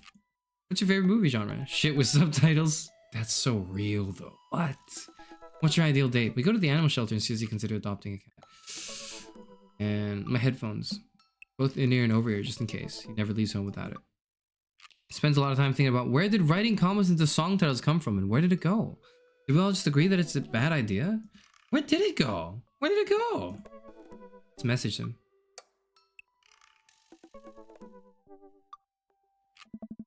Eat breakfast at 2 p.m. on the weekends? Okay, I do too, but like, I also sometimes eat dinner at 4, okay? I navigate to Matt's dad book page and type out a message. Hey man, great getting to see you. At the BBQ. We should definitely hang soon. You free later? A minute or two later, I hear a ding and see Matt's response. Hey dude, I'd be so down for that. I'm actually catching a show tonight at the Soundgarden. Want to come out? That sounds so cool. What's a Soundgarden? Don't ask. Don't look it up. Look it up. There's the internet. It's a concert venue, but also a band that a lot of people listened to back when it was cool to have soul patches. Oh man, I haven't been to a real concert since Amanda was born. Am I ready for this? Well, I'm thinking another message pops up on the screen. PUP is playing tonight. Cool little indie pop punk rock band out of Canada. Should be a fun one. I didn't know you were allowed to string that many words together to describe a band. Whatever, let's get out of our comfort zone. Hell yes, let's do it. I log off of Dad Book and think for a second. Wait, when was the last time I went to a concert? Mentally backtrack decades through memories of denim jean jackets and moral panic over teenagers turning to the occult. Oh god, I had a mullet back. Oh god, I thought it was cool. Oh god, other people thought it was cool. I finally remember the strange 80s prog rock I used to listen to and mentally envision all of the airbrushed vans in the parking lot. Man, how did anyone survive the 80s? Okay, so I haven't been to a concert in a long time. What do you even do at concerts now? I spend most of the time pacing around the house and thinking about my relationship with coolness. I mean, I always thought I was cool, at least relative to a bunch of other dads my age. Dad, what are you doing? I look over and see Amanda at the door, just getting ready for school. Or just getting home from school, sorry. Her eyes are a little puffy, almost as if she'd been crying. Hey, what's wrong, Amanda? Oh, nothing, I'm fine. You're not fine. Scott sad because I realize that society collectively refuses to take pop music seriously, despite the fact that some of the most interesting musical innovations are coming out of that genre. That's not true, Amanda. Tell me what's wrong. I think it's just yet another thing that we write off because we can't take young women or their interests seriously. You have to tell me what's actually wrong. Why are you lying to me? I'm not. I'm perfectly fine. Alright. I don't believe her, but I'll let her go for now. Anyway, what's up? Man, how do I be cool? Let me put on a pot of coffee first. This is gonna be a long night. No, seriously, Matt invited me to a concert, and I don't think I've been to one since you were born. Yeah, you have. You took me to one once when I was 12, remember? I'm suddenly overwhelmed by the memory of a sea of screaming preteens. Oh god, I tried so hard to forget. One where I had to camp out with you in line so that you get a good spot and then you cried and screamed the whole time. Dad, it was so much more than that, and I'm not even ashamed to say it. Oh, you're not ashamed? You seemed pretty ashamed when I found all those drawings you made of those dancing boys kissing in your trapper keeper. Oh. Yep. Yeah, well, you didn't even find the good stuff. Anyway, you should be all set for the concert if you remember that. Just bring a big glittery sign and cry a lot and you'll fit right in. Well, it's at a smaller place, and I think Matt mentioned that they're a punk band. Like a DIY gutter punk? Brash? Straight edge? Come on, Dad. Give me something to work with here. Are they post-punk, proto-punk, C-punk, Jeremy punk? What's Jeremy punk? I made that one up to see if I could get away with it. They're not positive hardcore, are they? You're making that up too? You said that they're Canadian punk? Oh, yeah, you'll be fine. Does the idea of Canadian punk seem contradictory to you? I don't see friendship and politeness as core tenets of the punk scene. That's, you know, it's a stereotype. That's what I'll say. Well, punk is kind of a big genre that might not be as dangerous as you think it is. It became so much more than just counterculture, rebellion. What I'm trying to say is just enjoy the music. That's it? I mean, yeah, it's not like you're gonna jump into the mosh pit or anything. Well, it's comforting. And if a strange dude in a Set Your Goals hoodie offers to buy you merch, don't accept it, and definitely don't go on 3 awful dates with him afterward where he takes you to a nice restaurant and then forgets his wallet literally 3 times in a row. That sounds a little too specific for me to not be concerned. What? Never mind, just have a blast tonight.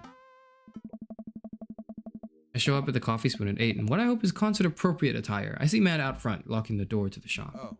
Hey, you made it. Ready for tonight? Well, it's been a while. Oh man, I gotta admit, I haven't been to a real concert since Pet Rocks were cool. I have no idea what I'm in for. Oh. Did your daughter make you take her to one of those boy band concerts where everybody yells, yes, she did, she did, she did? No signs of scream cries? Hey. Yeah, I got 2 lined up next month. I still can't get the glitter out of my car from the last one. Stay strong. Hey, yeah. But dude, I get to take you to your first concert in a long time. This is gonna be awesome. Just hang with me, Garrison. You'll be good. The scene is super supportive. It'll be a blast. I mean, I don't doubt it. Quick question. Hey. Shoot. What is scene? Matt lets out a tiny laugh. Oh. Sorry. It's just weird because scene can describe a music scene as it pertains to a community of people who like the same genre, but can also describe a genre of music no one wants to admit they were into. Matt looks off in middle distance. He says nothing, but I can tell he's thinking never again. It's confusing. Oh. You'll get it. The important thing tonight is that you enjoy yourself. Come on, let's head to the show. After waiting in a short line to get in, we finally find ourselves in a small venue with a stage at one end and a bar at the other. Most people here are closer to Amanda's age than mine. I suddenly feel very out of place. My waning youth is showing. Oh, it is. I am suddenly aware of my mortality. When were the good years of life? Will Amanda still love me as we both grow older? Wait, is seatpunk actually a genre? Matt, you made it! Huh? A younger kid runs up and high-fives Matt. The kid runs off and Matt turns to me, shuddering. I get nervous when people surprise high-five me. Me too, except they don't do that. I'm like a small animal. Loud noises and large groups of people frighten me. Yeah, I think we're going with Matt. I think we're going with Matt. Do you also enjoy curling up in a batch of sunlight to take a nap? Hey. That's my favorite thing to do. A couple other people notice that Matt's in the crowd and yell hey as well. Yeah. Matt waves and hugs a couple people. He seems really in his element here. Matt turns his attention back to me. I'm so afraid of all these people. Oh, let's go grab a beer. Matt and I line up at the bar in the back, where a couple of the older concert goers hang out. A couple more people notice Matt and tip their drinks at him. Seems like you're a popular guy here. Oh. Ah, yeah, I go to a lot of shows. This is a really cool spot. Hey. It sounds like these when I realize I can only be charming and funny for about 5 minutes before I run out of stuff to talk about. And then I become keenly aware of where my hands are. God, he's so real. He's so real. And that there's no comfortable place in your mouth for your tongue to rest. God damn it, where'd I put my tongue? See? Well, I've known you for more than 5 minutes and I still think you're charming and funny. Just you wait. I eagerly do. We grab our drinks. This scene seems really friendly. I don't know why people wouldn't want to admit that they listen to it. Yeah, let's check out the merch. Let's check out what's the merch like. Matt and I walk over to a small booth in a corner of the room where a crusty looking teenager guards a selection of shirts and records. He singles me out from across the room and hops up on his chair. Step on up, get your merch here. I got t-shirts, I got tank tops, I got all the gifts and accoutrements and a discerning concert goer of considerable taste might want. You. I gesture to myself, my face flushing red. Yes, you look like a fellow who knows their music. How's about a fine 12-inch long-playing vinyl record made and distributed by Pup, Canada's premier punk rock outfit? Please stop yelling at me. I'm already kind of on edge because this is an unfamiliar place and I don't know anybody here, and I would appreciate it if you could stop singling me out, and I'm sure you're cool, but it's making me a little uncomfortable. The kid immediately hops down off the chair. You got it. Sorry about that. I just get really excited about salesmanship.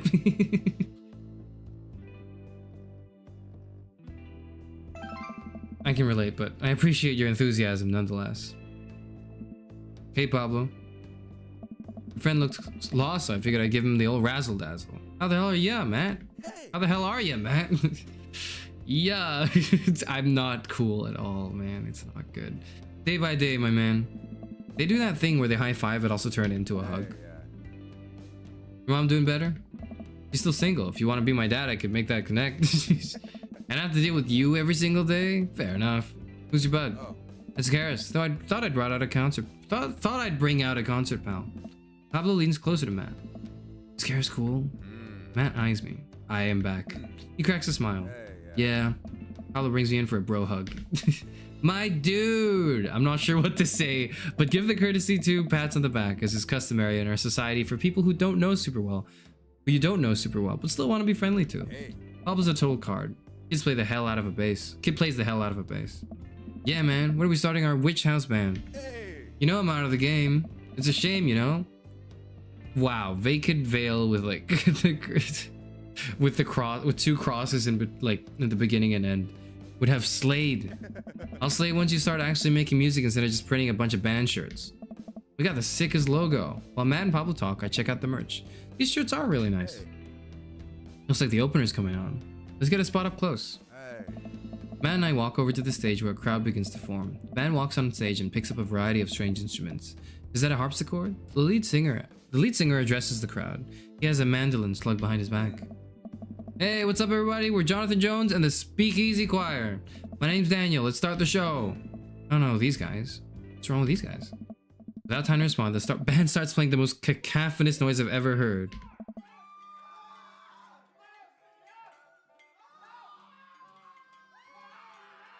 What is this? What's going on? What is Poggers?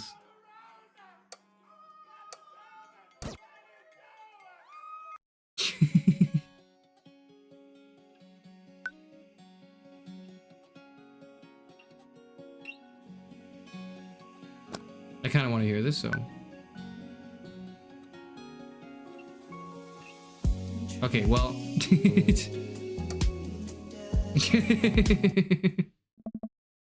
There we are. What is this? Matt doesn't say anything. He just hands me earplugs. Thanks. I put the earplugs in and whatever the hell is assaulting my ears gets a lot quieter. For a band this bad, they sure do seem to be having fun. I guess that's what really matters. Jesus, that cellist? Just break his bow in half? I don't get this. Cellist, sorry, not cellist. What the hell am I saying? The set seems to go on forever. There's no breaks in the songs, and I think one of the band members' jobs is specifically just to burn poetry on stage. I turn to Matt and try to start a conversation. So you go to a lot of concerts out here, huh? What? Ask again. So you go to a lot of concerts out here? What? Ask again. So you? Yeah.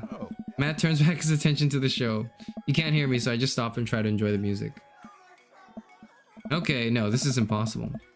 How long have they been playing the same song? 10 minutes? 20 a year? Eventually, the set ends, but only after the drummer sprains his ankle during the saxophone solo. The drummer spraining his ankle during the saxophone solo. His saxophone solo, okay. They promised it was part of the act as he was carried off stage crying. Matt and I both pull our earplugs out. Man, that was something. I promise pup is much better. PUP, right? Do I say pup or PUP? Which one's the cool thing to say? I don't know.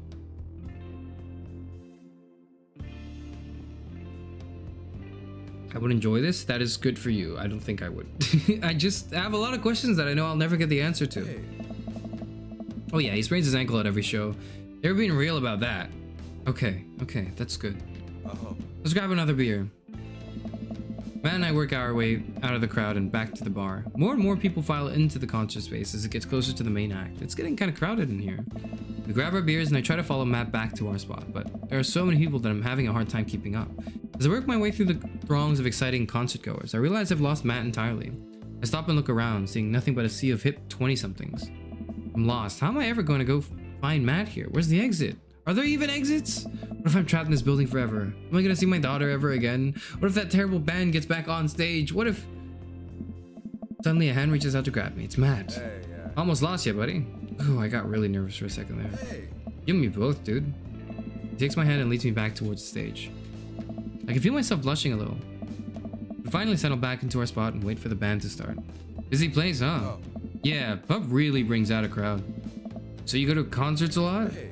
Oh yeah, it's one of my absolute favorite things in the world. I think it's one thing to listen to music and connect with it, but when you're in a room full of people connecting with the music just the same way that you are, that's magic. It is. I suddenly have the urge to pee. Curse this tiny dad bladder. I've never heard it put that way. That's really beautiful. Also, I have to pee. Oh. Hurry up, man. They're about to go on. Oh shit, go. I see it. Never mind. That's the women's bathroom. Never mind. I squeezed my way out of the crowd and towards the restroom. I really should have gone before I left the house, but Amanda was watching beauty videos in the bathroom. She had an eyeliner wing going halfway across her face, which was actually a pretty good look. I'm so proud of her. I make it to the restroom finally, but it's one of those single-person restrooms with a line forming outside of it. As soon as I finish my business, the band starts. Crap. The people that were initially milling around the venue all crowd up against the stage as PUP plays their first song. How am I gonna find Matt now?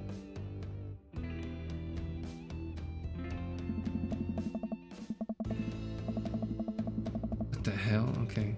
Everyone's rushing to the main stage to watch PUP play. I'm sure Matt will be up there too. I gotta get there without being trampled by all these rowdy youths. Avoid those youths! Okay. Go! I'm not moving. How am I moving? Oh, you gotta mouse click. Okay.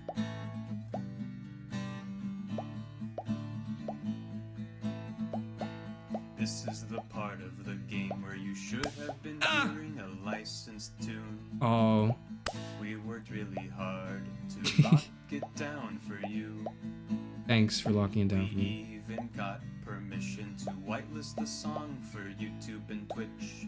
Really? But their systems are seriously broken. What a bitch. Aw, damn. Ow, fuck, fuck, ah! So Get off me, kids, get off me! The song that you're listening to right now. Don't you think it's better than risking content ID? I do. To you streamers and let's players, I have one decree. Please check out the band called Pup and their song DVP. Okay. I'll do that afterwards. Stop hitting me, stop! That's right, the band. He's just running at me, this fucking asshole! This asshole, get The off! song is great and the video is tight. Yes, take it from me. Is that Barry singing? I'm not sure, but maybe. SNES games with the lyrics added into them. It's really cool, but it's kind of hard to explain right now. But you'll get That's it. fair I enough. promise. You should really go check it out. Okay. It's a really good video. So we added the song that you're listening to right now. Don't you think it's better than risking content ID?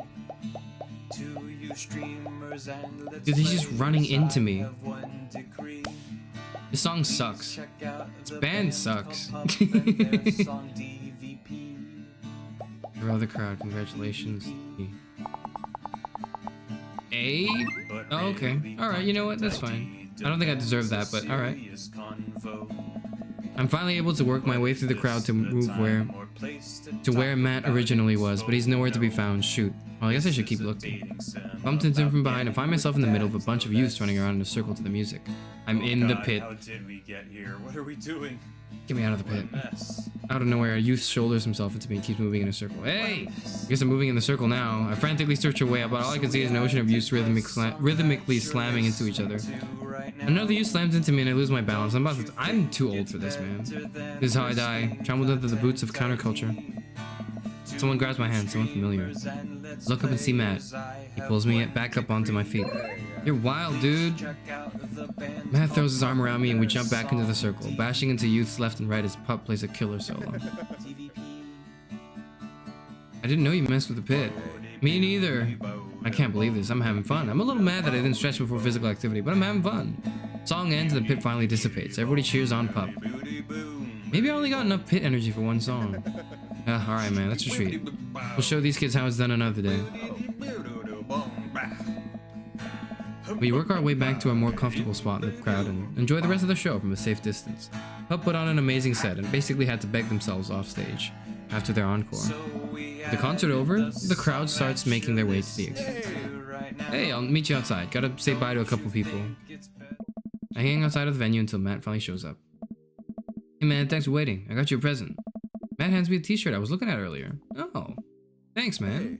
Saw you eyeballing it back at the merch booth. Hey. I mean, anybody who tears it up that hard on their first time back to a concert deserves a reward.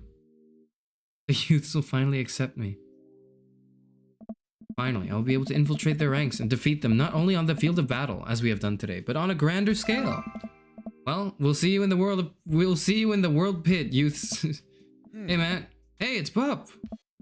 Yo! Hey, dude, didn't realize you were here. Hey, dude. I'm so glad I could make it. You guys put on a great show. Thanks. Oh. Well, see you around. And he's so cool. Wait, you know Bub? Oh yeah, I met him a couple times when they first started touring. Good kids. Whoa. Oh. Come on, let's grab some diner food. Excuse me. Suddenly realized just how hungry I am. Man, mosh pits take a lot out of you.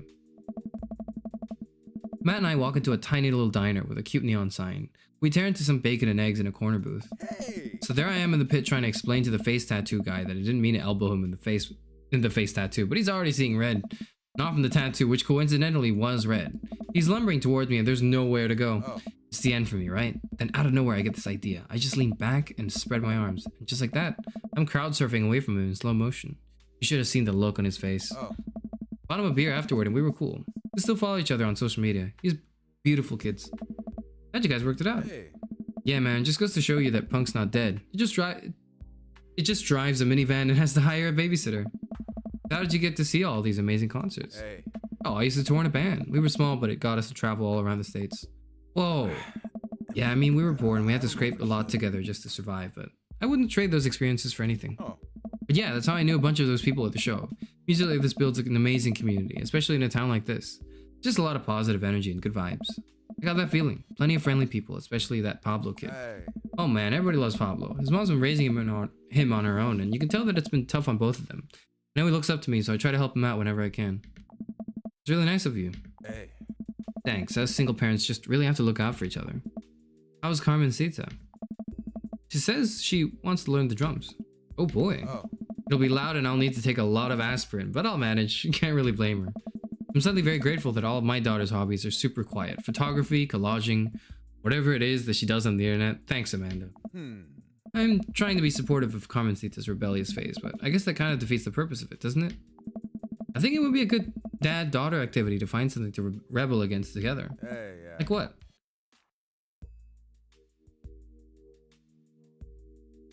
Consumerism. Why do we gotta get up early in the day after Thanksgiving, and line up to buy things? Why can't we, like, share things? Comment, you're speaking of dangerous things here. He and I laugh. We keep digging into our big plates of greasy diner food. The breakfast I ordered for dinner is absolutely hitting the spot. Hey. Man, Hey. being a single dad is rough sometimes. It's a lonely feeling. I understand that all too well. I mean, at least we have the rest of the dads to talk to. Hey. Yeah, I don't know. Hmm. I get really nervous sometimes talking to people. Matt gets nervous talking to people, but he's so cool. Me too. I've never really considered myself an extrovert and never really considered myself an introvert. I'm just uncomfortable in every situation always. Ah, you're fine. You're actually really easy to talk to, you know that? I smile. Matt and I spend the rest of the night trading daughter stories. Turns out our kids are a lot alike. We finish up our late night dinners and head out. We walk back to the cul-de-sac, back to our respective houses. Hey. The night was a blast, man. Loved it. Although I'm probably gonna feel it in my knees in the morning. You and me both. I don't usually like going to these things alone. It was really cool to have you there with me. I'm glad. Hey. Alright, I'm calling it quits for the night. Stay cool, man. You too.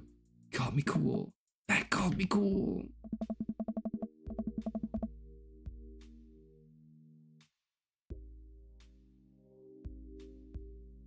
I walk into the house with my heart in my throat. Amanda pops her head out from her room. Hey Pops, how was the show? Matt thinks I'm cool! You don't say. Amanda Panda. Matt thinks I'm cool! Blind leading the blind, huh? Wow, I just got dunked on by my own child. Again. Unbelievable. Hey Amanda, remind me which one of us just tore it up in the pit at a punk show and which one of us just spent 4 hours probably watching Tiny House Hunting Amish Triplets Extreme Edition. First of all, how dare you? That show's a classic. Second of all, you moshed in the pit? Who even are you? I am your extremely cool dad. Alright, I'm hitting the hay pops. I'll see you in the pit. Night, kiddo.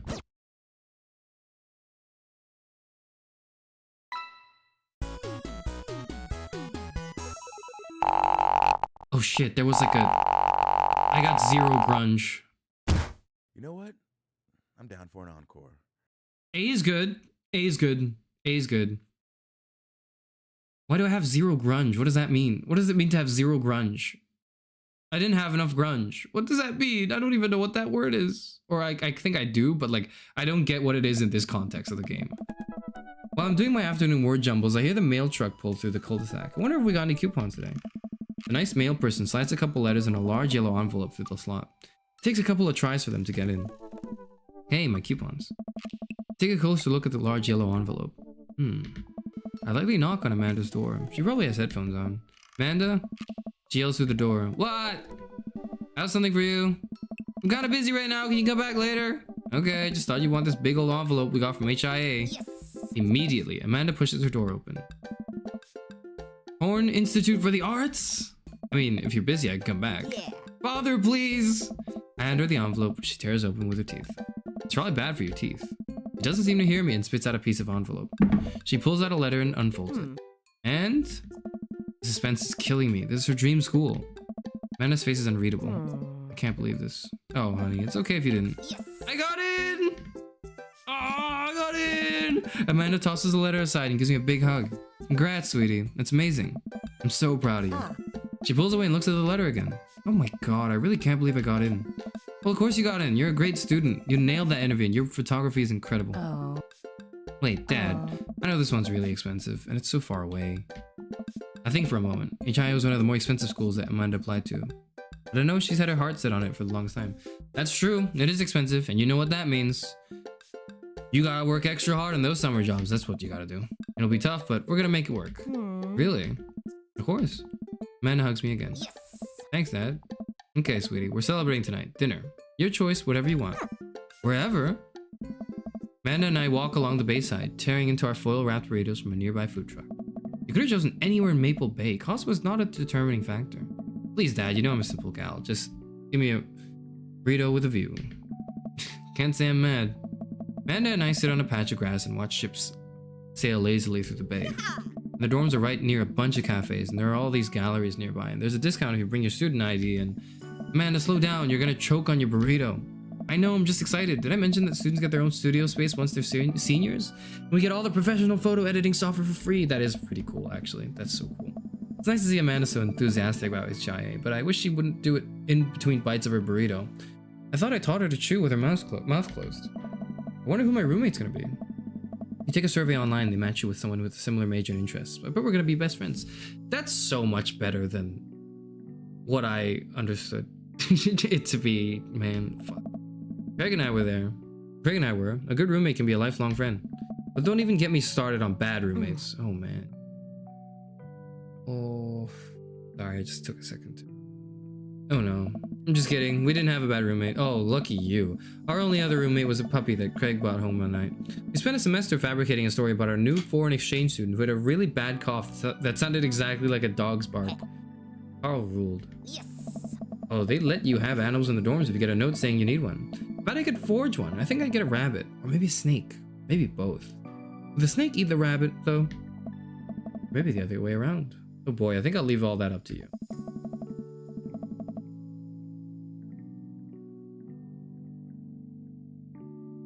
She's so excited. I don't want to disappoint her, but I need to be real for a second. So, you know I had to talk with Mr. Vega. He didn't tell you about the dumpster fire, did he? What? No, he didn't. I don't want to put a damper on the good news, but I need you to knock it out of the park these last few months of school, okay? If you really want to go to Horns, we need that scholarship money. I know you can do it. Okay, I promise I'll try harder. Pat her on the back. Think you can handle a 14-hour drive to come home for the holidays? There's gonna be some treacherous ice roads to cross. And don't even get me started on the paranormal occurrences. Well, it'll be worth it if I get to see you. My eyes immediately well up with tears. Oh, Dad, don't cry. Sorry, I'm just very, very proud of you. You're all grown up now and you're such a good person, and I hope you know how important you are to me. Dad, stop. You're gonna make me cry too. It's too late, honey. It's happening. Dad, I can't get tears in my burrito. It's gonna make it taste bad. It's just gonna make it taste sad. That's what it's gonna do. I pull Amanda in for a hug and kiss her on the forehead. Love you, kiddo. Love you too, Pops. Welcome. You've got dads. Craig's talking to me. Hey, buddy, so I've got a favor to ask. What is it, man? Robert invited me over for dinner. Oh, shit, he did. I know it's kind of a faux pas to invite another bro, but I've known the guy for years and I still can't get a good read on him. And I know it's gonna be super awkward if I go by myself. Would you please come with me? Love food. I especially love food that's free. That I do! And I don't know why you're so sweaty over cooking, but sure. Yeah, dude, I'm down. Thank you. I really hope that's a sweat of relief. Eat that dinner. Hell yeah.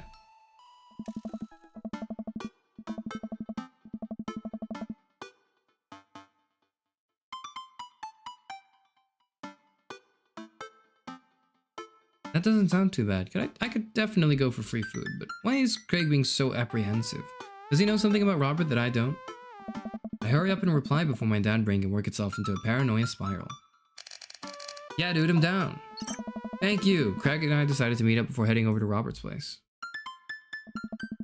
Craig's waiting on my porch, bottle of white wine in hand. You are prepared, sir. Bro. Karis, boy, am I glad to see you. Likewise, man. Classy of you to bring wine. Oh, it's not wine. It's sparkling apple cider. Robert literally has a wine cellar, so I think he's good. Oh, shit, he does? I mean, I'm not surprised, actually, yeah. You would not don't bring alcohol to a party, to like a dinner party, or like, you know, to someone who's like an expert and they know what they're doing and you don't know what you're doing. If you don't know what you're doing and you're bringing someone who knows what they're doing, something like that, it's just not. Bring something else is what I'll say. Yeah. Wow. Or at least I think he has a wine cellar. I'm genuinely unsure if he's telling the truth or not. I can never tell with him. Thank God it's not just me. I never know. Nice. He's so deadpan about everything. I usually just laugh it off, but man, that guy's an enigma, for sure. We start walking over to Robert's house. Does Robert even know how to cook? I have sincere doubts about whether he even knows how to shave properly or iron his shirts. I feel like you learn to cook after you learn those two first. Nice. One time I saw him grab a hot dog from a trash can. Oh. I mean, it was at the very top of the trash can, like sitting above it, but still. If he were on trial, I think the jury would define that as in the trash. In his defense, I've definitely considered grabbing fruit from the top of the trash before. I've thought about it, but I've never actually done it. Well, yeah, I think we've all considered it, but the difference is that Robert actually did it. True, maybe he's the enlightened one. Maybe we're all holding ourselves back. No, have you seen the way people like walk over and spit at the trash bins? Like, don't do that. We arrive at Robert's house and ring the doorbell, but the doorbell won't go. Must be broken. Craig knocks on the door a few times. Since when does Robert have a dog? I don't know, that's weird. I can hear Robert just inside. 1 second. This is uncharted territory, Karis. What if he's the only one? What if he's the one making barking noises? There's no dog. Don't say that. We're not even inside yet. Finally, the door opens. Robert looks a little surprised to see me. Hey. Karis, didn't know you'd be tagging along. I didn't either. Did Craig not tell Robert I was coming? Come on, Craig. I can leave if there's not. No, it's fine. Come on in. Okay. We enter Robert's living room, which is surprisingly really nice. Super messy, but still nice. Make yourselves at home. We can still hear barking from the other room. I didn't know you have a dog, Robert. Oh yeah, that's Betsy. I have to put her up when guests are over. She'll calm down in a bit. Nice. What kind of dog is she? Pitbull. Rescued her from a dog fighting ring a few years back. She hates strangers. If I let her out right now, I would probably have to take you both to the ER. Oh, fuck. Okay. Craig and I make eye contact. He raises an eyebrow at me. Oh, okay. Nice. Anyways, dinner should be ready in a minute. Hope you guys like osso buco. Robert leaves the room, presumably to go to the kitchen. Craig leans in and whispers, Was the dog fighting thing real or was he kidding? Dude, I don't know. Nice. It's osso buco. I don't know either. It sounds good though. Did he make up that word? Maybe. Until I have osso buco in front of me, we can only assume so. We sit in silence for a second, taking in Robert's living room. Are you about to get sawed? Nice. Nah, usually you wake up in those situations, so we voluntarily walked into this one. Nice. Robert finally walks into the room, carrying 3 paper plates of steaming food like a waiter. I don't have a dining table, don't trust him, so we're eating here. Also, I don't have real people plates. Hope that's okay. Robert sits plates in front of us on the coffee table. I still can't tell what it is. It looks like meat, maybe, lots of sauce. I can make out some vegetables. I think that might be rice, but it could also be pasta, because there's only one way to find out. Take a bite. Dude. Oh my god. Take another bite. The medley of flavors in this dish is amazing. The meat is so tender and the risotto, I think that's what it is so creamy. Robert, this is really incredible. You cooked this? I fished it out of a dumpster behind the restaurant. Or at least I think it was the restaurant. Can you believe people just throw this stuff away? I almost gagged. I'm kidding. I look over at Craig, who looks worried but still has his mouth full. He gives Robert a thumbs up. Glad you like it. Where'd you learn how to cook like this? Worked at a restaurant in Spain for a hot sec. Damn. Is he messing with us? At times, I decided to play along. You lived in Spain? After I dropped out of college, I went backpacking through Europe. Crashed on couches, sleeping in hostels, whatever. Wherever. Totally broke. Worked a couple of odd jobs where I could scrape together some cash. This is like no longer possible in today's economy is what I'm trying to say. And like I am reminiscing of a time that never happened, I know, but you know. One night I'm eating dinner at this little restaurant just outside of Madrid. I go to pay and realize I spent the last of my money on booze the night before. I'm in the middle of ditching when the manager catches me and puts me to work in the kitchen. Long story short, they ended up liking me so much they offered me a job. Why not, right? Started living with some distant relatives on my mom's side. Over the course of 2 years, I worked my way up from bus boy to sous chef. Learned a lot. Greg and I were waiting for the punchline. What night watchman did he swindle to get back to the States? Who did he con in a game of poker in the back room of a speakeasy for safe passage in the crew quarters of a cargo ship? Anyway, I still love to cook. I don't know what's real anymore, but this food's so good I kind of don't care. That's amazing. Really is, to be totally honest. I wasn't expecting gourmet cooking for here, especially not served on paper plates. I don't care about presentation. If the food's good, it should speak for itself. Very real.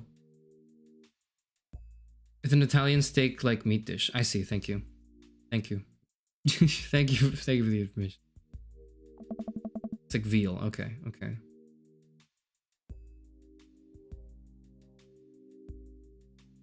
This osobuco is screaming for itself. Paper plates are just as good as regular plates if you double them up. I mean, yeah, but it's a little wasteful, isn't it? Alright, whatever. I don't think he cares.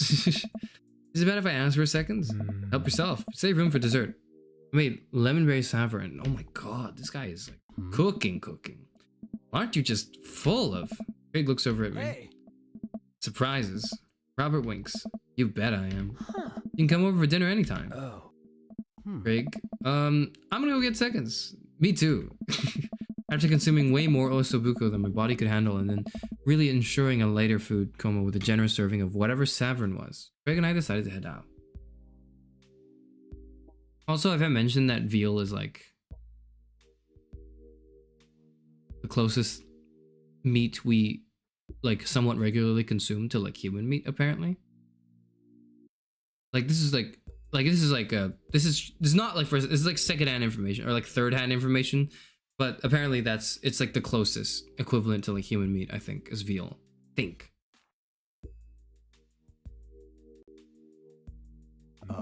Thanks for coming. I'm making an attempt to be more social. Well, we're always happy to stop by if you want company, especially if there's also buko involved. Welcome. You've got dads. I've got dads indeed. You either marry while still a Craig or live long enough to see yourself become a Robert. I mean, I'm still like a little unsure of Robert. I don't know, man. I like people who are like, he's cool. He's a great friend. Robert is an awesome and really cool friend to have. I just can't see him that way, I think. I don't know. Craig it is. Dad of 3, business entrepreneur, and fitness enthusiast. Juggling work, family, and fitness is a tough gig, but somebody's got to do it. On a Friday night, he is most likely to get one last good cardio session in. If he had one thing to take with him, it would be a box of energy bars. His turn-ons are a sub 6-minute mile. What did you want to be when you grew up? Beer pong world champion. What's your favorite movie genre? Buddy cop movies forever. What's your ideal day? Scaling a huge dangerous mountain for fun. What do you never leave home without? An extra tube of energy gel. I spent a lot of time thinking about my mile time used to be so good. What happened? Have I peaked? So like Greg is really into fitness and I'm not, but I would think that a partner who's also really into fitness, like who's really into fitness, sorry, not also, but a partner who's into fitness who will drag me to do stuff, sounds good too. Okay, so there's 3 dates and then you romance the dad successfully, right? I like all these as characters so far.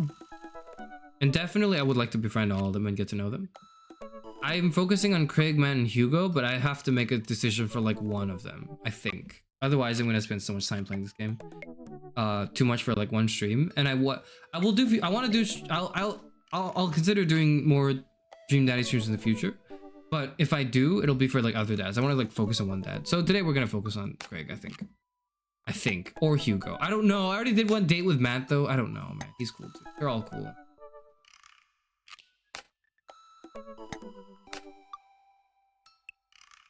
Middle school teacher, high school teacher, writer of scholarly articles on 18th century literature for various esteemed publications. If you're on here to tell me that my son put up cherry bomb in your trash, I know and I'm sorry. On a Friday night, he's most likely to brew some strong tea and paint miniatures. If he had one thing to take with him, it would be a remembrance of things past by Marcel Proust. House? I'm so sorry. What did you turn on? Muscles. Straight to the point. What did you want to be when you grew up? Movie star. What's your favorite movie genre? Documentaries and art history. What's your ideal date? Each of us read a different book on opposite sides of the couch in comfortable silence. What do you never leave home without? My glasses. Actually, I forget them a lot. Forget them at home a lot. I spend a lot of time thinking about worrying about people who are against e-readers are more in love with the idea of books than actually reading them. Dude, they predicted the future. They predicted book talk, man. They predicted book talk. People in love with the idea of books than actually reading the books. That's crazy, dude. They predicted that. Okay. I've made my choice and my choice is Craig. Let's do it. Date all of them, form a dad harem. That's the way you're intended to play the game, I think, but also like I'm gonna focus on one. That's what I'll do. Aside from Craig, I think people choosing Matt and Hugo is so rare. You usually see Robert Damon. Really? Dude, Matt and Hugo are like, I don't know, I like him. I Joseph kind of want to see how insane he is. Maybe for the future, for a future stream, we'll see. I wonder what Craig's up to today. Navigate to Craig's dad book page and type out a message. I feel like you can do these in any order, right? So I'm just gonna do all of Craig's today, and then we're gonna do the other ones like in a different stream, and we'll do like one stream per person maybe. A couple of moments passed before I should probably like replace the thumbnail for this stream with Craig instead. A couple of moments passed before I hear a ding on the computer. It's a message from Craig. That was quick. Bro, my man, let's definitely hang soon. Might be a little different from our old weekend-long benders, but it'll still be fun. I think for a moment, this could be a fun opportunity to see my old buddy in his new element. We exchange a couple more messages and he logs off to prep for the game.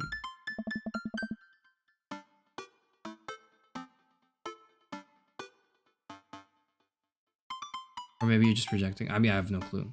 I should see if Amanda wants to join me. I walk over to Amanda's room and knock on the door. Yo, Amanda Panda. I open the door and find Amanda sitting cross-legged on the floor, surrounded by magazines and newspaper clippings. She seems to be making some sort of art piece. What you working on? Just a collage for class. We're supposed to make a piece that represents our goals for the future. I take a close look at her collage. A lot of dogs. It's mostly dogs, yeah. Do you need something? Craig invited us to a softball game. Wanna go? Remember that one time you signed me up for softball and you bought me all the gear and then you just took me to the first game and then someone hit a ball toward me and I just ran off the field crying? Yeah, I do. And then you hid in the dugout and would scream if I tried to pick you up, yes. Aww. I was afraid of baseballs. I thought you were a gigantic sentient softball. So does that mean you don't want to go? Amanda gets up and looks me dead in the eye, determined. I'm finally ready to face my fears head on. Let's do this. All right, let's do it. She's a good kid, man. She's a great kid. Amanda and I make the short drive out to the local softball field. For a kid's softball game, it's pretty packed. We clamber up the bleachers and take our seats on the top row. I don't see Craig anywhere. Dad. So when do the kids start crying and running off the field? You know that your relationship with softball is different from everyone else's relationship with softball, right? Okay, but if I don't see some kids cry, I'm gonna be pretty disappointed. For nostalgia purposes, of course, not because I take joy out of children fighting for my amusement. Definitely not that. Yeah. Game starts and the kids run out into the field. I see Craig by the dugout with a clipboard. He has River strapped to his chest as per usual. There's a guy in a pancake costume doing jumping jacks across the field. I guess that's the mascot. Reading the kids' brightly colored jerseys, I see that it's the Maple Bay Flapjacks against the Pinewood Ocelots. Go Flapjacks. Choke up on the bat, Miranda. Miranda, sorry. Yeah, Miranda, square up.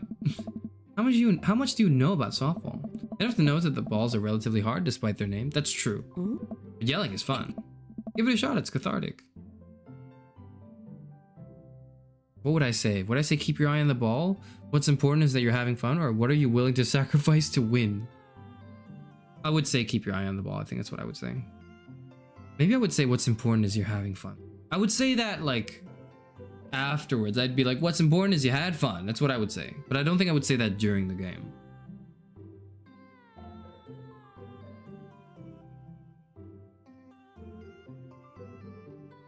Keep your eye on the ball. And also an eye on the bat. And the outfield. And the other players. Just keep your eye on all that stuff simultaneously. Yeah. Nice. Watch a couple of innings of softball. They aren't ready for the major leagues yet, but Craig's trained his team pretty well. It seems like he's really good with kids. Kegstand Craig's good with children. Whoa. It's amazing how hard they're hitting the ball and how no one has run off of the field crying yet. Amanda, dear, you have to let it go. Let go. Let what go? I'm perfectly fine. The opposing team is up at bat. They hit a fly ball out into the center field. The tiny little girl tries to get under the ball, but it misses her glove and hits her straight in the forehead. See, it's a completely justifiable fear. The girl plops down on the grass and starts crying. Craig makes a beeline to her, checking her forehead and comforting her until her parents arrive. He carries her off to the field as she sobs. Man, it's strange to think about how this was the guy who once backflipped off of a roof and into a pool while shotgunning a beer. He's so responsible now. The game resumes after the girl calms down a bit and we watch a couple more innings. Craig's team is crushing the other team in the 9th inning. The Ocelots seem to have given up by this point. I see one outfielder eating fistfuls of grass. Batter on the other team knocks a foul ball into the stands. I follow the trajectory and...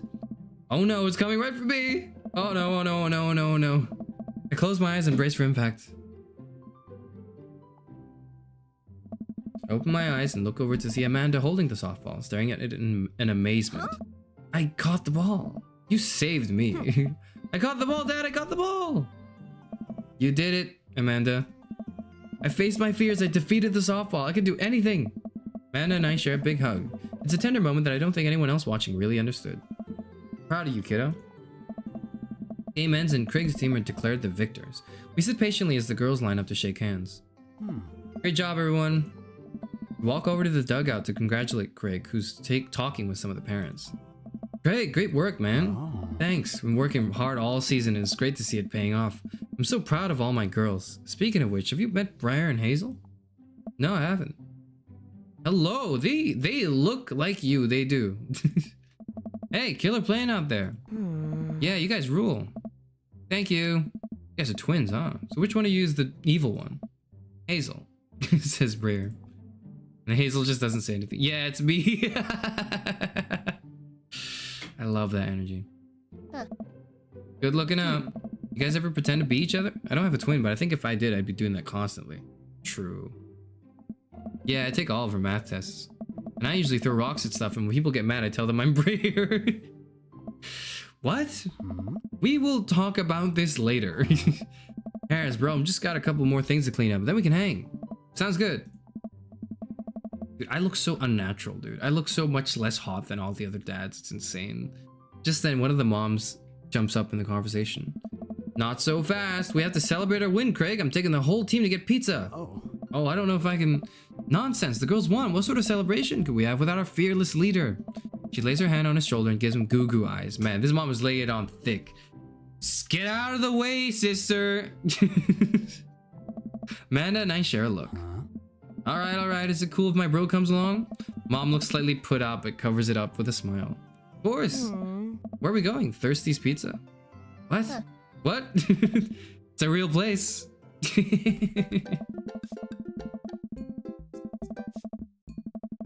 I know, like, never mind. I was gonna say, okay, I'll say it. It doesn't matter. I know someone who is twins, and I keep mixing them up. At first unintentionally, and then gradually intentionally. And I just always, every time I'd be like, I can't believe you guys don't try to pull this shit on like me and other people. Like, you could, especially to people less susceptible. They could easily like do it. They could easily do the swap the twin act. It's crazy that they don't take advantage of that more, but whatever. An endless stream of girls clad in softball gear pile out of a minivan and into a local pizza buffet, which is actually called Thirsty's Pizza. Amanda and I trailed behind them with Craig. Reminds me of all the awful pizza we put into our bodies back in the day. Oh man. Remember how we used to just fold whole pies in half and then put taco fillings inside? Ah, pizzacos. I could never forget. How did we survive college? Our bodies were younger back then, more elastic, more able to handle the toxic waste we put inside ourselves.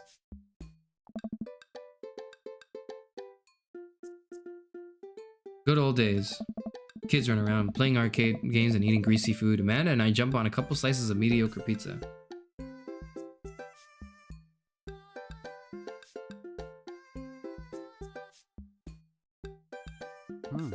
Hey, give me a pizza that. No, absolutely not. I'm just kidding. I'm strictly eating salad here. Thanks for addressing the issue, Amanda. Dad! A different mom walks up to us, talking to Craig as if we weren't even there. Craig, thank you so much for looking after our kids. My daughter tells me every day about how great you are. I'm happy to look after them. Definitely it helps that I have kids of my own. It's been so hard since Daniel left. I'm glad to know that my children have a strong male role model in their lives. Back off, girl! Sorry. Amanda and I look at each other again. Craig gets it from all angles, huh? Craig smiles sheepishly. Thank you so much, dude. Craig holds his fist up for a fist bump from the mom in what I think is a maneuver to lighten the conversation. He looks super uncomfortable. I should throw him a bone here. Good at diversion. Tag team with Amanda. Smoke screen Martha. Let's go. Let's duo with Amanda. Let's duo kill with her. I give Amanda another knowing look, and she hits me back with a nod. She understands. Amanda puts a hand in her stomach and looks at me with puppy dog eyes. Dad, I don't feel so good. I think I ate too much pizza. Oh no, sweetie, you're not gonna projectile vomit everywhere, are you? Yeah, I think I'm gonna have to projectile vomit everywhere right now. The words projectile vomit and right now usually seem to get everyone to clear out, but Martha's not budging. Back it up, Martha. You were in the splash zone. I drank a lot of orange juice this morning and it's feeling pretty acidic. You'll be fine. Mana shoots me a worried look. This con is going sideways. I should have known that a mom of all people would know the fake puke scan. Well, I guess it went away and I'm fine now and nothing's wrong. She turns her back on me to talk to Craig. So I'm taking Hazel and Rhea tonight for the sleepover. Yep, they're pretty excited about it. You'll keep them out of trouble, right? Oh, of course, but I could always use help watching after everyone tonight. If you're not doing anything. Get her out of here! This lady is really going for gold. Hi, it'll actually be nice to have a knife to myself and River, but thanks for the invite. Martha, you might want to grab your child. She's stuffing pizza into a coin slot. Martha angrily turns her attention toward her daughter. Tiffany, not another arcade machine, I swear, if we have to buy it. Martha storms off towards her kid. She seems nice. Yeah, the team is one big weird family. Takes all sorts, right?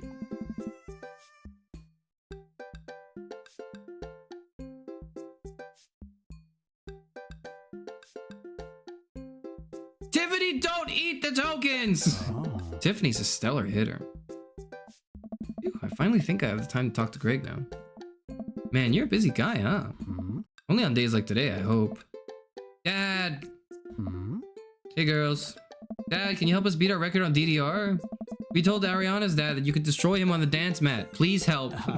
Girls, you know I don't have my jukes anymore. But Dad... Greg looks at me like a hurt puppy. Sorry, dudes. Duty calls. Promise we'll catch up in a bit. It's all good, buddy. Greg runs off with his daughters, and I'm left alone with mine. We should totally beat them, Amanda. Come on, let's do it.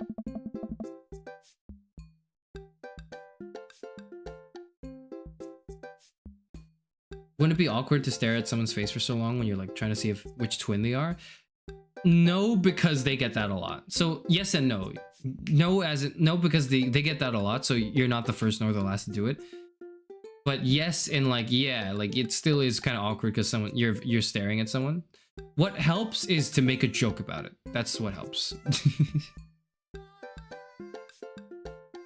Man, I was really hoping to hang out with Craig more today, but it seems like he's getting dragged in every direction. It definitely wasn't like this in college.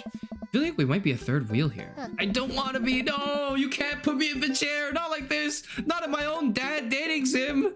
There's worse places than an arcade to be left to your own devices. You're right. Want to drop some coins in pinball? You know it. Amanda and I pull up to a machine that's feeling pretty hot and get to work. I'm a little rusty, but the pinball wizard within me will never die. I pull out a decent score and then challenge Amanda to top mine. And immediately she gets multi-ball. Looks like she takes after her father. You're pretty good. Ugh. Don't patronize me. Hey, just trying to pay a compliment. Amanda shushes me. She's in her zen zone. She fights valiantly, racking up points by the millions. She's this close to beating my score, but I feel honored just being able to watch. You're friends with Craig, right? Janet from earlier walks up and leans in the pinball machine. Yeah, we went to college together. Please don't lean on my thing. Oh, that's so interesting. So do you know if he's, like, available? Back off, woman! Back off! Sorry. Oh, I honestly don't know if I could say. Seriously gonna make it tilt. Because it seems like so much work to watch after his kids. Don't you think it would be great if he... Lady, I swear to God! All of a sudden, a buzzer sounds that the game is over. Janet made the pinball machine tilt. Hey. You stone harpy. What? I said I have to go over there now and put pizza in my mouth so I don't say anything that'll hurt your feelings. Amanda. Hey. You're right, but you should go apologize. Bro. What's going on, bro? Now's your chance. If we don't get out of here now, we're stuck for the rest of the night. I wrangle Amanda and say some quick goodbyes with Craig. We head out of the pizza place, finally. Amanda promises that she'll keep the couch warm for me and heads home. Oh. Hope you don't mind me bringing you back here, bro. Not at all, dude. It's good to finally get you all to myself for a second. Hi, Achu. Hope you're doing well. It's really late for you, isn't it? Are you sleeping? Are you sleeping on time, Achu? Sorry, I'm like a little... Sorry, I'm playing like a dad. I'm playing a dad dating sim, and I'm really channeling my like inner parent right now, so I apologize if that came off a bit like... like it's my business, but you know, whatever. River burps. Well, almost all to myself. Hold up. Craig walks over to the trunk of his car and pulls out 2 gloves and a softball. Oh. Up for some catch? Might be less catch and more you throwing the ball and me running after it, but sure. We stand in the middle of the empty baseball diamond and start tossing the ball back and forth. I have a cooler in my car that we could grab, but there's only juice boxes in there. Man, fatherhood is strange. You're telling me. I can't believe I'm looking back on my cake stand Craig days and reminiscing about it. Those were some good times. I don't know anyone else who could pull off the rare horizontal cake stand. It was a feat of discipline, bro. Trust me. I haven't properly hung out with Craig in so long. I don't even know where to begin. We do. It's what softball business kids. We've already seen this, kids. We've seen the softball, but he did mention he has like a business. Or maybe we should ease into that. Can we do all the conversations, or if we can only do one? You know what? If I know we can get to all of these, I would ask about the other 2 first, but I don't know if we're just picking one. So I'm gonna ask about the business. So you run a business now? Hey. Yep, we sell fitness gear, imports and exports mostly, but we're coming up with our own line of leisure wear soon.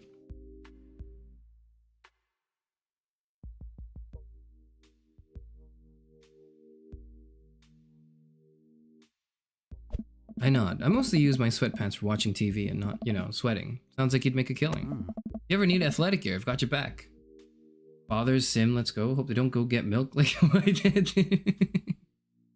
I think they're all like, okay, unironically though, the game is like, all the fathers here are like fathers, not just technically. They're like, you know, they're there and like looking after their kids for better or for worse. They're involved in their kids' lives. And it's super cool because we're dating the dads, but we also get to like hang out with the kids. And I think that's pretty cool. If you ever need athletic gear, I've got your back. I do, actually. You could sponsor me. I'll rep your athleisure wear brand while I mow my lawn. That's the glamorous lifestyle we're catering to, yes. Let's ask about softball. So, softball coach the life you wanted, or was it the life that was thrust upon you? I'll admit that I was hesitant at first. Bria and Hazel had so much energy that we just had to get them into sports, but no one was there to run the team. The more I did it, the more I saw how much it meant to all the girls. I'm worried there'd be a riot if I quit. I would also be afraid of a bunch of tiny children with metal bats. I don't know. They're quick and they work as a team. I've trained them too well. They'd take you down like a pack of velociraptors on a T-Rex. Exactly. Let's ask about the kids. How are the kids, man? Can't believe you're a father of 3. Neither can I. You know me. I'm an indecisive person. You switched your major 4 times. Yeah, I had no idea what I wanted to do with my life, but raising kids. When Bria and Hazel were born, it all finally made sense. It was like all the time I had spent trying to figure things out led to them.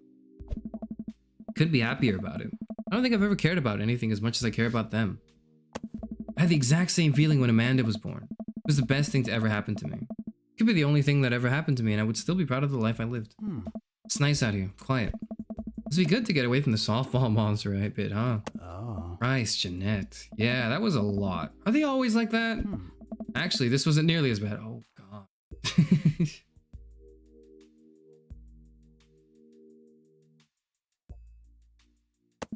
Yikes. I'm just not so interested. So not interested, sorry.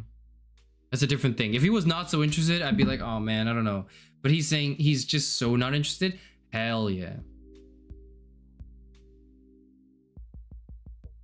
It's probably the most unrealistic part of this game. It's sad that that's true, but you know what that means? You know what that means? Life imitates art, and we hope that life imitates this. That's what we're hoping for, right? Well, what are you interested in? What are you interested in? Okay, before we like look at this for a second, I'm just like, I'm mad every time I see it, right? Because I don't know. I'm looking at myself in the corner, and I'm like, this is not, like, I am not cooking. And then Craig is like here juxtaposing my presence, and I'm like, oh man, we do not look good together.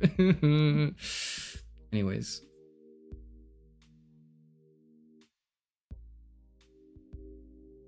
Is this what dads would be like if they read feminist literature?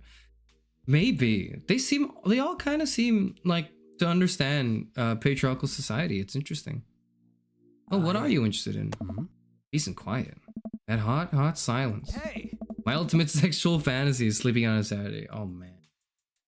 Oh. More seriously, I just can't get back into dating right now. Just couldn't even if I wanted to. There's no time. I don't know. I feel so uncomfortable trying to introduce a stranger into my girls' lives. They've already been through so much. I can't put them through that.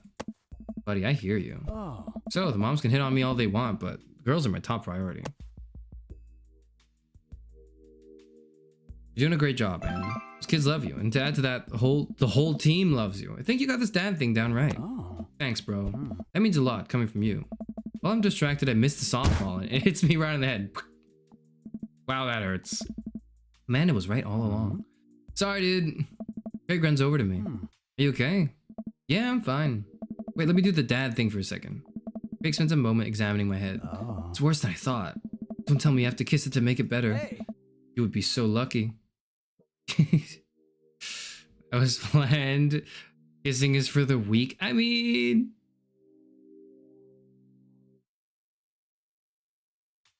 I feel like I've earned it at this point. Waiting all day to hang out with you. Well, Craig leans in and kisses my forehead. Log it off, champ. Are the lights on the softball field really hot, or is that just me? I get up and dust myself off. River yawns. Hey, little buddy, you must be getting tired, huh? I hate to say it, but I should probably head out. Sorry that things are so... You get older and life just kind of gets in the way, huh? Yeah, I get it, man. We start walking back to the parking lot. Hey, remember that one house party we went to that got broken up by a helicopter? How could I forget? You and me hopped over a concrete wall to get away. But the other side of the fence was a parking lot where a bunch of cops were parked. Oh man, yeah, could you imagine the look on our faces? We just walked straight past them like we were out for a stroll. And not knowing that we were at the party, they started joking with us about how big of a bust it was. We had to talk to them for 30 minutes. You told them you were interested in joining the academy. Bro. And then they started giving me pointers for the exam. Longest 30 minutes of my life. Man, college. Good old days, right? We get back to our cars. Craig pulls me into a hug, or at least as much as we can manage with the baby between us. Never enough time, huh? Guess not. Let me make it up to you. Let's hang soon, yeah? I'd like that. I yawn as I walk through the door, spotting Amanda hunched over her collage, glue stick in hand. Burning the midnight art oil? Figured I might do something productive between episodes of Shark Hunter lip sync battles. Do the sharks lip sync or do the Shark Hunters lip sync? Yes. I look over her shoulder at the collage. Amanda, this is some good art. Look at this good art you made. Thanks, I'm just about done. Like before, it's still a lot of dogs. In one corner is a giant pile of cash. In the other, it's... Amanda, is that me? Yep, the whole thing is about my goals for the future. And those are basically just to sit on a giant pile of money with my 20 dogs and also have a strong and mutually supportive relationship with my father into adulthood. Well, you're on pace, that's what I'll say. Oh, now you've done it. Get ready to watch your dad cry. Here it comes. It's happening. Oh, Dad. You did this with your good art. She pats me on the back. Hey, how was your hang with Craig? Wipe a tear from my eye. It was good. That Craig guy sure is busy. Yeah, dude. Softball life isn't for quitters. Also, I'm very proud of you for facing your fears today. How's it feel? I'm on top of the world, Pops. I should start facing my fears more often. Oh yeah, how about tomorrow? We had some empty parking lots in practice. Dare I say, parallel parking. Baby steps, Dad. I'll work my way to it. Alright, I'm gonna hit the hay. Take care of the late night television for me, alright? I'll let him know you said hey. God, the kid's so cool. The kid's so cool. I'm only interacting with the kids that are like easy to hang out with. Oh, I didn't do very well. What? I have no respect? Why do I have no respect? Wait, that's good. Amazing. What? It's like back in college. I've missed you, dude. It's so funny hearing Nate do the voice acting for once instead of just the grunts. I don't feel like that just feels weird. Now it just feels like I'm not playing the game. I'm just watching Nate play the game instead.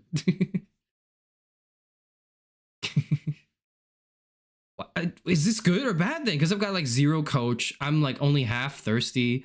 I'm 40% baby, 40% sports, 45% recliner, and like 35% respect. And I got an S? That's good?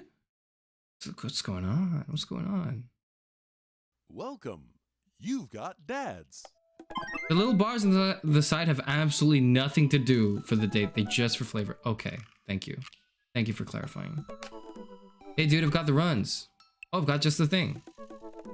I'll head to the store and grab you a real chunky milkshake, cherry licorice, and a book of word jumbles that I find helpful in strenuous times such as these. What? Wouldn't that make it worse? Shit, my bad, dude. Oh, it's not for the diarrhea. Milkshakes are just comforting. Wait, why are we talking about this? By I've got the runs, I meant that I feel like running. Oh, want to come to the gym with me? Why do I feel less excited about that than getting your home remedies for diarrhea? Come on, man, it'll be fun. You know what? Sure. What are we doing this? There's 30 more minutes left in this meat-held marathon. I'm outside right now. I'm warming up. Okay, all right. At least let me see if Betty gets away from the wolves in time to get her sopressata wrapped cheesecake out of the oven. Let's go running. Hey. The gym just we're just playing Wii Sports Resort? Okay. The gym just installed these new virtual jogging treadmills, so feel like we're running outdoors. You can see other runners on your screen too. Let's try it out together. Other runners? Will I be able to keep up? Don't worry, we're here to cheer each other on. I'll be right there with you. Nice. Just get a rhythm going. Keep your heart rate up, but don't overexert yourself. You'll do great. Run that dad. What the fuck do I do? I'm just tapping? Okay.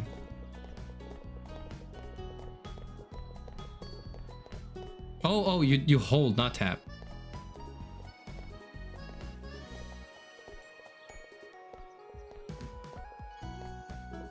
Dude. Shit. Oh, wait, what is that? What the fuck is that? Why is there an eggplant? What does that mean? What does that mean? Okay. Oh, when you hold it down, you stop running? That makes no sense to me. Whatever, man. Shit, Joseph's catching up.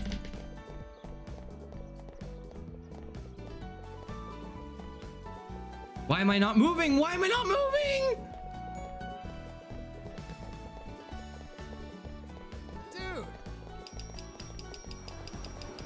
Ding.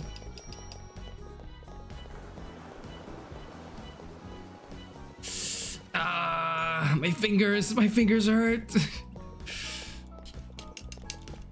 Dude, I'm 60 years old, man. I can't handle this. I've got arrhythmia, man. I don't think I should be running this much. I'm right behind Craig. Okay.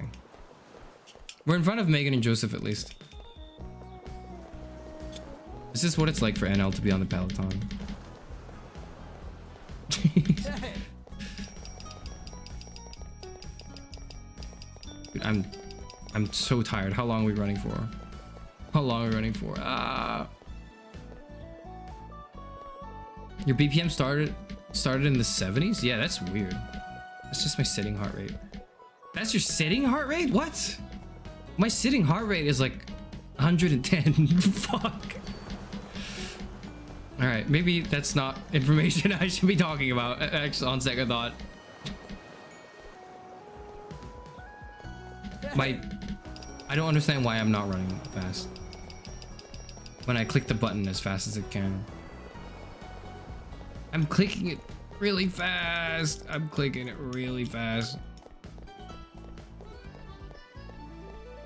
You might have arrhythmia. Oh shit.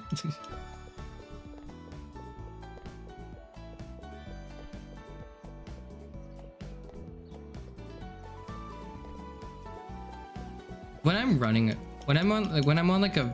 was on a, like, okay. Hold on, I'm distracted by that really funny waterfall.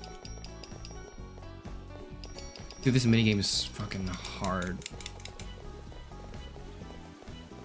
I don't understand why, like, when I hold down run, it doesn't run. So I have to tap, right? Yeah, like, I have to be tapping. Maybe I should use my space bar. No, that's not good. I need to use my mouse. I need to use mouse one. I'm not moving!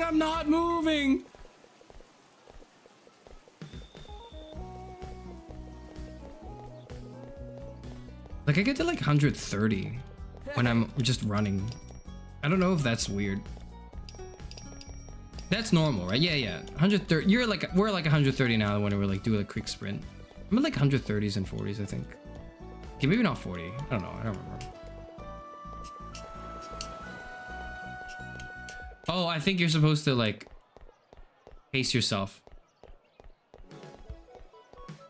I'm an idiot. I've been running wrong this entire time. You're supposed to like push the meter up instead of just like...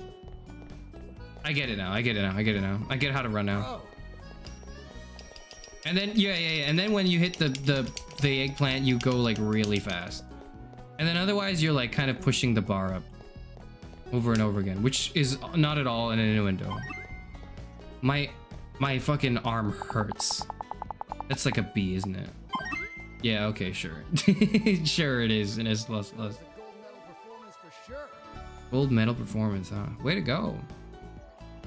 Welcome. You've got dads. See what he's up to. Working heart rate at 150. Oh shit. Maybe that does sound not good. I really want to get some good quality time in with Craig. The last time we hung out, he was so busy with the kids and fending off flirty moms that I felt like we barely talked. Are we like, is the character romantically interested in the dads yet? Or is it kind of forming like naturally? Like, do we know? Do we have a goal in mind, or are we just hanging out? Right?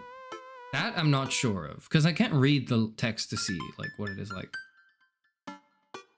Ever since the first time we hung out, I've been trying to get up a little early for runs. I don't think I'm going to be as embarrassing as last time. Maybe I'll even be able to catch up with him now. I type out a message to him on Dadbook. Yo, bro.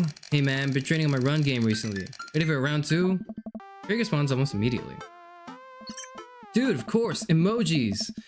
I don't know why he didn't just send an emoji rather than type it out. Emojis! I would do that. I should do that. I should like text. I should text people and then not...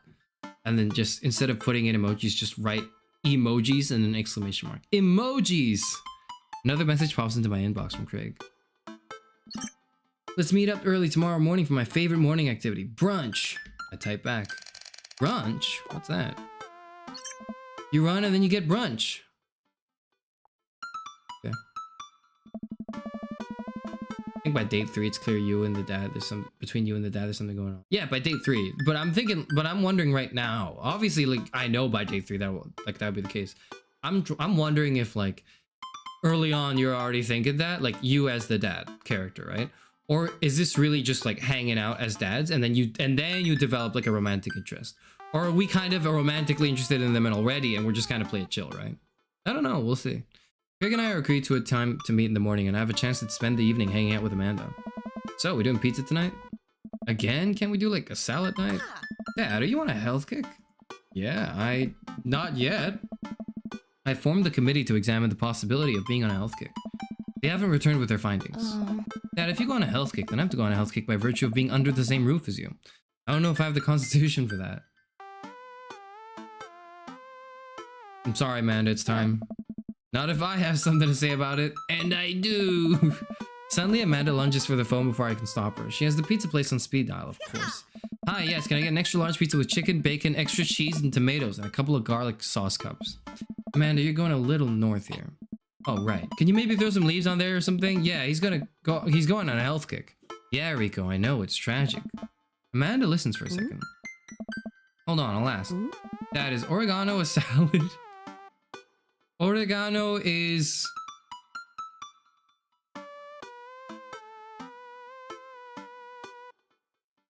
Oregano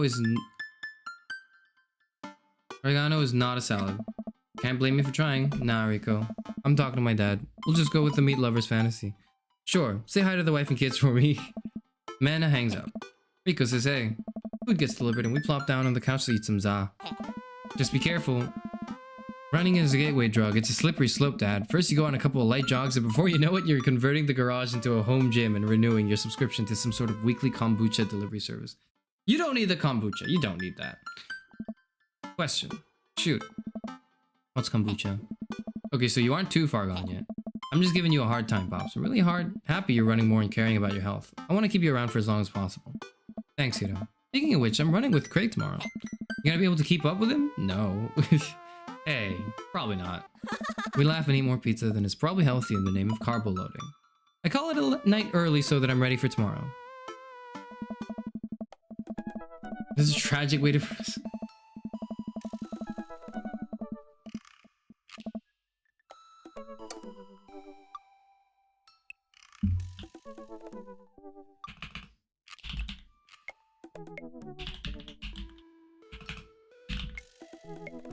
You'll have to forgive me. I've never heard anyone pronounce this word in my life. Oregano. Oregano. I only know like one person who said this word and they say oregano, so I just like took it from them.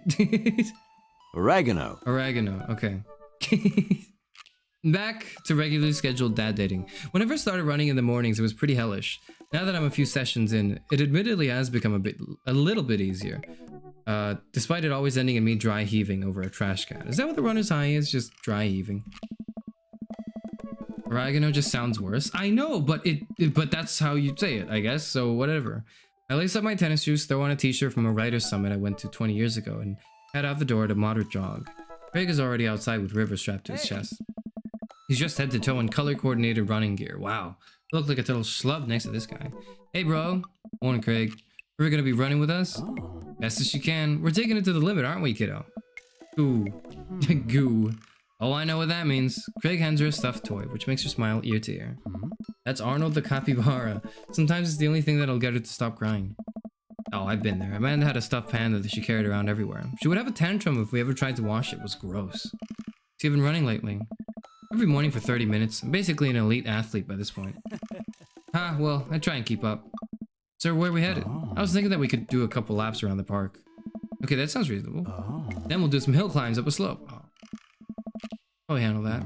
And then we'll close it off by doing some wilderness survival hike running to increase our agility. That's cool, but you're gonna have to pace me. You're gonna have to pace with me, man. I'm suddenly struck with the overwhelming need to crawl back into bed. That sound okay to you? I usually like to throw some timed murder sprints in there, but I'll go easy on you since you're a beginner. That sounds like something I'm able to physically do. Bro. Great, let's get started.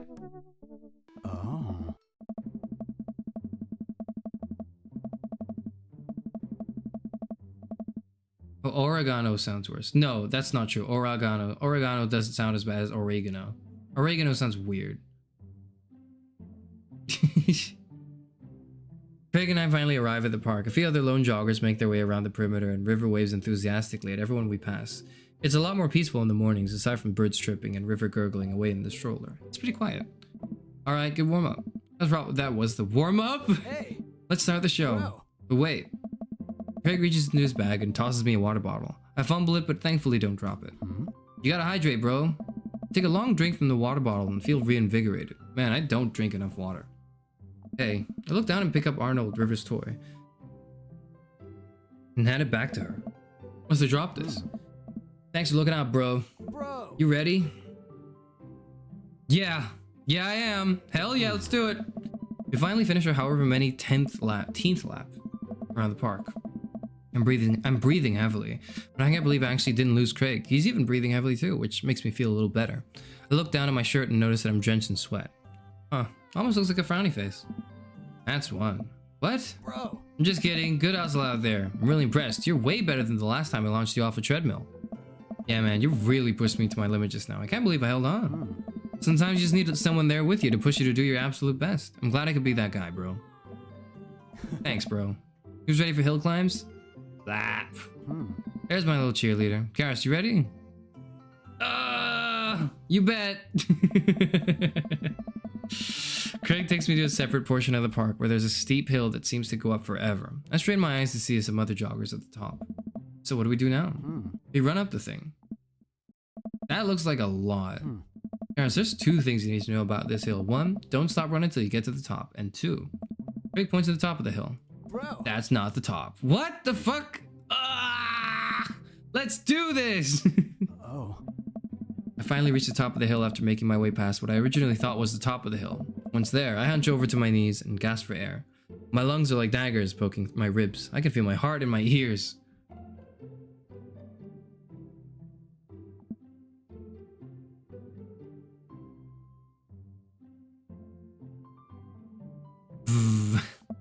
If I'm having a moment, please. Ooh boy. Craig looks like he's taking a beating as well. So he is human. Nice.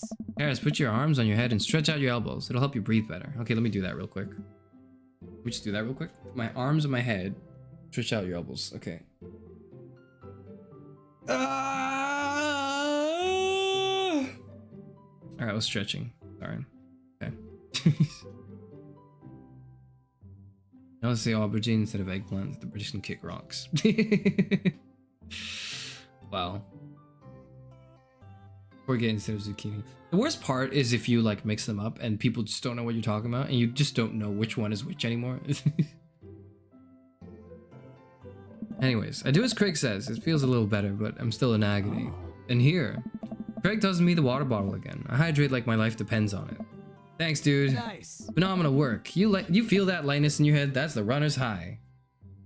Well, it sucks. I don't like it. Oh, that's it. I thought it was just, you know, dying. Want to take it slow for a bit? Yeah, I would like that very much. As we're catching our breath, River starts crying. What's wrong, Sweet Pea? Do you want to play with Arnold? Craig looks around us. Nice. Oh boy, man down. I think we lost Arnold. River keeps wailing. Bro. I've abandoned my child's toy. We gotta find him, dude. It should be simple, right? We just gotta retrace our steps. I remember River last having it down at the bottom of the hill. Nice. Craig and I jogged down the path, searching high and low for the stuffed capybara, which Craig takes the time to explain to me is a large rodent native to South America. We get to the new place where River might have dropped it, but it's still nowhere to be found. Looks like we've got a mystery on our hands. We've got to get to the bottom of this. I suspect foul play. Looks like this is a prime case for world-renowned Detective Euphranor. Dude, it's time for a bro adventure. A bro venture. We high-five and decide to jog back to the park to see if we can find any leads.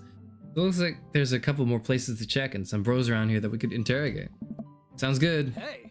Wait, who's good cop and who's bad cop? I think about it for a second. I'm probably... Between me and Craig... I'm probably bad cop between me and Craig. Well, I think that with your stature and overall resilience, you would make an intimidating bad cop. Alright, never mind, I guess not. But on the other hand, you do have an adorable baby strapped to your chest, so that softens the edges a bit. That's what I'm saying. All valid points. I think you would make a great good cop because of your congenial attitude and willingness to try new things. But then again, I've seen how you get when there are too many commercial breaks during a show, so you have the potential to be a scary bad cop. I don't want to have to watch Meat Hell in 3-minute segments with 5 minutes of commercials in between, and they're loud! The commercials are too loud! I just want to watch my shows in peace without people yelling at me to buy wiper fluid and stuff. It's always right to pirate stuff, especially when there's no ads. Dude! Case in point. Let's play it moment by moment. Smart. So, where to, bro-tective? Let's go to the playground first.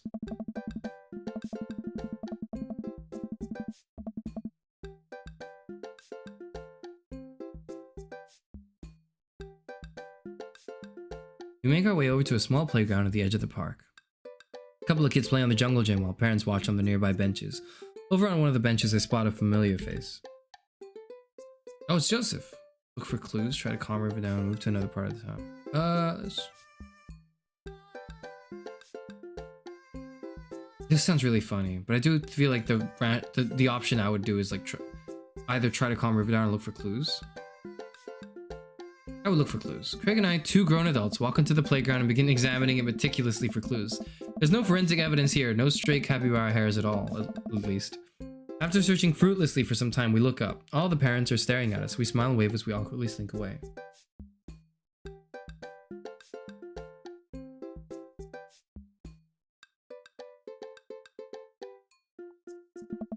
We head back to the playground. Let's try to calm River down. It's a pretty nice playground. Might as well get a couple swings in. What about Arnold? Maybe having a little swing might calm River down. Might buy us some time. You're right. She's about to go nuclear. This might prepare her for the possibility of us not being able to find Arnold. Life is cruel and tough, but at least we'll always have swings. Craig straps River into the baby swing and gives her a gentle push. She giggles. I take a seat on the swing next to her and immediately realize that I'm stuck. River seems to love that. Craig eventually helps me out of the swing and we decide to get back to the investigation. We head back to the playground. Let's interrogate Joseph. Let's see what Joseph's up to. Hey. Jog over to Joseph, who seems to be engrossed in his book. Joseph! Joseph nearly drops his book. Hey guys, didn't think I'd see you 2 out here. Garrus, are you exercising? Sure am. You know me, I just love to run and be healthy. That's kind of my whole thing. What are you reading? Oh, just a book on knots and rope tying. Or boats! Boat ropes! Right.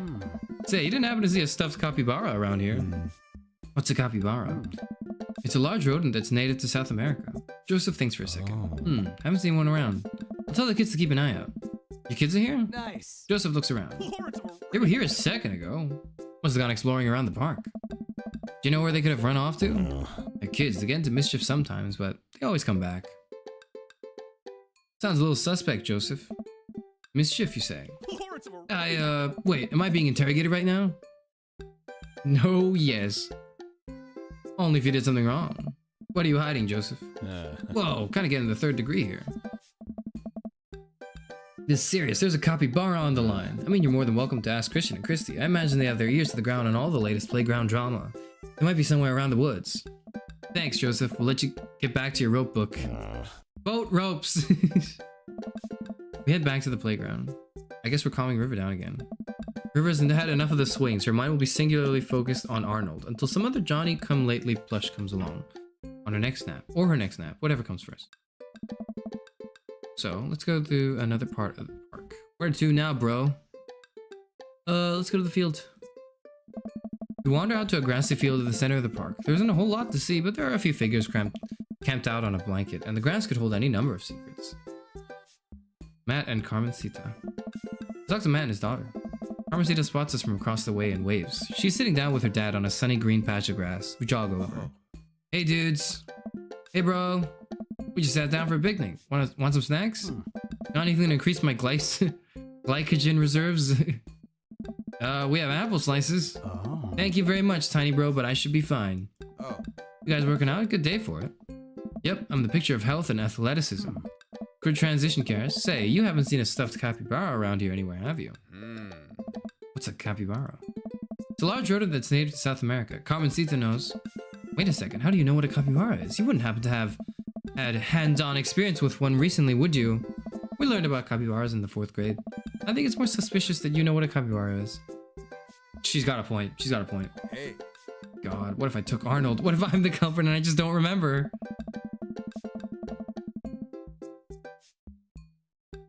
I'll quickly check on my body for any Polaroids I might have kept on my person to remind me of who to trust and who not to trust. I saw Memento once and I'm pretty sure that's how it works. Nothing. But what if that's what I wanted myself to think? No, Karis, don't let them win. Shake off the thought. I saw a couple of squirrels over by that tree though. Don't know if that helps, but if you want to see some cute squirrels, you should definitely check it out. I don't know. Thanks for the hot squirrel tip, Carmencita. Well, we better get going. Gotta find that capybara before River here has a breakdown. Hey. Good luck. Let me get some apples for the road though. Carmencita hooks me up with some road slices and we're on our way. We maneuver back to the field. Let's look for clues. We carefully comb through the field of grass and flowers. I can't seem to find much besides a couple of ladybugs and a nickel. While I'm looking, Craig calls out to me from across the field. Karis! I don't know. I jog over. Craig is kneeling in the grass, inspecting something. I approach, my heart in my throat. As I lean over Craig, I see it. This is Arnold's leg. I put my hand over River's eyes. No one should have to be subjected to this senseless violence. My God. Who or what would do this? Oh, man. I don't know, but now I think we might be dealing with something beyond our grasp. I can't look at this anymore. I turn around and try to wipe the image of the stuffing strewn across the ground from my mind. We're running out of time. We may already be too late. Bag and tag it. Let's keep moving. Power's shut off in my dorm for 90 minutes at least. Oh, fuck. Good luck with that. All the stuff in freezer's gonna go bad. Oh, fuck. Is it cold outside where you are? If so, could you bring it out? Probably not, right? We maneuver back to the field. Let's check out the squirrels. Did they eat them? Where did the suspects say the squirrels would be again? Log. Take a look at the nearby moss-covered log and find not a single squirrel. Didn't realize Carmencita was a liar. Okay. Interrogate River. Wait, let me try this. It's always the culprit you least expect. I get eye to eye with River, who still looks like she's on the verge of tears. Good cop. Hey, sweetie, believe me, nobody wants you to find your capybara more than me, but we need more clues, and I think somewhere in that baby brain of yours, you might have something that'll lead us to the perp. So, what do you say, kiddo? Nah. I turn to Craig. We're getting nowhere with the witness. We maneuver back to the field. Move to another part. I've dad-deuced where we should go next. Let's go to the woods. With some dad-duction, we figured it out. We make our way to the outskirts of the park. There are a couple of benches by the dense tree line. Looks like Robert's here all by himself. It also seems like the perfect place to look for clues. Joseph's twins must be around here somewhere. Let's look for clues. Craig and I search through the outskirts of the woods, hoping to find anything that might lead us to Arnold. There are a couple of cigarettes and empty beer cans scattered around the thicket. It's probably the hot spot for edgy teens to hang out at night and say swears and stuff, but it doesn't look like there was any recent activity that might be capybara related. Might be a dead end, partner, bro. We return to the woods. Joseph's twins must be around here somewhere. Let's interrogate Robert. Maybe Robert saw something. Walk over to Robert's bench. Hey, Rob. Don't call me that. Okay, hi, Robert. Don't call me that either. Oh, well, fuck. Okay. Hey, bro. Buddy, pal. Oh. What are you up to? Thinking. This is my thinking bench. Oh. I have to get a solid 2 to 3 hours of brooding in per day, filling quotas. Have you by any chance seen a small stuffed capybara around? Capybara it's a large rodent native to South America, I know. So have you seen one? A stuffed one. Not a real one. That would be weird. We should be a bad cop with him. Alright, Robert, we've been nice. Help us out or I'm gonna go off, learn how to fight, and then come back here to kick your ass. You learning how to fight, please? Well, fine. If you don't tell us what we want to hear, I'm gonna spoil the season finale of Long Haul Paranormal Ice Road Ghost Truckers. You're bluffing. My buddy here doesn't play by the rules. Karis will do it. Caleb and Flint crashed into a haunted... Stop! You're a monster! Robert sighs. I haven't seen any goddamn capybara, okay? Crap, I was really nailing the bad cop bit, too. I thought for sure we had something. Now what, bro? Joseph said his twins were around here somewhere, but I have no idea how we're supposed to find them. Wait, those creepy kids? Why didn't you tell me they had something to do with this? Huh? Maybe I should have left the good cop, bad cop routine to the pros on TV. Dude! Yeah, Robert, bro, do you know where they are? I do. A lot of people underestimate the senses of the man who broods. Saw them lurking around here a little while ago. Where'd they go? Ran into the woods. I'd be careful, though. I don't trust them. But then again, I don't trust anybody. Not even you guys. Not even that baby. I take that back. You're an old soul, kiddo. Thank you for your help, Robert. The woods. Let's go deeper into the woods. I stare into the depths of the forest. Who knows what could be in there? Nice. Are you prepared for what we might face in here? Yeah, I'm ready, partner, bro. You? Nope, but if it gets River to stop crying, I don't care. Let's do this. We start down the path into the woods, keeping our eyes and ears peeled for any signs of Arnold. There are no squirrels or birds anywhere. The silence is unsettling. The sun can barely peek through the canopy. It's colder here. Suddenly, we hear voices. I want to do it. You got to do it last time. You got to do it last time. Craig and I come to a clearing when we find Christian and Christy kneeling over something. Stop right there and put your tiny hands where we can see them. Christian and Christy just stare at us. You heard the guy. Put your hands up. We're kind of in the middle of something here. Yeah, can you come back later? What are you kids doing? Cutting stuff up? Oh God. My heart is pounding. Is this the end of the line? I step closer. I can't believe what I'm seeing. A pair of safety scissors lies in the dirt and it's Arnold. What have they done to him? Hey. Arnold! Gerb. You heard the baby. Hand over the capybara. No fair. Finders keepers. No, not finders keepers. That's our property and you've desecrated it. Well, how can you prove it's yours? Craig holds up Arnold's severed leg. I have to look away.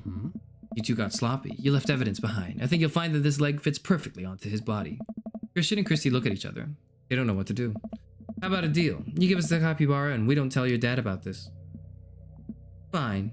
She hands over the stuffed animal. And give us those safety scissors. These are clearly no longer safe in your hands. She hands them over. I'm glad we could figure this out. Come on, partner. Craig and I start making our way out of the woods. He turns around and calls back to the twins. And tell your dad to stop letting you watch true crime shows. With the capybara back with its rightful owner, Craig and I shamble into a nearby diner, exhausted from our adventure. We find ourselves in a corner booth and settle in. Oh. That was a tough case, but we cracked it. We're different now. Changed. Did we get in too deep? Hey! Nothing a hearty brunch can't fix. My stomach grumbles. I suddenly realize how big of an appetite I've worked up. Brunch! Give me brunch! Oh. I have strong philosophies on brunch. You see, the first thing you do is divide your brunches between bougie brunch, the upper class, mimosas and eggs benedict brunch, and grimy brunch, the gimme coffee and bacon and cheesy hash browns brunch. Yeah, I'm part of the grimy batch, but... But the bougie stuff is pretty good too, though. There's a time and place for both, and I think most of life is about figuring out which one you need more. That's real as fuck, though. So what kind of brunch dad are you, Karis? I don't know. I like both. There's a time and place for both, you know? Depends on what you're doing. Depends on what's going on.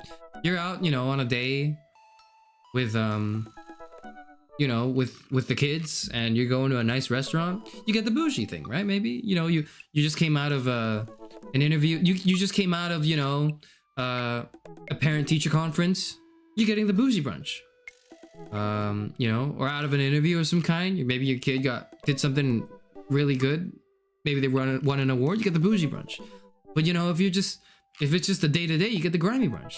Just celebrations and occasions, right? So I would say the day-to-day is more maybe what today calls for right now.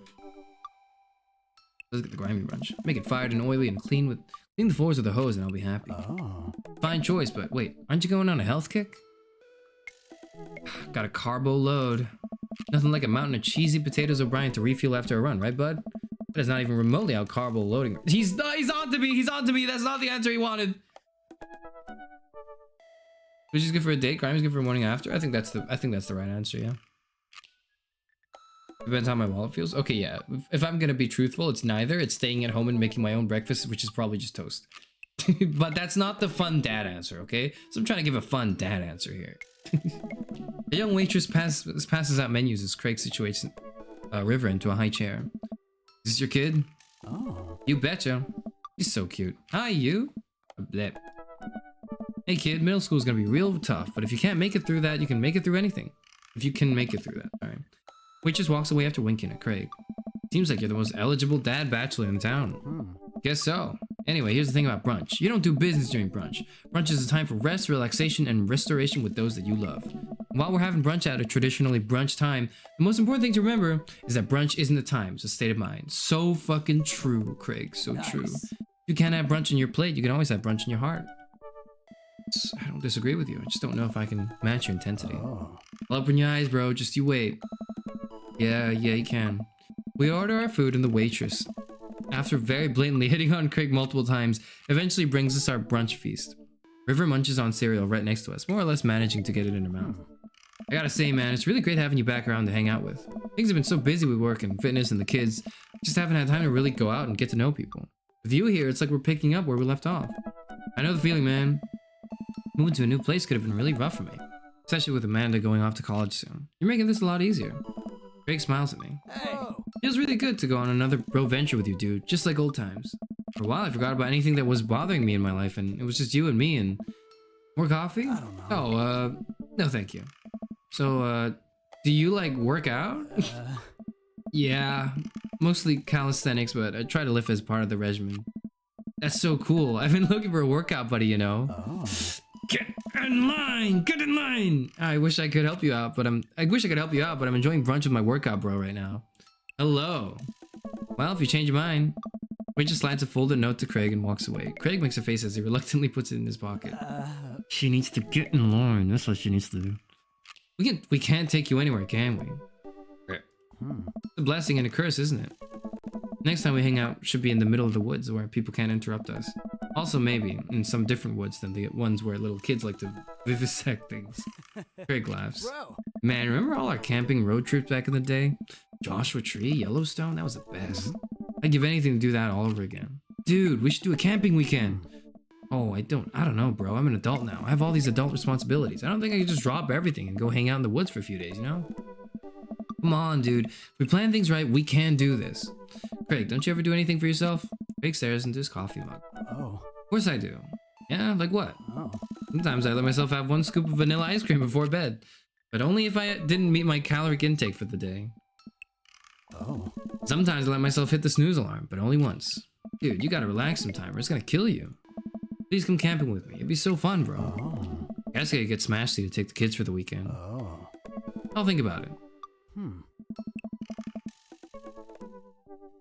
We finish our brunches and head back to the cul-de-sac.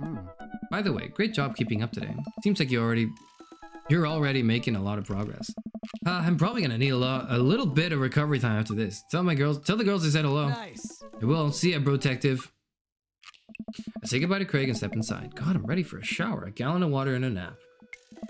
I bet Amanda's still asleep. Crack open her door to find her still in bed, sleepily scrolling through her phone. Morning. Afternoon, actually. Right, how was brunch? It was good. We got kind of sidetracked because we had to travel into the depths of Maple Bay's dark underbelly to find a toy River dropped, but you know, I actually feel pretty great.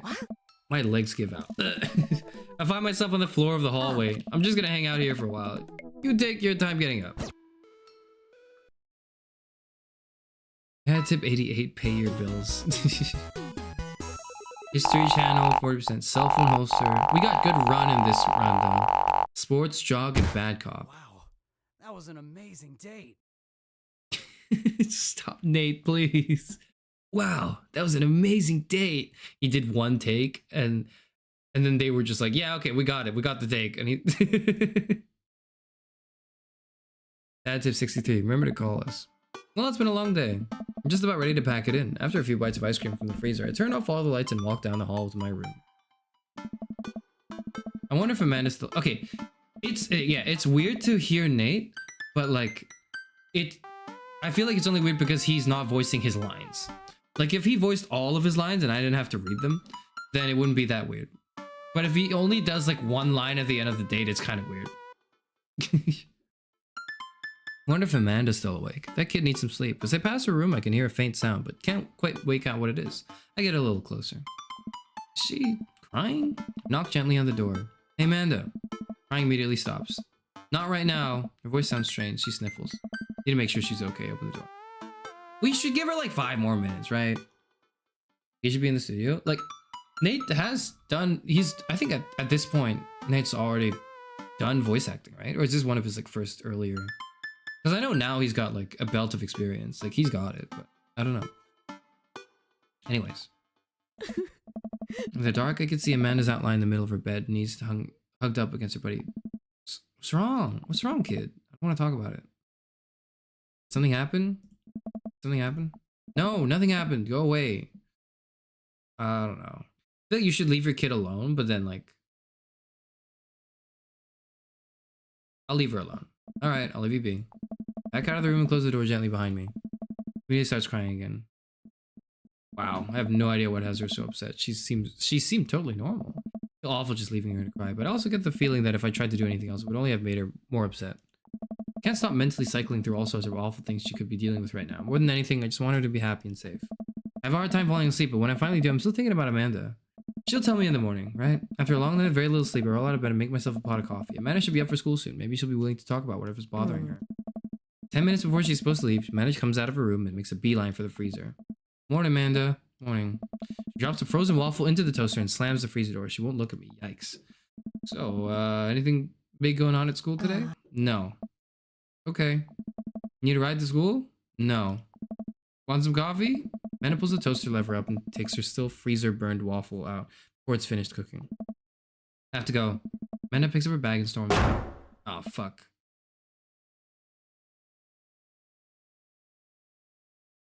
Oh, Lucy has to go as well? Class is starting soon? Good luck with class. Good luck with class. Good luck. I haven't seen her act like this in a long time. It's usually short-lived, but it always hurts. Hopefully this blows over and things are back to normal soon. You gotta give the kids some space, you know? I sit back at the kitchen table and look at the picture of Amanda and I hanging on a wall. And yet I'm teaching her to ride a bike. Her face is a mixture of excitement and pure, unadulterated fear. I remember how determined she was. Every time she would fall off and scrape her knees, she would get up and try it again. Finally, I had to stop her because she was bleeding everywhere. Then she started to cry because she didn't think she needed bandages and wanted to keep trying. As I put the bike away, she just stood in the middle of the street and screamed. Then I took her for ice cream and it was like nothing even happened. After giving it a bit of thought, I decided that if I force her to talk about it, I'm only going to make things worse, but I have an idea. I start rummaging around for ingredients. I hear Amanda walk in the door. Instead of heading for the kitchen like she usually does, she makes a beeline to her room. She's clearly trying to avoid me. Hey, Pumpkin? What? You come here for a sec? Moment of silence. Yeah. Want to say sorry about last night. Just worried about you, kiddo. I get scared when I know something's wrong, and I get even more scared when I feel like I can't do anything about it. Dad, so just whatever it is, and you don't have to tell me if you don't want to, but whatever it is, just know that you have a dad in your corner who wants you to be happy. Oh, no. Honey, you know I'm bad with words, so I was hoping I could speak a language we both understand. Pull a cake out of the refrigerator and place it on the table. Hopefully the frosting is set by now. Ta-da! Dad. It took me a really long time because I ran out of red frosting somewhere around sad and had to start over. And this is beautiful. It's strawberry. Amanda gives me a big ol' hug. I grab some plates and forks and serve us up some delicious cake. So, it's really stupid. What is? This whole thing. I know I've been really weird lately and there's just I don't even know how to explain it. I feel like I might have to make you a chart. I'm listening. You want me to take notes? Oh. I guess I should start from the top. So, you know how Emma R is going to that fancy art school in California, right?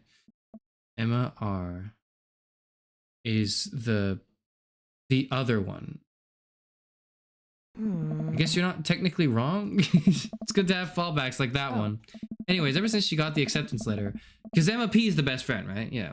Ever since she got the acceptance letter, I've been feeling like she's drifting away, you know?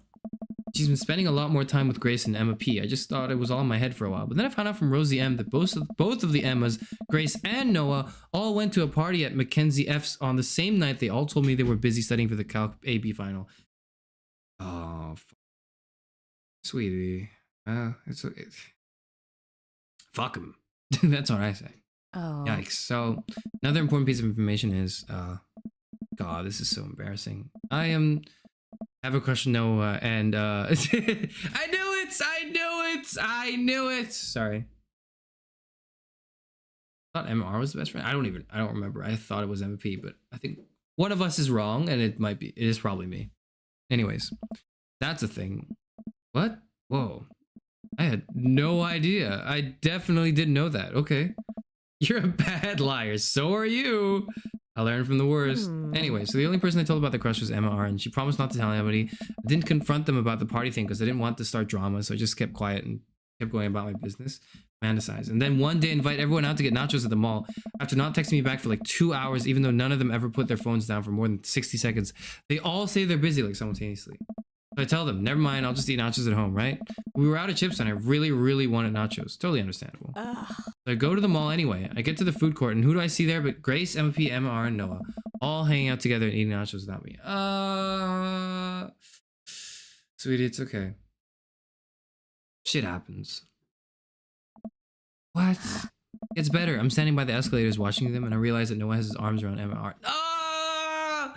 Which is kind of weird, right? But then they kiss. No. Dude didn't deserve it anyways. You dodged the bullet. Honey, you dodged the bullet, okay? Yes, I know. So I storm over there and I'm like, hey! Grace drops a nacho on her shirt because of course she does. And Emma R just like glares at me. Grace, nothing's coming up. I don't know who that is. Grace is the, gossipy one. I know. Yes, got it. I still got it. Grace is the one nobody really likes, or I guess that's me now. But anyway, nobody will say anything, and I'm just like, you guys suck, which I realize is not the most eloquent thing to say, but I was very angry and really embarrassed, and I just wanted to get out of it. There are worse things you can say as a teenager, so that, I think, is a fairly measured response. So I left without nachos, might I add, which only further contributed to this shitty day, and I immediately drafted a super long text to the group chat asking them why they've been so weird. I wrote another one to Emma R asking how long the Noah thing's been going on, and sorry, I know that's a lot. You still follow? Yes, I am. I'm following, sweetie. What did she say? Okay, get a load of this. Emma R says, you know what? Let me just read it to you. Okay, read it to me. Pull it out. Let's get the receipts in.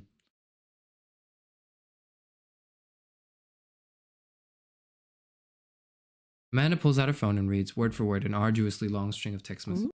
Can you believe that? I cannot believe that.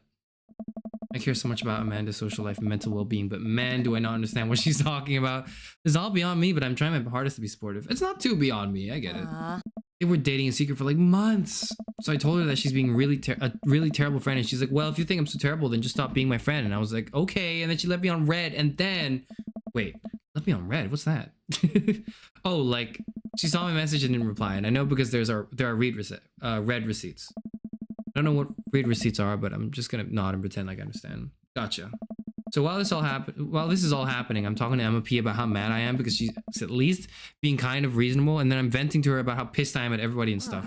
And then out of nowhere, Noah texts me and is like, how could you say that about me? And I'm like, say what about you? And he tells me that Emma P sent screenshots of everything I told her to the group chat that I got kicked out of. Alright, I think you lost me in screenshots, but that definitely sounds bad. There's so much more, but honestly, it's all just really stupid teenager stuff. Well, honey, I'm glad you know at least, but fuck them. That's what I say. Bottom line is that everybody dropped me. Half my grade hates me, and now I have no friends. Shit hurts. Yeah, it does. I don't know. It's hard. Like, thankfully, my friend groups were never like that. But yeah, thankfully, all my friend groups were way chiller than all the drama going on here. I was witness to other friend groups which had a lot of drama going on though, and a lot of like shittery. Actually, now that I'm thinking of it, I like my friend group kind of became over time like we adopted like the people that weren't like the people that got kicked out of their friend groups for being uncool or whatever, and we just kind of became like an asylum for people. So that's maybe that's why our friend group was super chill, because like we just kind of became like a growing asylum of people that all know like how much it sucks to like, you know, play these stupid social games. Maybe that's why.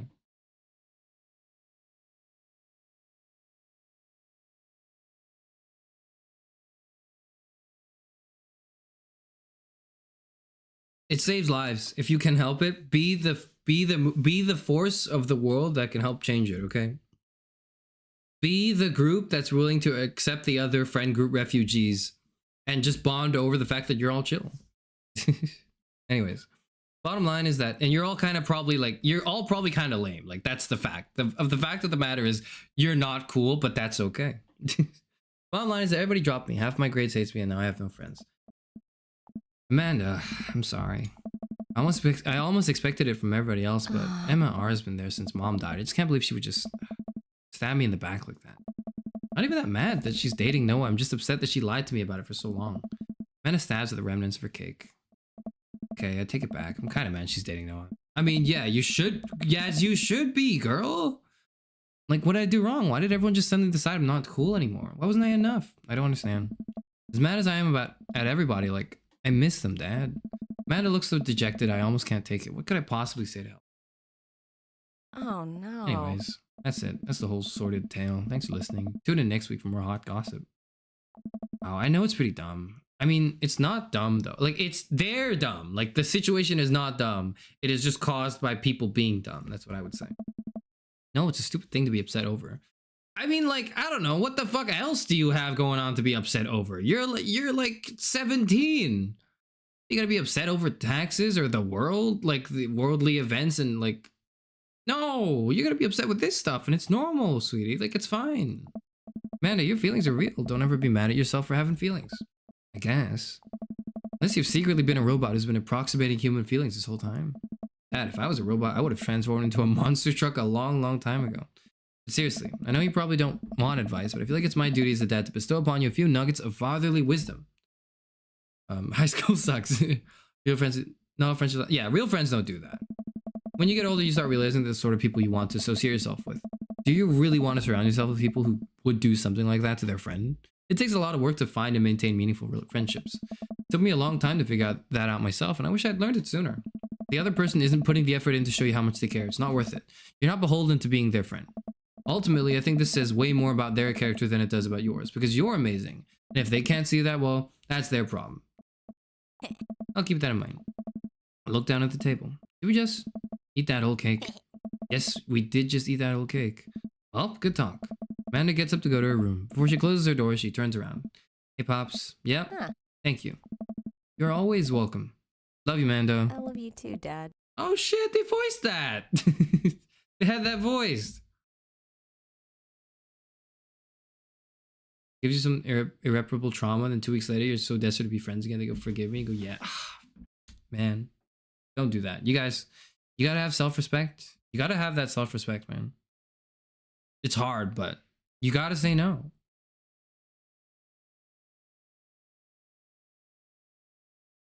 Or maybe that's because I'm unusually good at being alone. I'm a little too comfortable just being by myself. Maybe that's why I never am. But anyways. That's sweet. I'm glad Amanda's feeling a little better, but that sucks, yeah. Welcome. You've got dads. Got dads indeed. Oh shit, from Dadazon. Dadmazon, sorry. Hi, this is Stephen from Dadmazon. I'm out front with your delivery. Oh, okay, yep, I'll be right down. Wait, no, sorry, I need to put on pants first. I can't find my pants when I'm wrapped from waist down in a duvet. Are you cool with that? I can come back tomorrow. No, wait, I'll be right down. I found some sensible capris.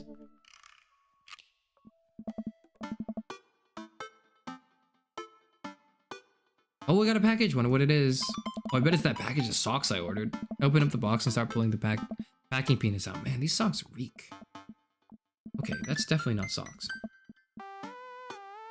the hell could it be? Butterflies? Boy, I almost don't even want to know what Amanda was planning on doing with these. Hey Amanda, your box of dead butterflies is here. What's up? Are you sacrificing them? What? You ordered butterflies for your collage, right? You can order dead butterflies online? Wait, so these aren't yours? No, but I'm definitely ordering some right now. Okay, love you.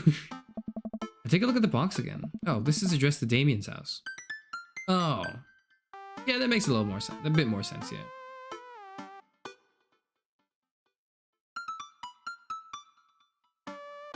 Always been the newest member of Frangus, so seeing the fall of so many friendships feels like the child of a divorce witnessing it. Yeah, that's real. That's real. The alternative was to have no friends. Yeah, okay. I feel that. I really thought Amanda ordered these butterflies though. Maybe to help cope with her, like, you know, her whole friend group thing. But I guess it makes sense that it's Damien too. Give it to Amanda? No, it's his shit. I'm bringing it to Damien. That should take it over. I jog over to Damien's house with the box. I pull back his door knocker, but suddenly the door opens. Mr. Euphranor, to what do I owe the pleasure? Whoa, how did you know I was about to knock? I don't know. Okay. Anyways, I think this got delivered to my house by mistake. That's a lot of cucumbers. Or sorry, not cucumbers, eggplants, my bad. I hand him the box and his face lights up. What a wonderful surprise. I was just about to send a strongly worded letter to the courier service about this. Many thanks. Not at all. Don't mention it. Not to pry, but what are you going to do with those butterflies? Would you like to see? Alarm bells ring in my head. This is how you die, Karis Euphranor. Sure.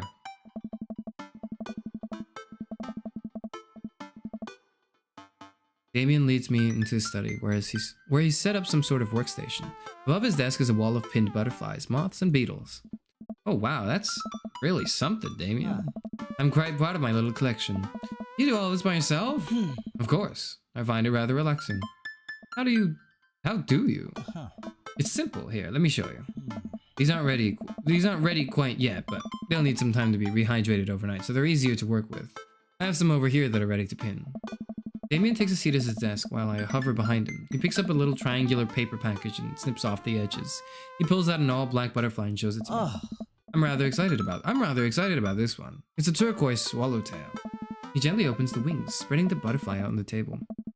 The backs of the wings are gorgeous. Iridescent green color. Oh, and the pigment on this one is so nice too. Anyways, pinning a butterfly is actually very simple. It just requires a delicate touch. First, I'll put a pin through the thorax. Damien slides a pin through the middle of the butterfly and places the butterfly on a piece of styrofoam. He carefully arranges the antennae with forceps and begins placing paper and more pins on and around it. He does this effortlessly that it's almost hypnotic. I have a frame here that I think this one will look quite pretty in, but I'll need to let it sit for a couple of days until it's ready. Then what?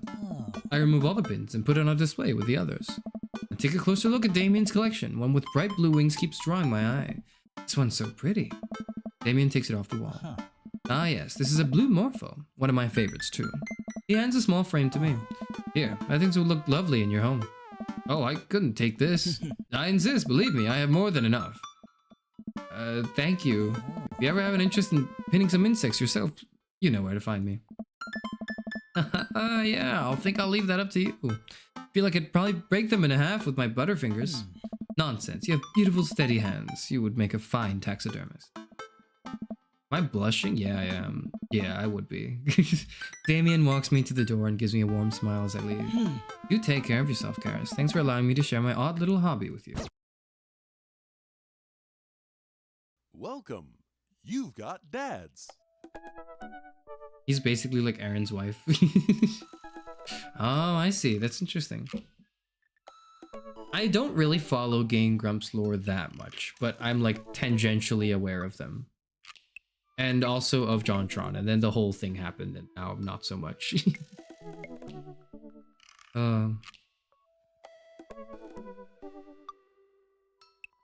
Anyone compliments my hands getting on my knees? Okay, I wouldn't go that far, but it does feel really nice when people compliment your hands. I have like, I've been told my hands are nice, but like it's usually like a, okay, when it's like my relatives or like my mom, it's a backhanded compliment. When I'm told, okay, this is like, maybe I'm sharing too much, but we're playing the dad simulator. This is kind of where you do it, right? Like I think like I think the compliment goes like, "Oh, you have really nice hands, Karis." And I go, "Yeah, thank you." And they're like, "Yeah, it's like really, these are like, you have really nice piano hands." And I was like, "Yeah, thanks." And they were like, "If only you could play the piano properly." And I went, "Yeah, I tried, and it fucking didn't work at all." Like that's how it goes. Anyways, you didn't need to know that. Just forget that I said that. Anyways, let's message Craig. You know what they say about third dates? They get pretty serious. You might not have time to browse that book for all. You ready? Okay, let's save. Save. Dad tip 33. The solo from... Oh, I couldn't read it. Took some time for our schedules to line up, but I was finally able to find a weekend where Craig and I should go camping. He always stays so busy with work and the kids, but it's good to know that we'll just be able to spend some relaxing together in nature. Since our first run, I've managed to go on regular runs with Craig. I mostly do them because it seems like the only time we get to hang out, but the added benefit is that I've seen a lot of improvement in my health. I was able to sift through the attic and find my old camping gear from college. Craig put me in charge of bringing the sleeping bags in the tent while he takes care of the food, so I double-checked to make sure everything is ready to go. Craig should be here any minute now. You have nice sensibility talent. That's exactly how every compliment goes around, like, the family TM. Oh. It's never just like, hey, that's great. It's always like, wow, you really aren't living up to your potential, huh? I'm sorry. Anyways, Amanda's gonna be spending this weekend on a school trip to our nation's capital. And you would think that I'm 60, they would stop doing it, but they've never stopped doing it. She hasn't been away from home without me for longer than a day since she was 14. Hope she isn't feeling as nervous about it as I am. Yeah, she'll be fine, right? Hey, Amanda Panda. Amanda's in the middle of sitting on top of her luggage in order to get it to finally zip. Hey, Pops. Ready for your trip? Once I get this bad boy all zipped up, I'm good to go. How much did you pack? It seems like a lot for 2 days. Oh, it's all my camera equipment. Lenses, tripod, flash, all that. You even gonna have time to take pictures? I'll find a way. I need to get some good shots for my series of national monuments. Ooh, what's the series about? It's one of those internet series where I imagine Disney princesses as founding fathers. That's pretty cool.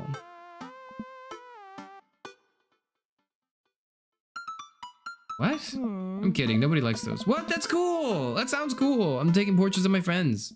Oh, well, I'm gonna be in the woods, out there in nature, you know. Roughing it. Just me and Mother Nature, the old Madre de Trees. Are you gonna be alright on your own? Yeah! Not gonna have any signal out there. Won't be able to text or call you at all.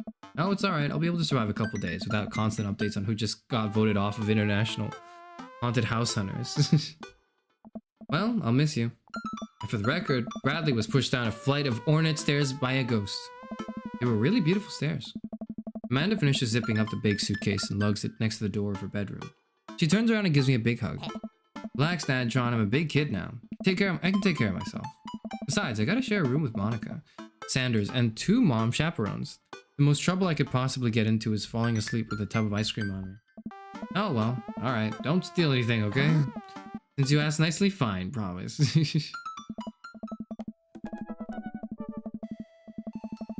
I step outside, hauling my bags behind me. Craig's already strapped some camping gear on top of my modest but stylish car. He notices me carrying my equipment and hurries over to take it from me. I got it. I angle away from him, doing my best dance moves to get past him into the car. Remember, it's your weekend to relax. Take it easy. Guess I can't argue with that. Everything good with Amanda? Amanda? Yep. On our way to a school trip to Washington, D.C. What about your offspring? Already at Smash These for the weekend. I'm ready to get my camp on. I load the rest of my stuff into Craig's car and we get in. Oh no. What's wrong?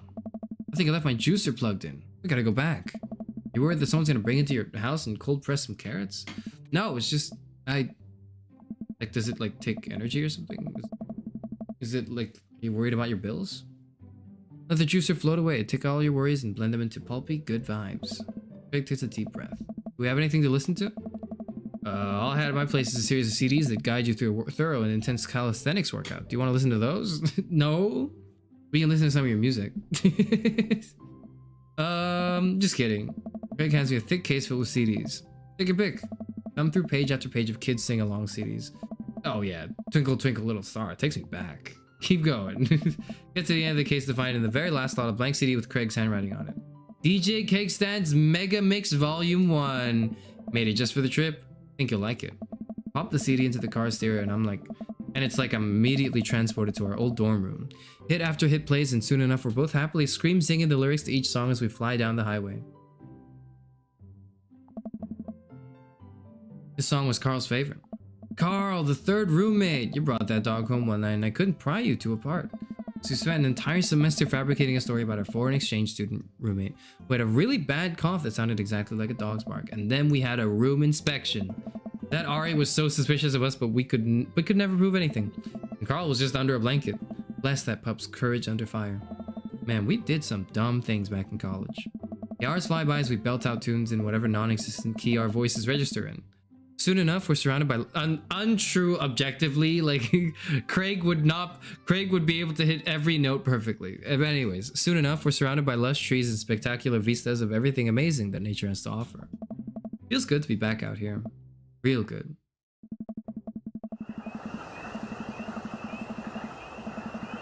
Benjamin Franklin is Belle? I mean, I can see it a little bit. Anyways. We park our car at the entrance to a familiar trail and load up our gear on our backs. I'm thankful that I've been working on my health over the past couple of weeks. Otherwise, I'd be dreading all the hiking that's about to happen. Craig looks intently at his phone. Everything all right? Yep, just had to fire off one last work email. Craig pockets the phone and we start off on the trail. It's relatively easy, but I know I would have been huffing and puffing at this point if it weren't for all the murder sprints. I look around me and take in the tall trees and animal chirps. Everything okay back there? There's no reception out here. Oh yeah, being out in the middle of nowhere would do that. I recognize the look of anxiety on Craig's face. What if there's a problem? Well, you've trained for this. Look, Craig, we all know that if you really wanted, you could flex your calf muscles and fly out of here like a rocket ship all the way back to Maple Bay. You're gonna be fine. We're gonna be fine. This is our weekend. We keep marching down the trail, but it seems like Craig is still worried. Okay, why is it so loud now? What the hell? Oh shit, did I overwrite something? Whatever, it's fine.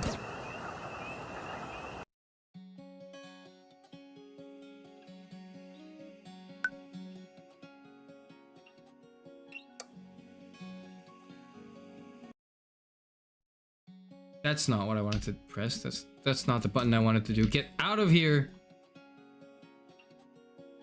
No, not yet. We haven't played the game yet. No, I don't want to see the. I haven't finished the game. I haven't. I'll see. I'll look at it later. I'm not averse to credits. I just think that we should look at this after the. Okay. Okay. We're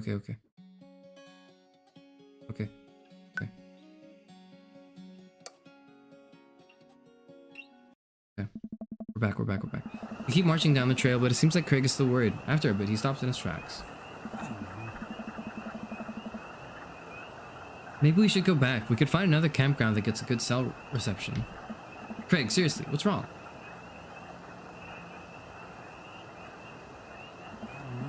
I mean, I'm just really nervous. My dad instinct is kicking in and my mind keeps conjuring up all sorts of worst case scenarios. What if something happens to the girls? I don't have a signal. I would have no way of knowing. Let me tell you, that feeling never goes away. No matter how old your kids are, you gotta remind yourself that they're in good hands. Craig doesn't say anything. I give him a reassuring punch in the shoulder. Try to remember why we came out here. The plan was to get away from it all and just focus on ourselves for this little trip, right? No distractions, no cell phone service, just two dads relaxing out in the woods. Craig looks me directly in the eyes. No distractions, no cell phone service, just two dads relaxing out in the woods. We're gonna have some fun this weekend. Craig and I get back to marching. It's not too long of a hike before we get to the campsite, and we're both glad to see that we're the only people there.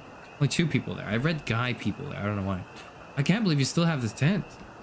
Out in my attic and already checked it for holes. It's seen better days, sure, but I think we'll be able to survive.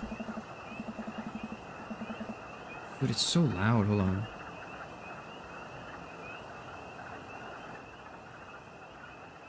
What did you think was gonna happen when you clicked credits? I didn't think, I thought it was like save changes or something. That's what it should have been. It's a big button in the middle. The UI is bad, okay? Anyway, whatever. Okay. It doesn't matter. I dumped the bag of fabric and poles onto the ground. We unfold the tent in the desired spot. I hand Craig the sticks. We still know how to do this, right? Hopefully we do. Of course we do.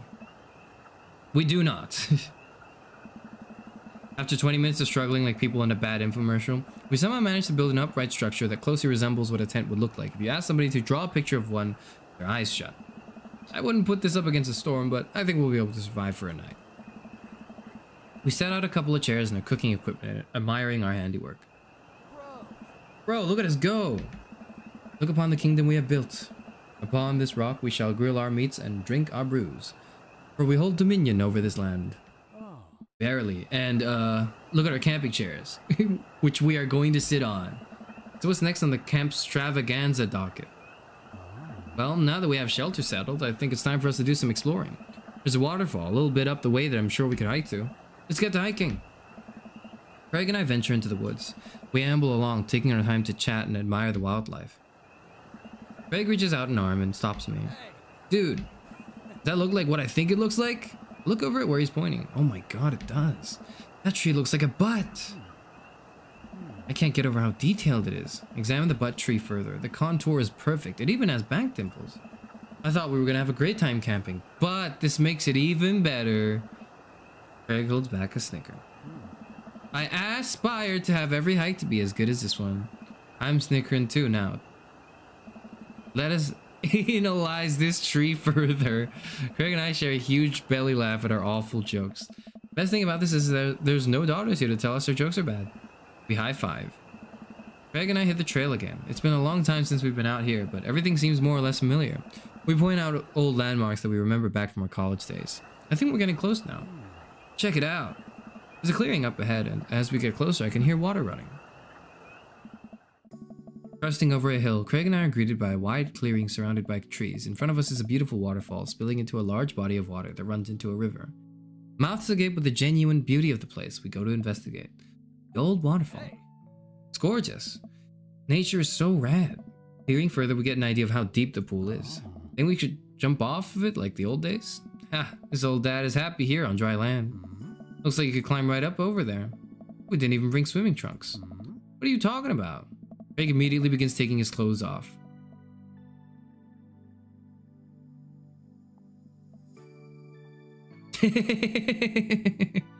We're looking at his butt for sure.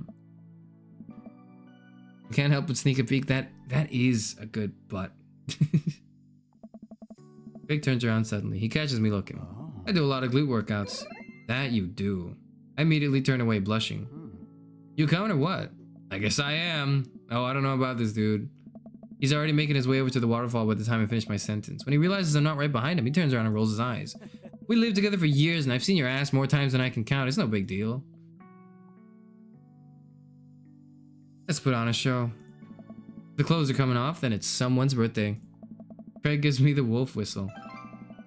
I turn and give my booty a good spank. That one's for you, big boy. I take my shirt off and drop it in a pile with Craig's clothes. I put the rest of my clothes on the ground, feeling exposed. I'm a little exposed right now, yeah. How are you more immersed in this in 5 dates? Like, I don't know. Don't ask me. I'm a straight man. Don't ask me. Craig and I climb up to the top of the waterfall, making sure not to slip on any wet rocks. He reaches the peak before I do and offers me a hand getting up. At the top, we look over the cliff and into the tiny lake. It seems so much higher up from this perspective. Craig has always been a daredevil. He pulled some stunts in college that I'm honestly still shocked he survived. I was always the one standing on the sidelines, watching and hoping I wouldn't be bringing him home in a gurney. Man, this could be dangerous. Where's my, like, shirtlessness? I'm still in my, like, you know, that's way too formal for this camping trip, man. Whatever. Craig looks me in the eyes. Don't think, just jump. Craig cannonballs off of the waterfall and into the lake, creating a huge splash. I'm worried for a moment before he finally resurfaces from under the water. Woo! Treads water and looks up at me. You coming or what? Don't think, just jump. How are you supposed to just not think? I'm pretty sure that's not physically possible. My toes grip the edge of the rock. Water looks so far away. Don't think, just... I run off the edge, trying to do my best cannonball. Somewhere in the middle, it turns into a really graceful belly flop. I hit the water with a loud slap. I resurface to find Craig giggling. I rate that belly flop a solid 8 out of 10. Your form was lacking, but your heart was in the right place. I playfully splash water at Craig. You sure about that? I splash him again. You've given me no choice. Craig slashes me in the face with a huge wave of water. You've awakened the beast. He launches another wave of water at me. Don't you put me in a corner here. Don't put a wild animal in the corner. Squirt water at squirt water at him with your hands. Hammer fist, dunk him. I'm gonna squirt water at him. I clasp my hands together in the water and squirt a stream of water directly into Craig's face. A weak defense. Your water squirting is no match with a massive wave of water. My finely toned biceps are about to send in your direction. Craig, please, I have a child. My pleas fall on deaf ears. He launches a volley of water in my direction, and in moments I am defeated. Craig, truce, please. Craig thinks about it. Yeah, sure. We shake hands. There is peace. That jump was such an adrenaline rush. Not so scary now, huh? Had enough excitement today. I'll race him to the top. We run all the way up to the slick rocks and cannonball off the waterfall again. What a rush. Good form on that one. Want to go again? You know what, let's do one more for the road. Same energy we had in our youth. We climb back up to the top of the waterfall. I'm brave enough to try a flip, which I'm sure looks incredibly graceful as I belly flop into the water. Phew, man, this is fun. Got one more in ya? I live for danger. Let's do it. It takes us a little more time when we get to the waterfall and both do our best running jumps into the water below. All right, I think that's my limit. We should get going back before it gets too dark. All right, let's do it. Nice. We should probably head back. We go to put our clothes back on and notice that they're soaking wet. Maybe a splash fight wasn't the best idea. Ah, it's okay. We'll get a fire going in no time. We can dry off and get some dinner going.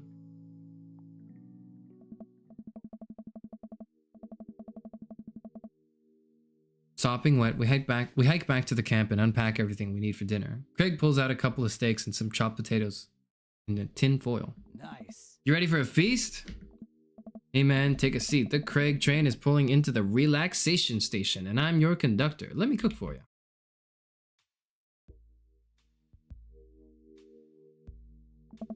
Absolutely not. Cooking is the thing that relaxes me the most. I'll take it from here.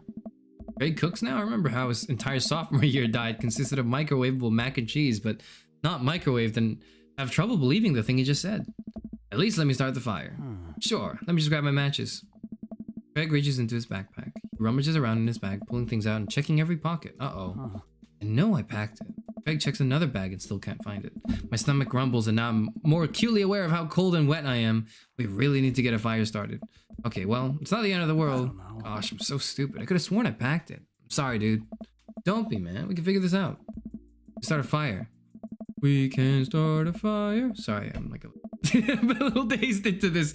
We're smart guys. I mean, how hard could it be? I'm really into the dude bro mindset now. How hard could it be? I've watched plenty of survival programs on TV. If a naked reality TV star could do it, so can we. We'll need some wood. I gesture to the trees around us. There's no shortage of that. And some tinder. We can make that work. Then I think some ancient aliens are then supposed to come by and give us advanced technology or renovate our house. Depends on the show. So Craig and I gather a variety of wood, bark, and moss until we have all the materials that could conceptually make a passable looking campfire. Just add fire, right? That's the fun part. Sun is just now setting and a cool breeze rustles the leaves of the trees around us. We have to work quick. I've done this in the past and I know I can figure it out. Just give me a second. Any way I can help? Give me some moral support, lift my spirits, and we'll make this fire happen. Never knew a better Craig. In all my days, I can confidently say that I've never known a Craig to be a better friend, father, or firemaker. Aw. Actually, now that I think about it, I knew a guy named Craig in high school who ended up getting a job as a professional pyrotechnics operator. I suppose he must have been pretty good at starting fires, but I bet you're even better than that guy. Bro, well, I didn't say that! Eventually, Craig is miraculously able to get something going. He blows on the embers and gently places on the glowing moss, into the base of the pit. Soon enough, we have a nice little fire going. Way to go, man. Regular old outdoorsy fellas. Hooray for not dying. I take a seat in one of the lawn chairs Craig brought and cozy up to the fire, warming up my hands. Relax, man. Take it easy. Let me handle the dinner. I watch as Craig stokes the fire and sets up a makeshift grill for the steaks. After all that hiking and swimming and fire starting, I'm able to relax a bit with the sound of crickets and the scent of steak filling the air. I actually feel pretty calm. Craig expertly sears 2 steaks in a pan he's been heating up on the fire. Cracking thyme and crushed ginger over it while basting them both in butter. Sounds good. Wow, I didn't know he was actually good at cooking. The fanciest I ever saw him get into college was when he started sprinkling the seasoning packet onto dry ramen and eating it straight up. When did this happen? He used to eat cereal every morning with beer instead of milk. Oh. I grew up, I guess. Thinks he's just about ready. Craig puts the steaks onto a paper plate and sets them aside. I start to reach for one, but Craig smacks my hand away. Oh. Dude, let them rest. It'll be more flavorful that way. Patiently return to my seat, eyeing the steaks longingly from a distance. They smell incredible. Craig prepares a side salad for us in the meantime, sprinkling feta cheese onto freshly chopped greens. He plates it next to a generous pile of roasted potatoes covered in olive oil and rosemary. Once it's all ready, we sit down by the fire and dig in. Everything tastes okay? I'm in heaven. That's what I like to hear. Remember how for an entire semester we would eat burritos for breakfast, lunch, and dinner? It's so hard not to go back to that. At least you now, man. You have kids, a great job, and now you cook like a vengeful wizard whose arch nemesis is microwavable food. I'm really impressed with how much you've gotten your life together. Craig laughs, but there's no humor in it. Glad you think that. I glance at Craig while he picks out his salad. He really grew out of his baby face, but there's something about his expression that makes him seem so much older than he is. A sense of maturity he didn't have in college. He looks exhausted. You okay? Yeah. Come on, dude. I've known you for long enough to see when you're down. Oh. I'm tired, bro. I think being out here is making me realize just how drained I feel. I work really hard, Craig. It can't be easy. Oh. I have to for my girls. I volunteer at their school. I cook healthy meals for them. I do everything I can to make sure they're safe and happy. When they're with their mom, I'm always working overtime so I can support them. Then you work out a lot so you can crush anyone who stands in their way. Oh. That, and I don't want to fall into my old habits. I need to set a good example for my girls. Everything I do is for them, and I wouldn't have it any other way. It seems like it's bleeding you dry. That's what it takes to raise them well, then it's worth it. Craig, buddy, I know where you're coming from here, but you gotta take care of yourself too. Hey. I do though. I eat right and exercise, and that's not what I mean. That's not what I mean at all. You're too little butter on too much toast, you know? Hey. What? You're spreading yourself too thin. Life needs balance. It's great that you care this much about your kids, but you can't neglect your own needs because you're too busy taking care of everyone else's. You matter too. Oh. I know I can provide for my family, and if I take a step back and look at everything objectively, I know I'm doing right by them.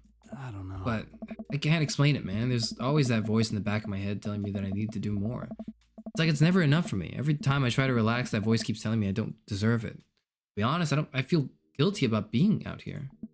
Craig, you're trying your best and you're doing an amazing job. That's a fact. But even if you weren't, you would still deserve happiness. Hi. Why though? Bro. Hell yeah, bro. Look at Craig and think about what a good friend and even better father he is. He's compassionate, he's hardworking, he's relentlessly positive. He encourages everyone to be the best version of themselves. He makes me want to be a better person. You can only see yourself the way I see you. Craig beams. He gets up and walks over to his supplies. Oh. Come on, I brought dessert. Oh, are you going to use the campfire to torch the tops with some creme brulee? What? I know little to nothing about cooking. Craig pulls out marshmallows. Hey. Well, you still know how to make s'mores, right? I think the more important question is, do you know how to make s'mores? As I recall, you used to just completely blacken the marshmallows. Oh, I stand by that. I've charred on the outside. It's charred on the outside, but the gooey center is preserved. Brutish. Craig throws a marshmallow at me and I catch it with my mouth. Pro move. We used to be able to do that at a great distance against a wind disadvantage. Give me a week of practice and I'll be competitive again.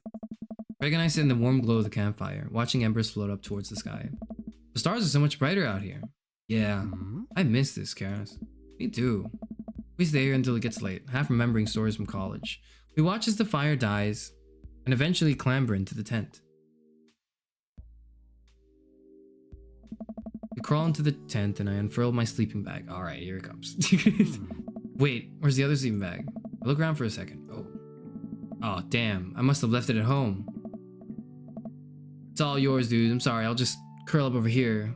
Nah, bro, we can share. No way, here. Craig unzips the sleeping bag and spreads it out so there's enough room for both of us to lay on top of it. Night, bro. Good night, bro. I roll over and we face away from each other. Without a blanket, it's really cold. I shiver and without realizing it, I find myself nestling closer to Craig. I'm sure he won't mind. He turns over and I can feel his breath on my neck. It's hard to focus on anything else. I turn over trying to get more comfortable. I open my eyes to find Craig's face only a few inches from my own. For once, he looks at peace. His eyes flutter open. His hand finds a place on my waist. I'm not sure who leans in first, but suddenly we're kissing. Oh my god! We look at each other again, my heart racing. Craig. Oh, man. I got strong feelings for you, bro. We're just kissing each other goodnight, though. Feelings I can't deny anymore. Bro, me too. I run my hands through his hair, then down to his chest. Craig brings me in closer, wrapping his arms around me. Feels so secure. You know, talking about old times is fun, but I like making new memories with you. I smile, tracing the lines of his hip with my finger. We kiss again. I'm not worried about us getting too cold tonight. Oh my god. Oh my. Alright, that's all we get. You don't kiss your homies goodnight? Come on. Bro, there's only one sleeping bag. We gotta cuddle, dude. Sure.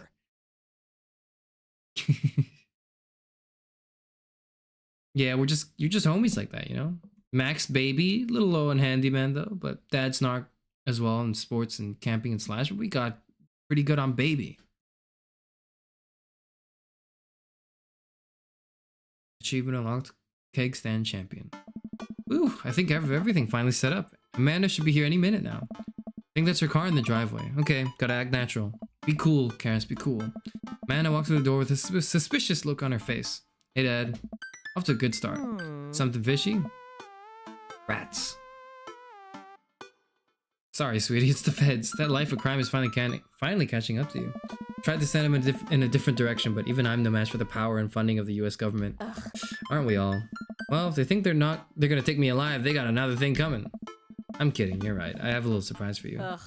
Yeah, I can tell. You're very bad at lying. Amanda, my dear, would you care to join me in the kitchen? Father, it would be filled my heart with glee. I lead Amanda over to the kitchen table, where a present lies covered under a tablecloth. It's nothing special, but I wanted you to get you a little something. You graduated high school last week, and I know you told me not to make a big deal about it, but... Oh, Dad, I dramatically whipped the cloth off the table. Amanda's jaw drops. No way! I figure you probably won't be able to get cable in the dorm, so thought it might be nice to take a piece of home with you. A DVD box set of Long Haul Paranormal Ice Road Ghost Truckers. This is all 19 seasons! And bonus material, including commentary with actual ghosts featured on the show.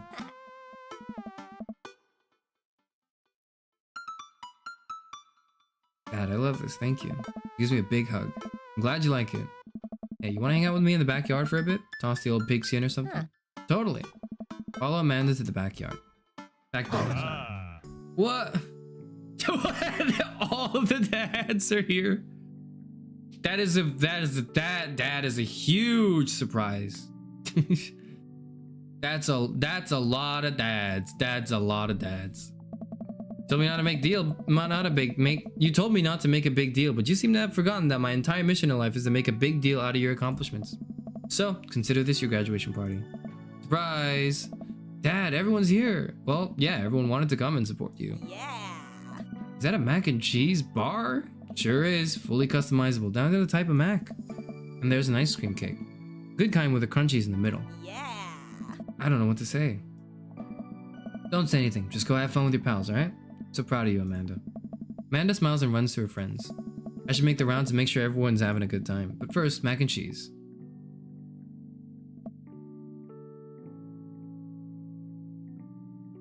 This is definitely a dad jump scare, yeah.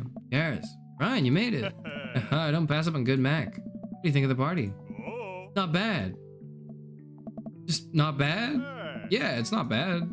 Don't let him bait you. Don't let him bait you. Thank you for the lovely compliment. Daisy trots up. Hi, Amanda's dad. Hey, Ryan's daughter. See how that feels? It's a really great party. Thank you so much for inviting us. You're very welcome. Tiny child who knows how to pay a compliment. Ryan and I lock eyes. This isn't over. Looks like you've settled into this neighborhood quite nicely. Yep, couldn't ask for a better cul-de-sac. Oh. Well, I'm glad. Hopefully we'll see you at more church events. We got a big schedule planned for the rest of the year. Sure thing, Joseph. Maybe if you aren't doing anything later, we could hang out sometime. Sure, Joseph, that'd be great. Well, see you later. Hugo comes up to me with a plate of mac and cheese. Perfect cheddar to mac ratio. Beautiful work, Karis. Thanks, Hugo. You know, I'm really pleased to see Amanda going to her dream school. Glad she turned it around for finals. Me too. I am glad. That scholarship money will really help. Amanda walks by and pretends to not see Hugo. Amanda, come say hi to your old teacher. Ah. Hey. Congratulations on graduating. I know you're gonna do great things at art school. Haha, yeah, thanks. Amanda starts to back away. Wait, I just realized you're not my teacher anymore, so I don't have to be afraid of talking to you. You no longer hold power over me. Oh. You're right. Go forth, adult. I can no longer give you detention. Yeah, I'm gonna break anything I want, and there's nothing you can do about it. Are you still mad about that time I gave you detention for breaking my globe? Nope. Oh. I'll have you know that the globe didn't even fit through the basketball hoop in the first place. So, she'll fit into college just fine. Hey. Oh. Robert gestures vaguely to the snack table. Good stuff. Yep. See you later. Hey. Hey man, Matt, let me know when Amanda leaves for college. I'll have a fresh batch of grateful bread ready for her. Yes. Thank you. I know she'll love that. What a splendid garden party. My deepest thanks for extending an invitation to my son and I. His icebox cake is divine. Yeah, thanks, dude. Good cake. Thanks for coming by. Hey, looks like Amanda's hanging out with Briar and Hazel. Let's see what they're up to. Okay, Briar, think of a shape. Hazel, what's she thinking? Square. Briar? Star. We'll get it next time. Amanda leans in close to Briar and Hazel, lowering her voice. Listen, you guys can be real with me. If you're downplaying your psychic abilities, I want you to know that you can trust me. Heck, even think of me as the third twin. Amanda, that's a triplet. You know, Dad, by the time I'm done with these kids, we're gonna be finishing each other's... What? You didn't finish your sentence. What are we gonna be finishing each other's sentences? See? Third twin. I have to go. As the party starts to wind down, I take a seat on a back porch step. The sun is setting and everyone seems to have eaten their fill. Amanda wanders over and sits down next to me. Killer party, Pops. What can I say? I was inspired. So, I also have something for you. For me? Why? Not to be completely genuine about my feelings for once or anything, but growing up wasn't easy. But it could have been a lot harder if it wasn't for you. Dad, you've been there for me through everything. There's been times in my life where you were my only friend. I was really scared of going to college and being so far away from you, but I realized that everything you've done for me has been to prepare me for this, and I'm ready. I wouldn't be who I am today without you. Cry, don't cry. I swear to God, cares if you cry again. You're the best, Dad. Love you. And I'm crying. I'm crying. Anyway, that was enough emotional vulnerability for one day. Present time. Amanda hands me a tiny wrapped package. I tear the wrapping off to find a framed picture of me and Amanda. It's us. Kind of shocking all of our photo albums are just pictures of me, huh? I figured we needed at least one together before I leave. Amanda, thank you. Watching you grow up has been the happiest experience of my life. You're such a talented, intelligent young woman, and I'm so excited to see what the future holds for you. Knock 'em dead, kid. I always do. Amanda and I share a hug.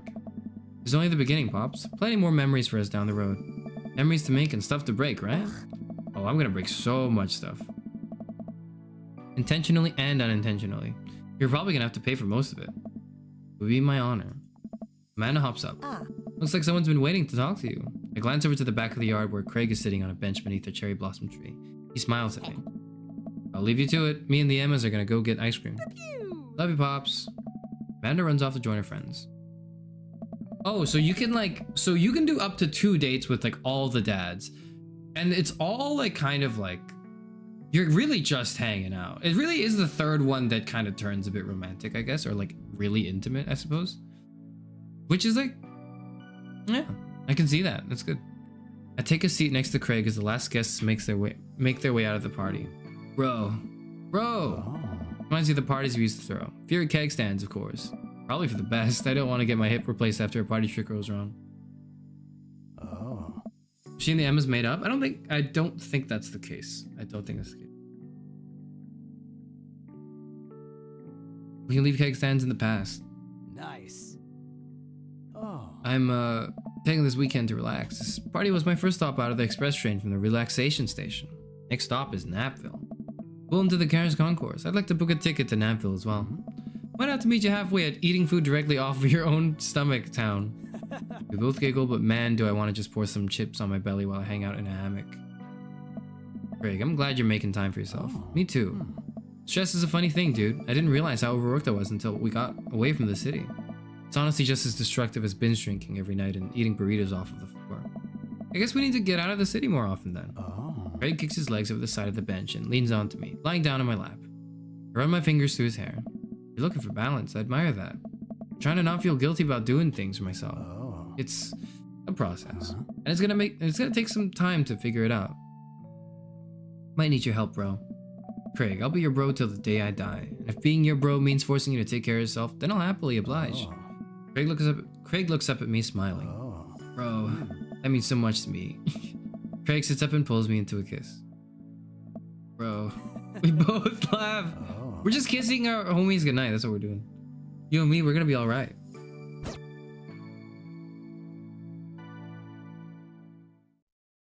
Dad tip, it's rude to ask people about their mysterious hand tattoos. I didn't know. She just said they were gonna go get ice cream. Oh, did she say that was with the Emmas? I guess so. This is the homie route.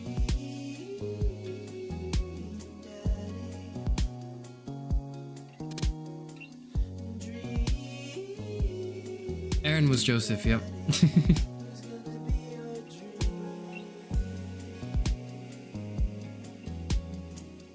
That was really good. I obviously rushed through the game. You know, I know because I didn't do the dates of the other dads, but we can just, you know, do that for another stream because this stream has been very long already. And we'll just dedicate those streams to those guys. Let me lower the volume a bit, hang on. As I like talk about the game.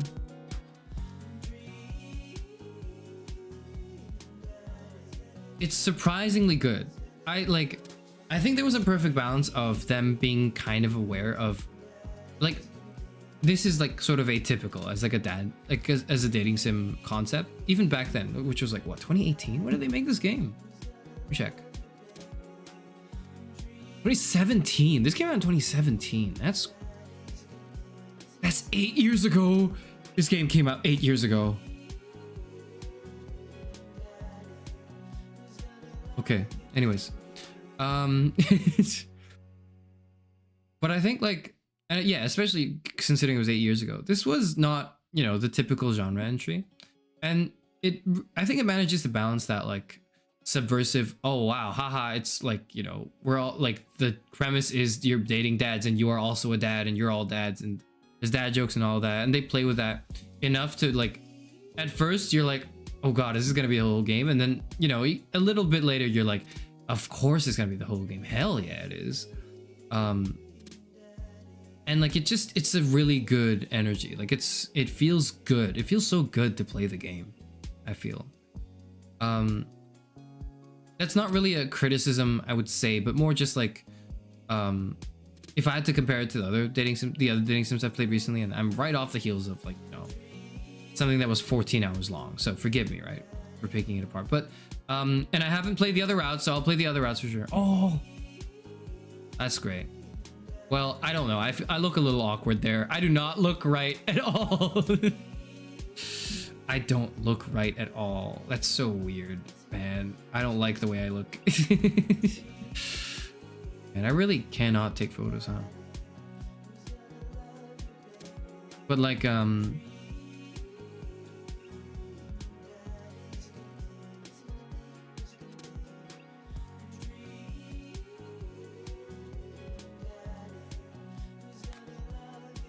what the hell's that?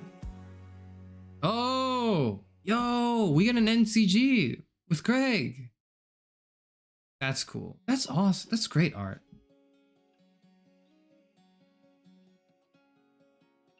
Nice.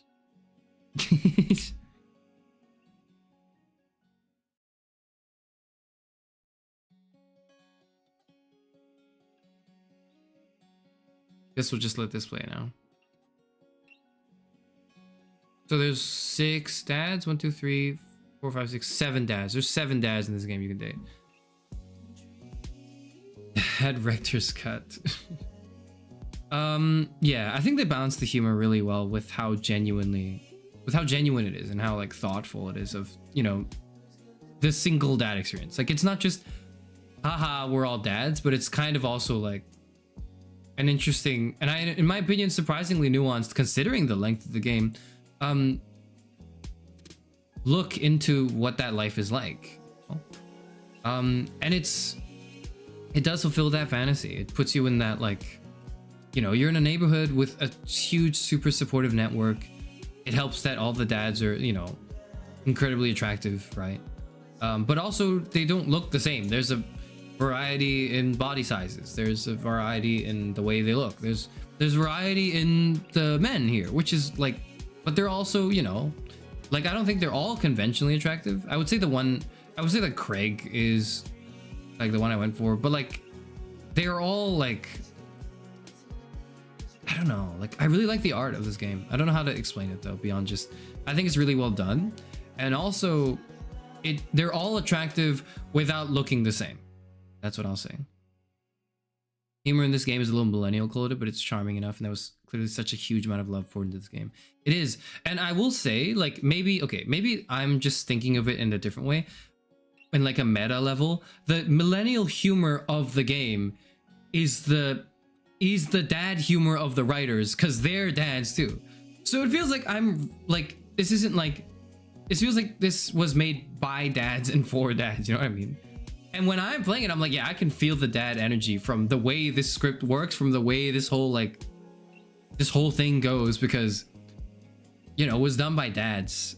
And the millennial humor is because they're, you know, they're the dads now. And like, I don't know if that was intentional or not, but it definitely helped me enjoy the game even more than I already did. Like, sometimes when there's a joke, like, they line up, or like a thing, or like an approach to a situation, I kind of go like, yeah, this is what like a dad would write. If they wanted to write a story about dads, like, this is what they would find funny, even down to the self-aware like dad jokes. But even to the smaller things, like the complicated long TV show names or whatever, like, it's all in a nice dad package.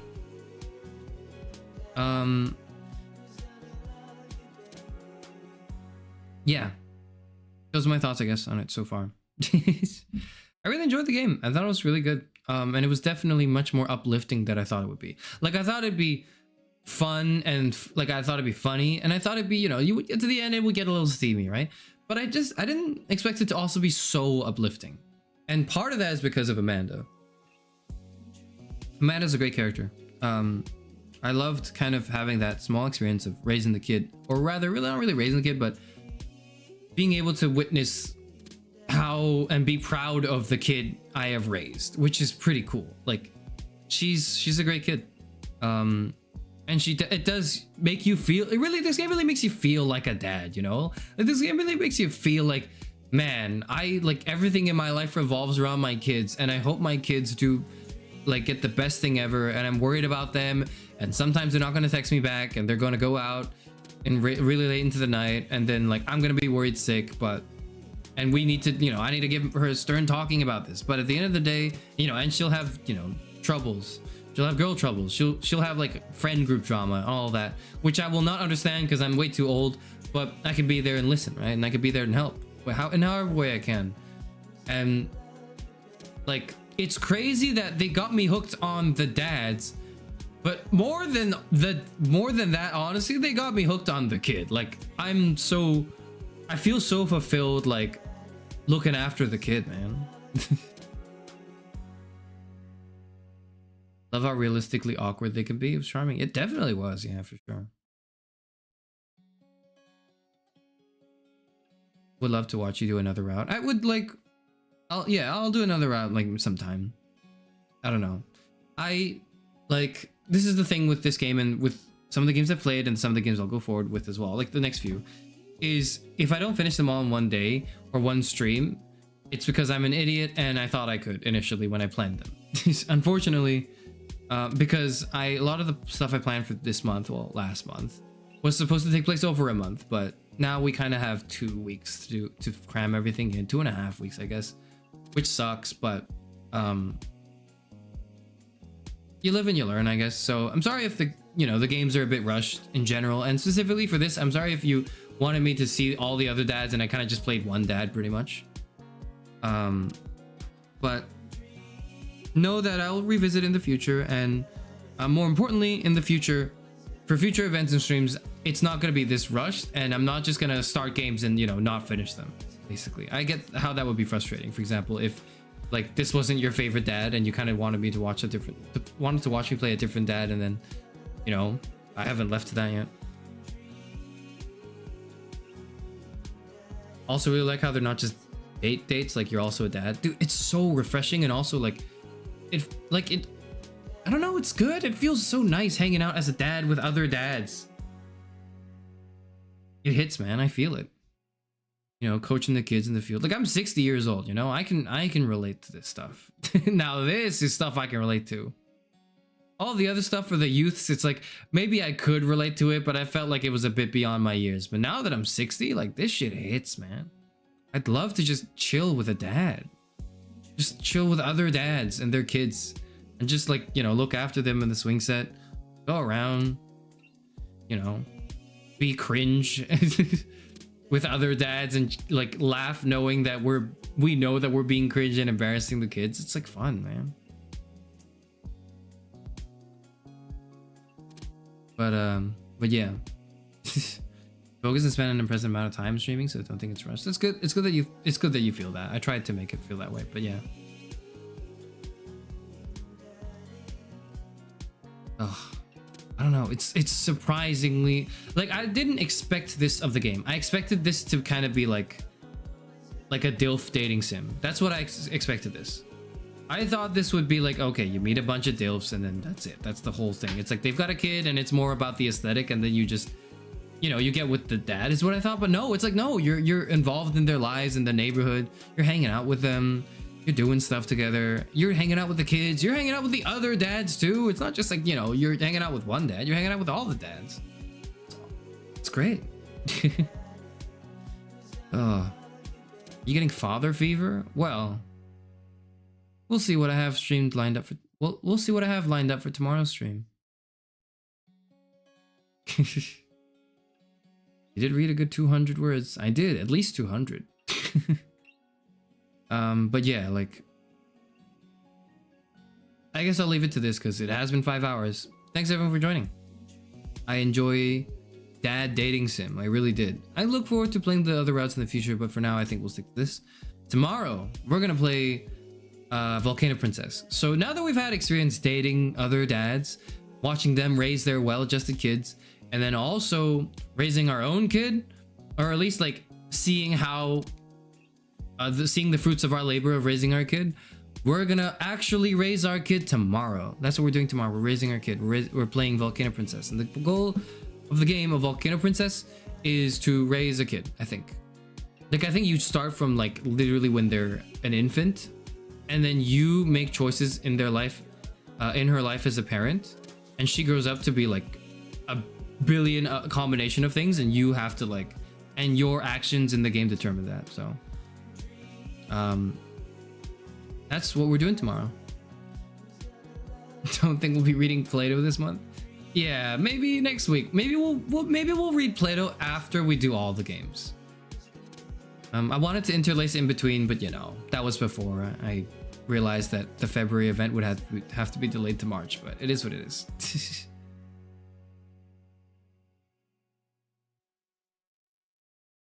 You'd rather be called dad than... Okay, you know what? I would prefer father. If it was between those two, I'd prefer father. Hope Volcano Princess is a good raising game. It can be a bit odd. They can, but like I saw Garagura play it, so there's no way it can be that bad, right? Garagura played it, right? I haven't watched her play it. I just know that she did. Let me check. Let me check the platonic. Speaking of Plato, let's check the platonic VTuber.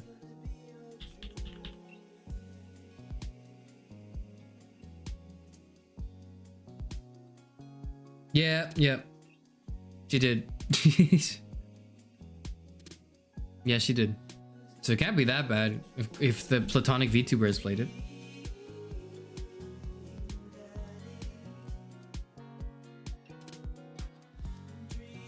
Spoiler warning, Plato's been dead for 600 years. He can wait. I know he can wait.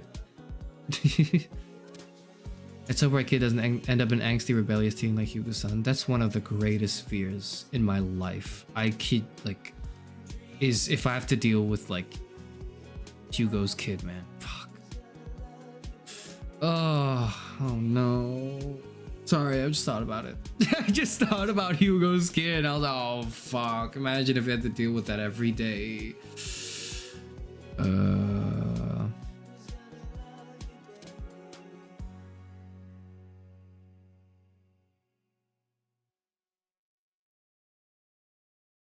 was much closer to a man as a teen, I think. That's good. Or Daisy. Yeah, like, I don't know. I was a little angsty, but I think I was a good kid / teen like 50 years ago or something. Probably. I don't know. It was a while ago. That was like 1975. I wouldn't remember very well. All right. No more though. We're playing Volcano Princess tomorrow, so I hope everyone looks forward to that. But thank you for joining me, and we're gonna raise a child tomorrow. Bye. Goodbye. Goodbye. Goodbye. Goodbye.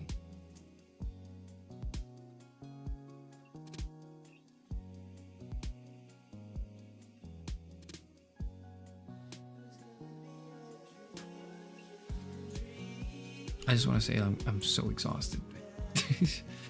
But it does keep me going to see you guys show up and stream, so that's nice to see in chats and all that. I swear, like, this is never happening again. Like this, like a consecutive bout of like streams that are this long is you're never gonna see this again. Like in your life, you will never see this unless I get hired to do this professionally. But you know, we'll see what happens with that. But like I'm just saying, like post this week, we're tuning this down, so don't expect this. We're tuning it down a lot. Please expect maybe like a stream every other day, and maybe like 3-4 hours. 4 hours I could do, and then that's it. Okay. And it's gonna be more boring games. Maybe I'll play like Sisyphus Simulator.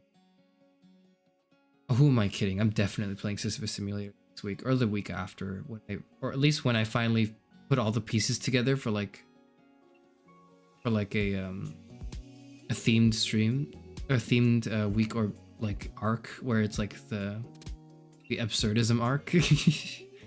we do nothing but play the Sisyphus game and read like absurdism. That's what we do for that arc, by the way. That's a preview for everyone still in chat right now. Okay, goodbye. No more previews. Goodbye.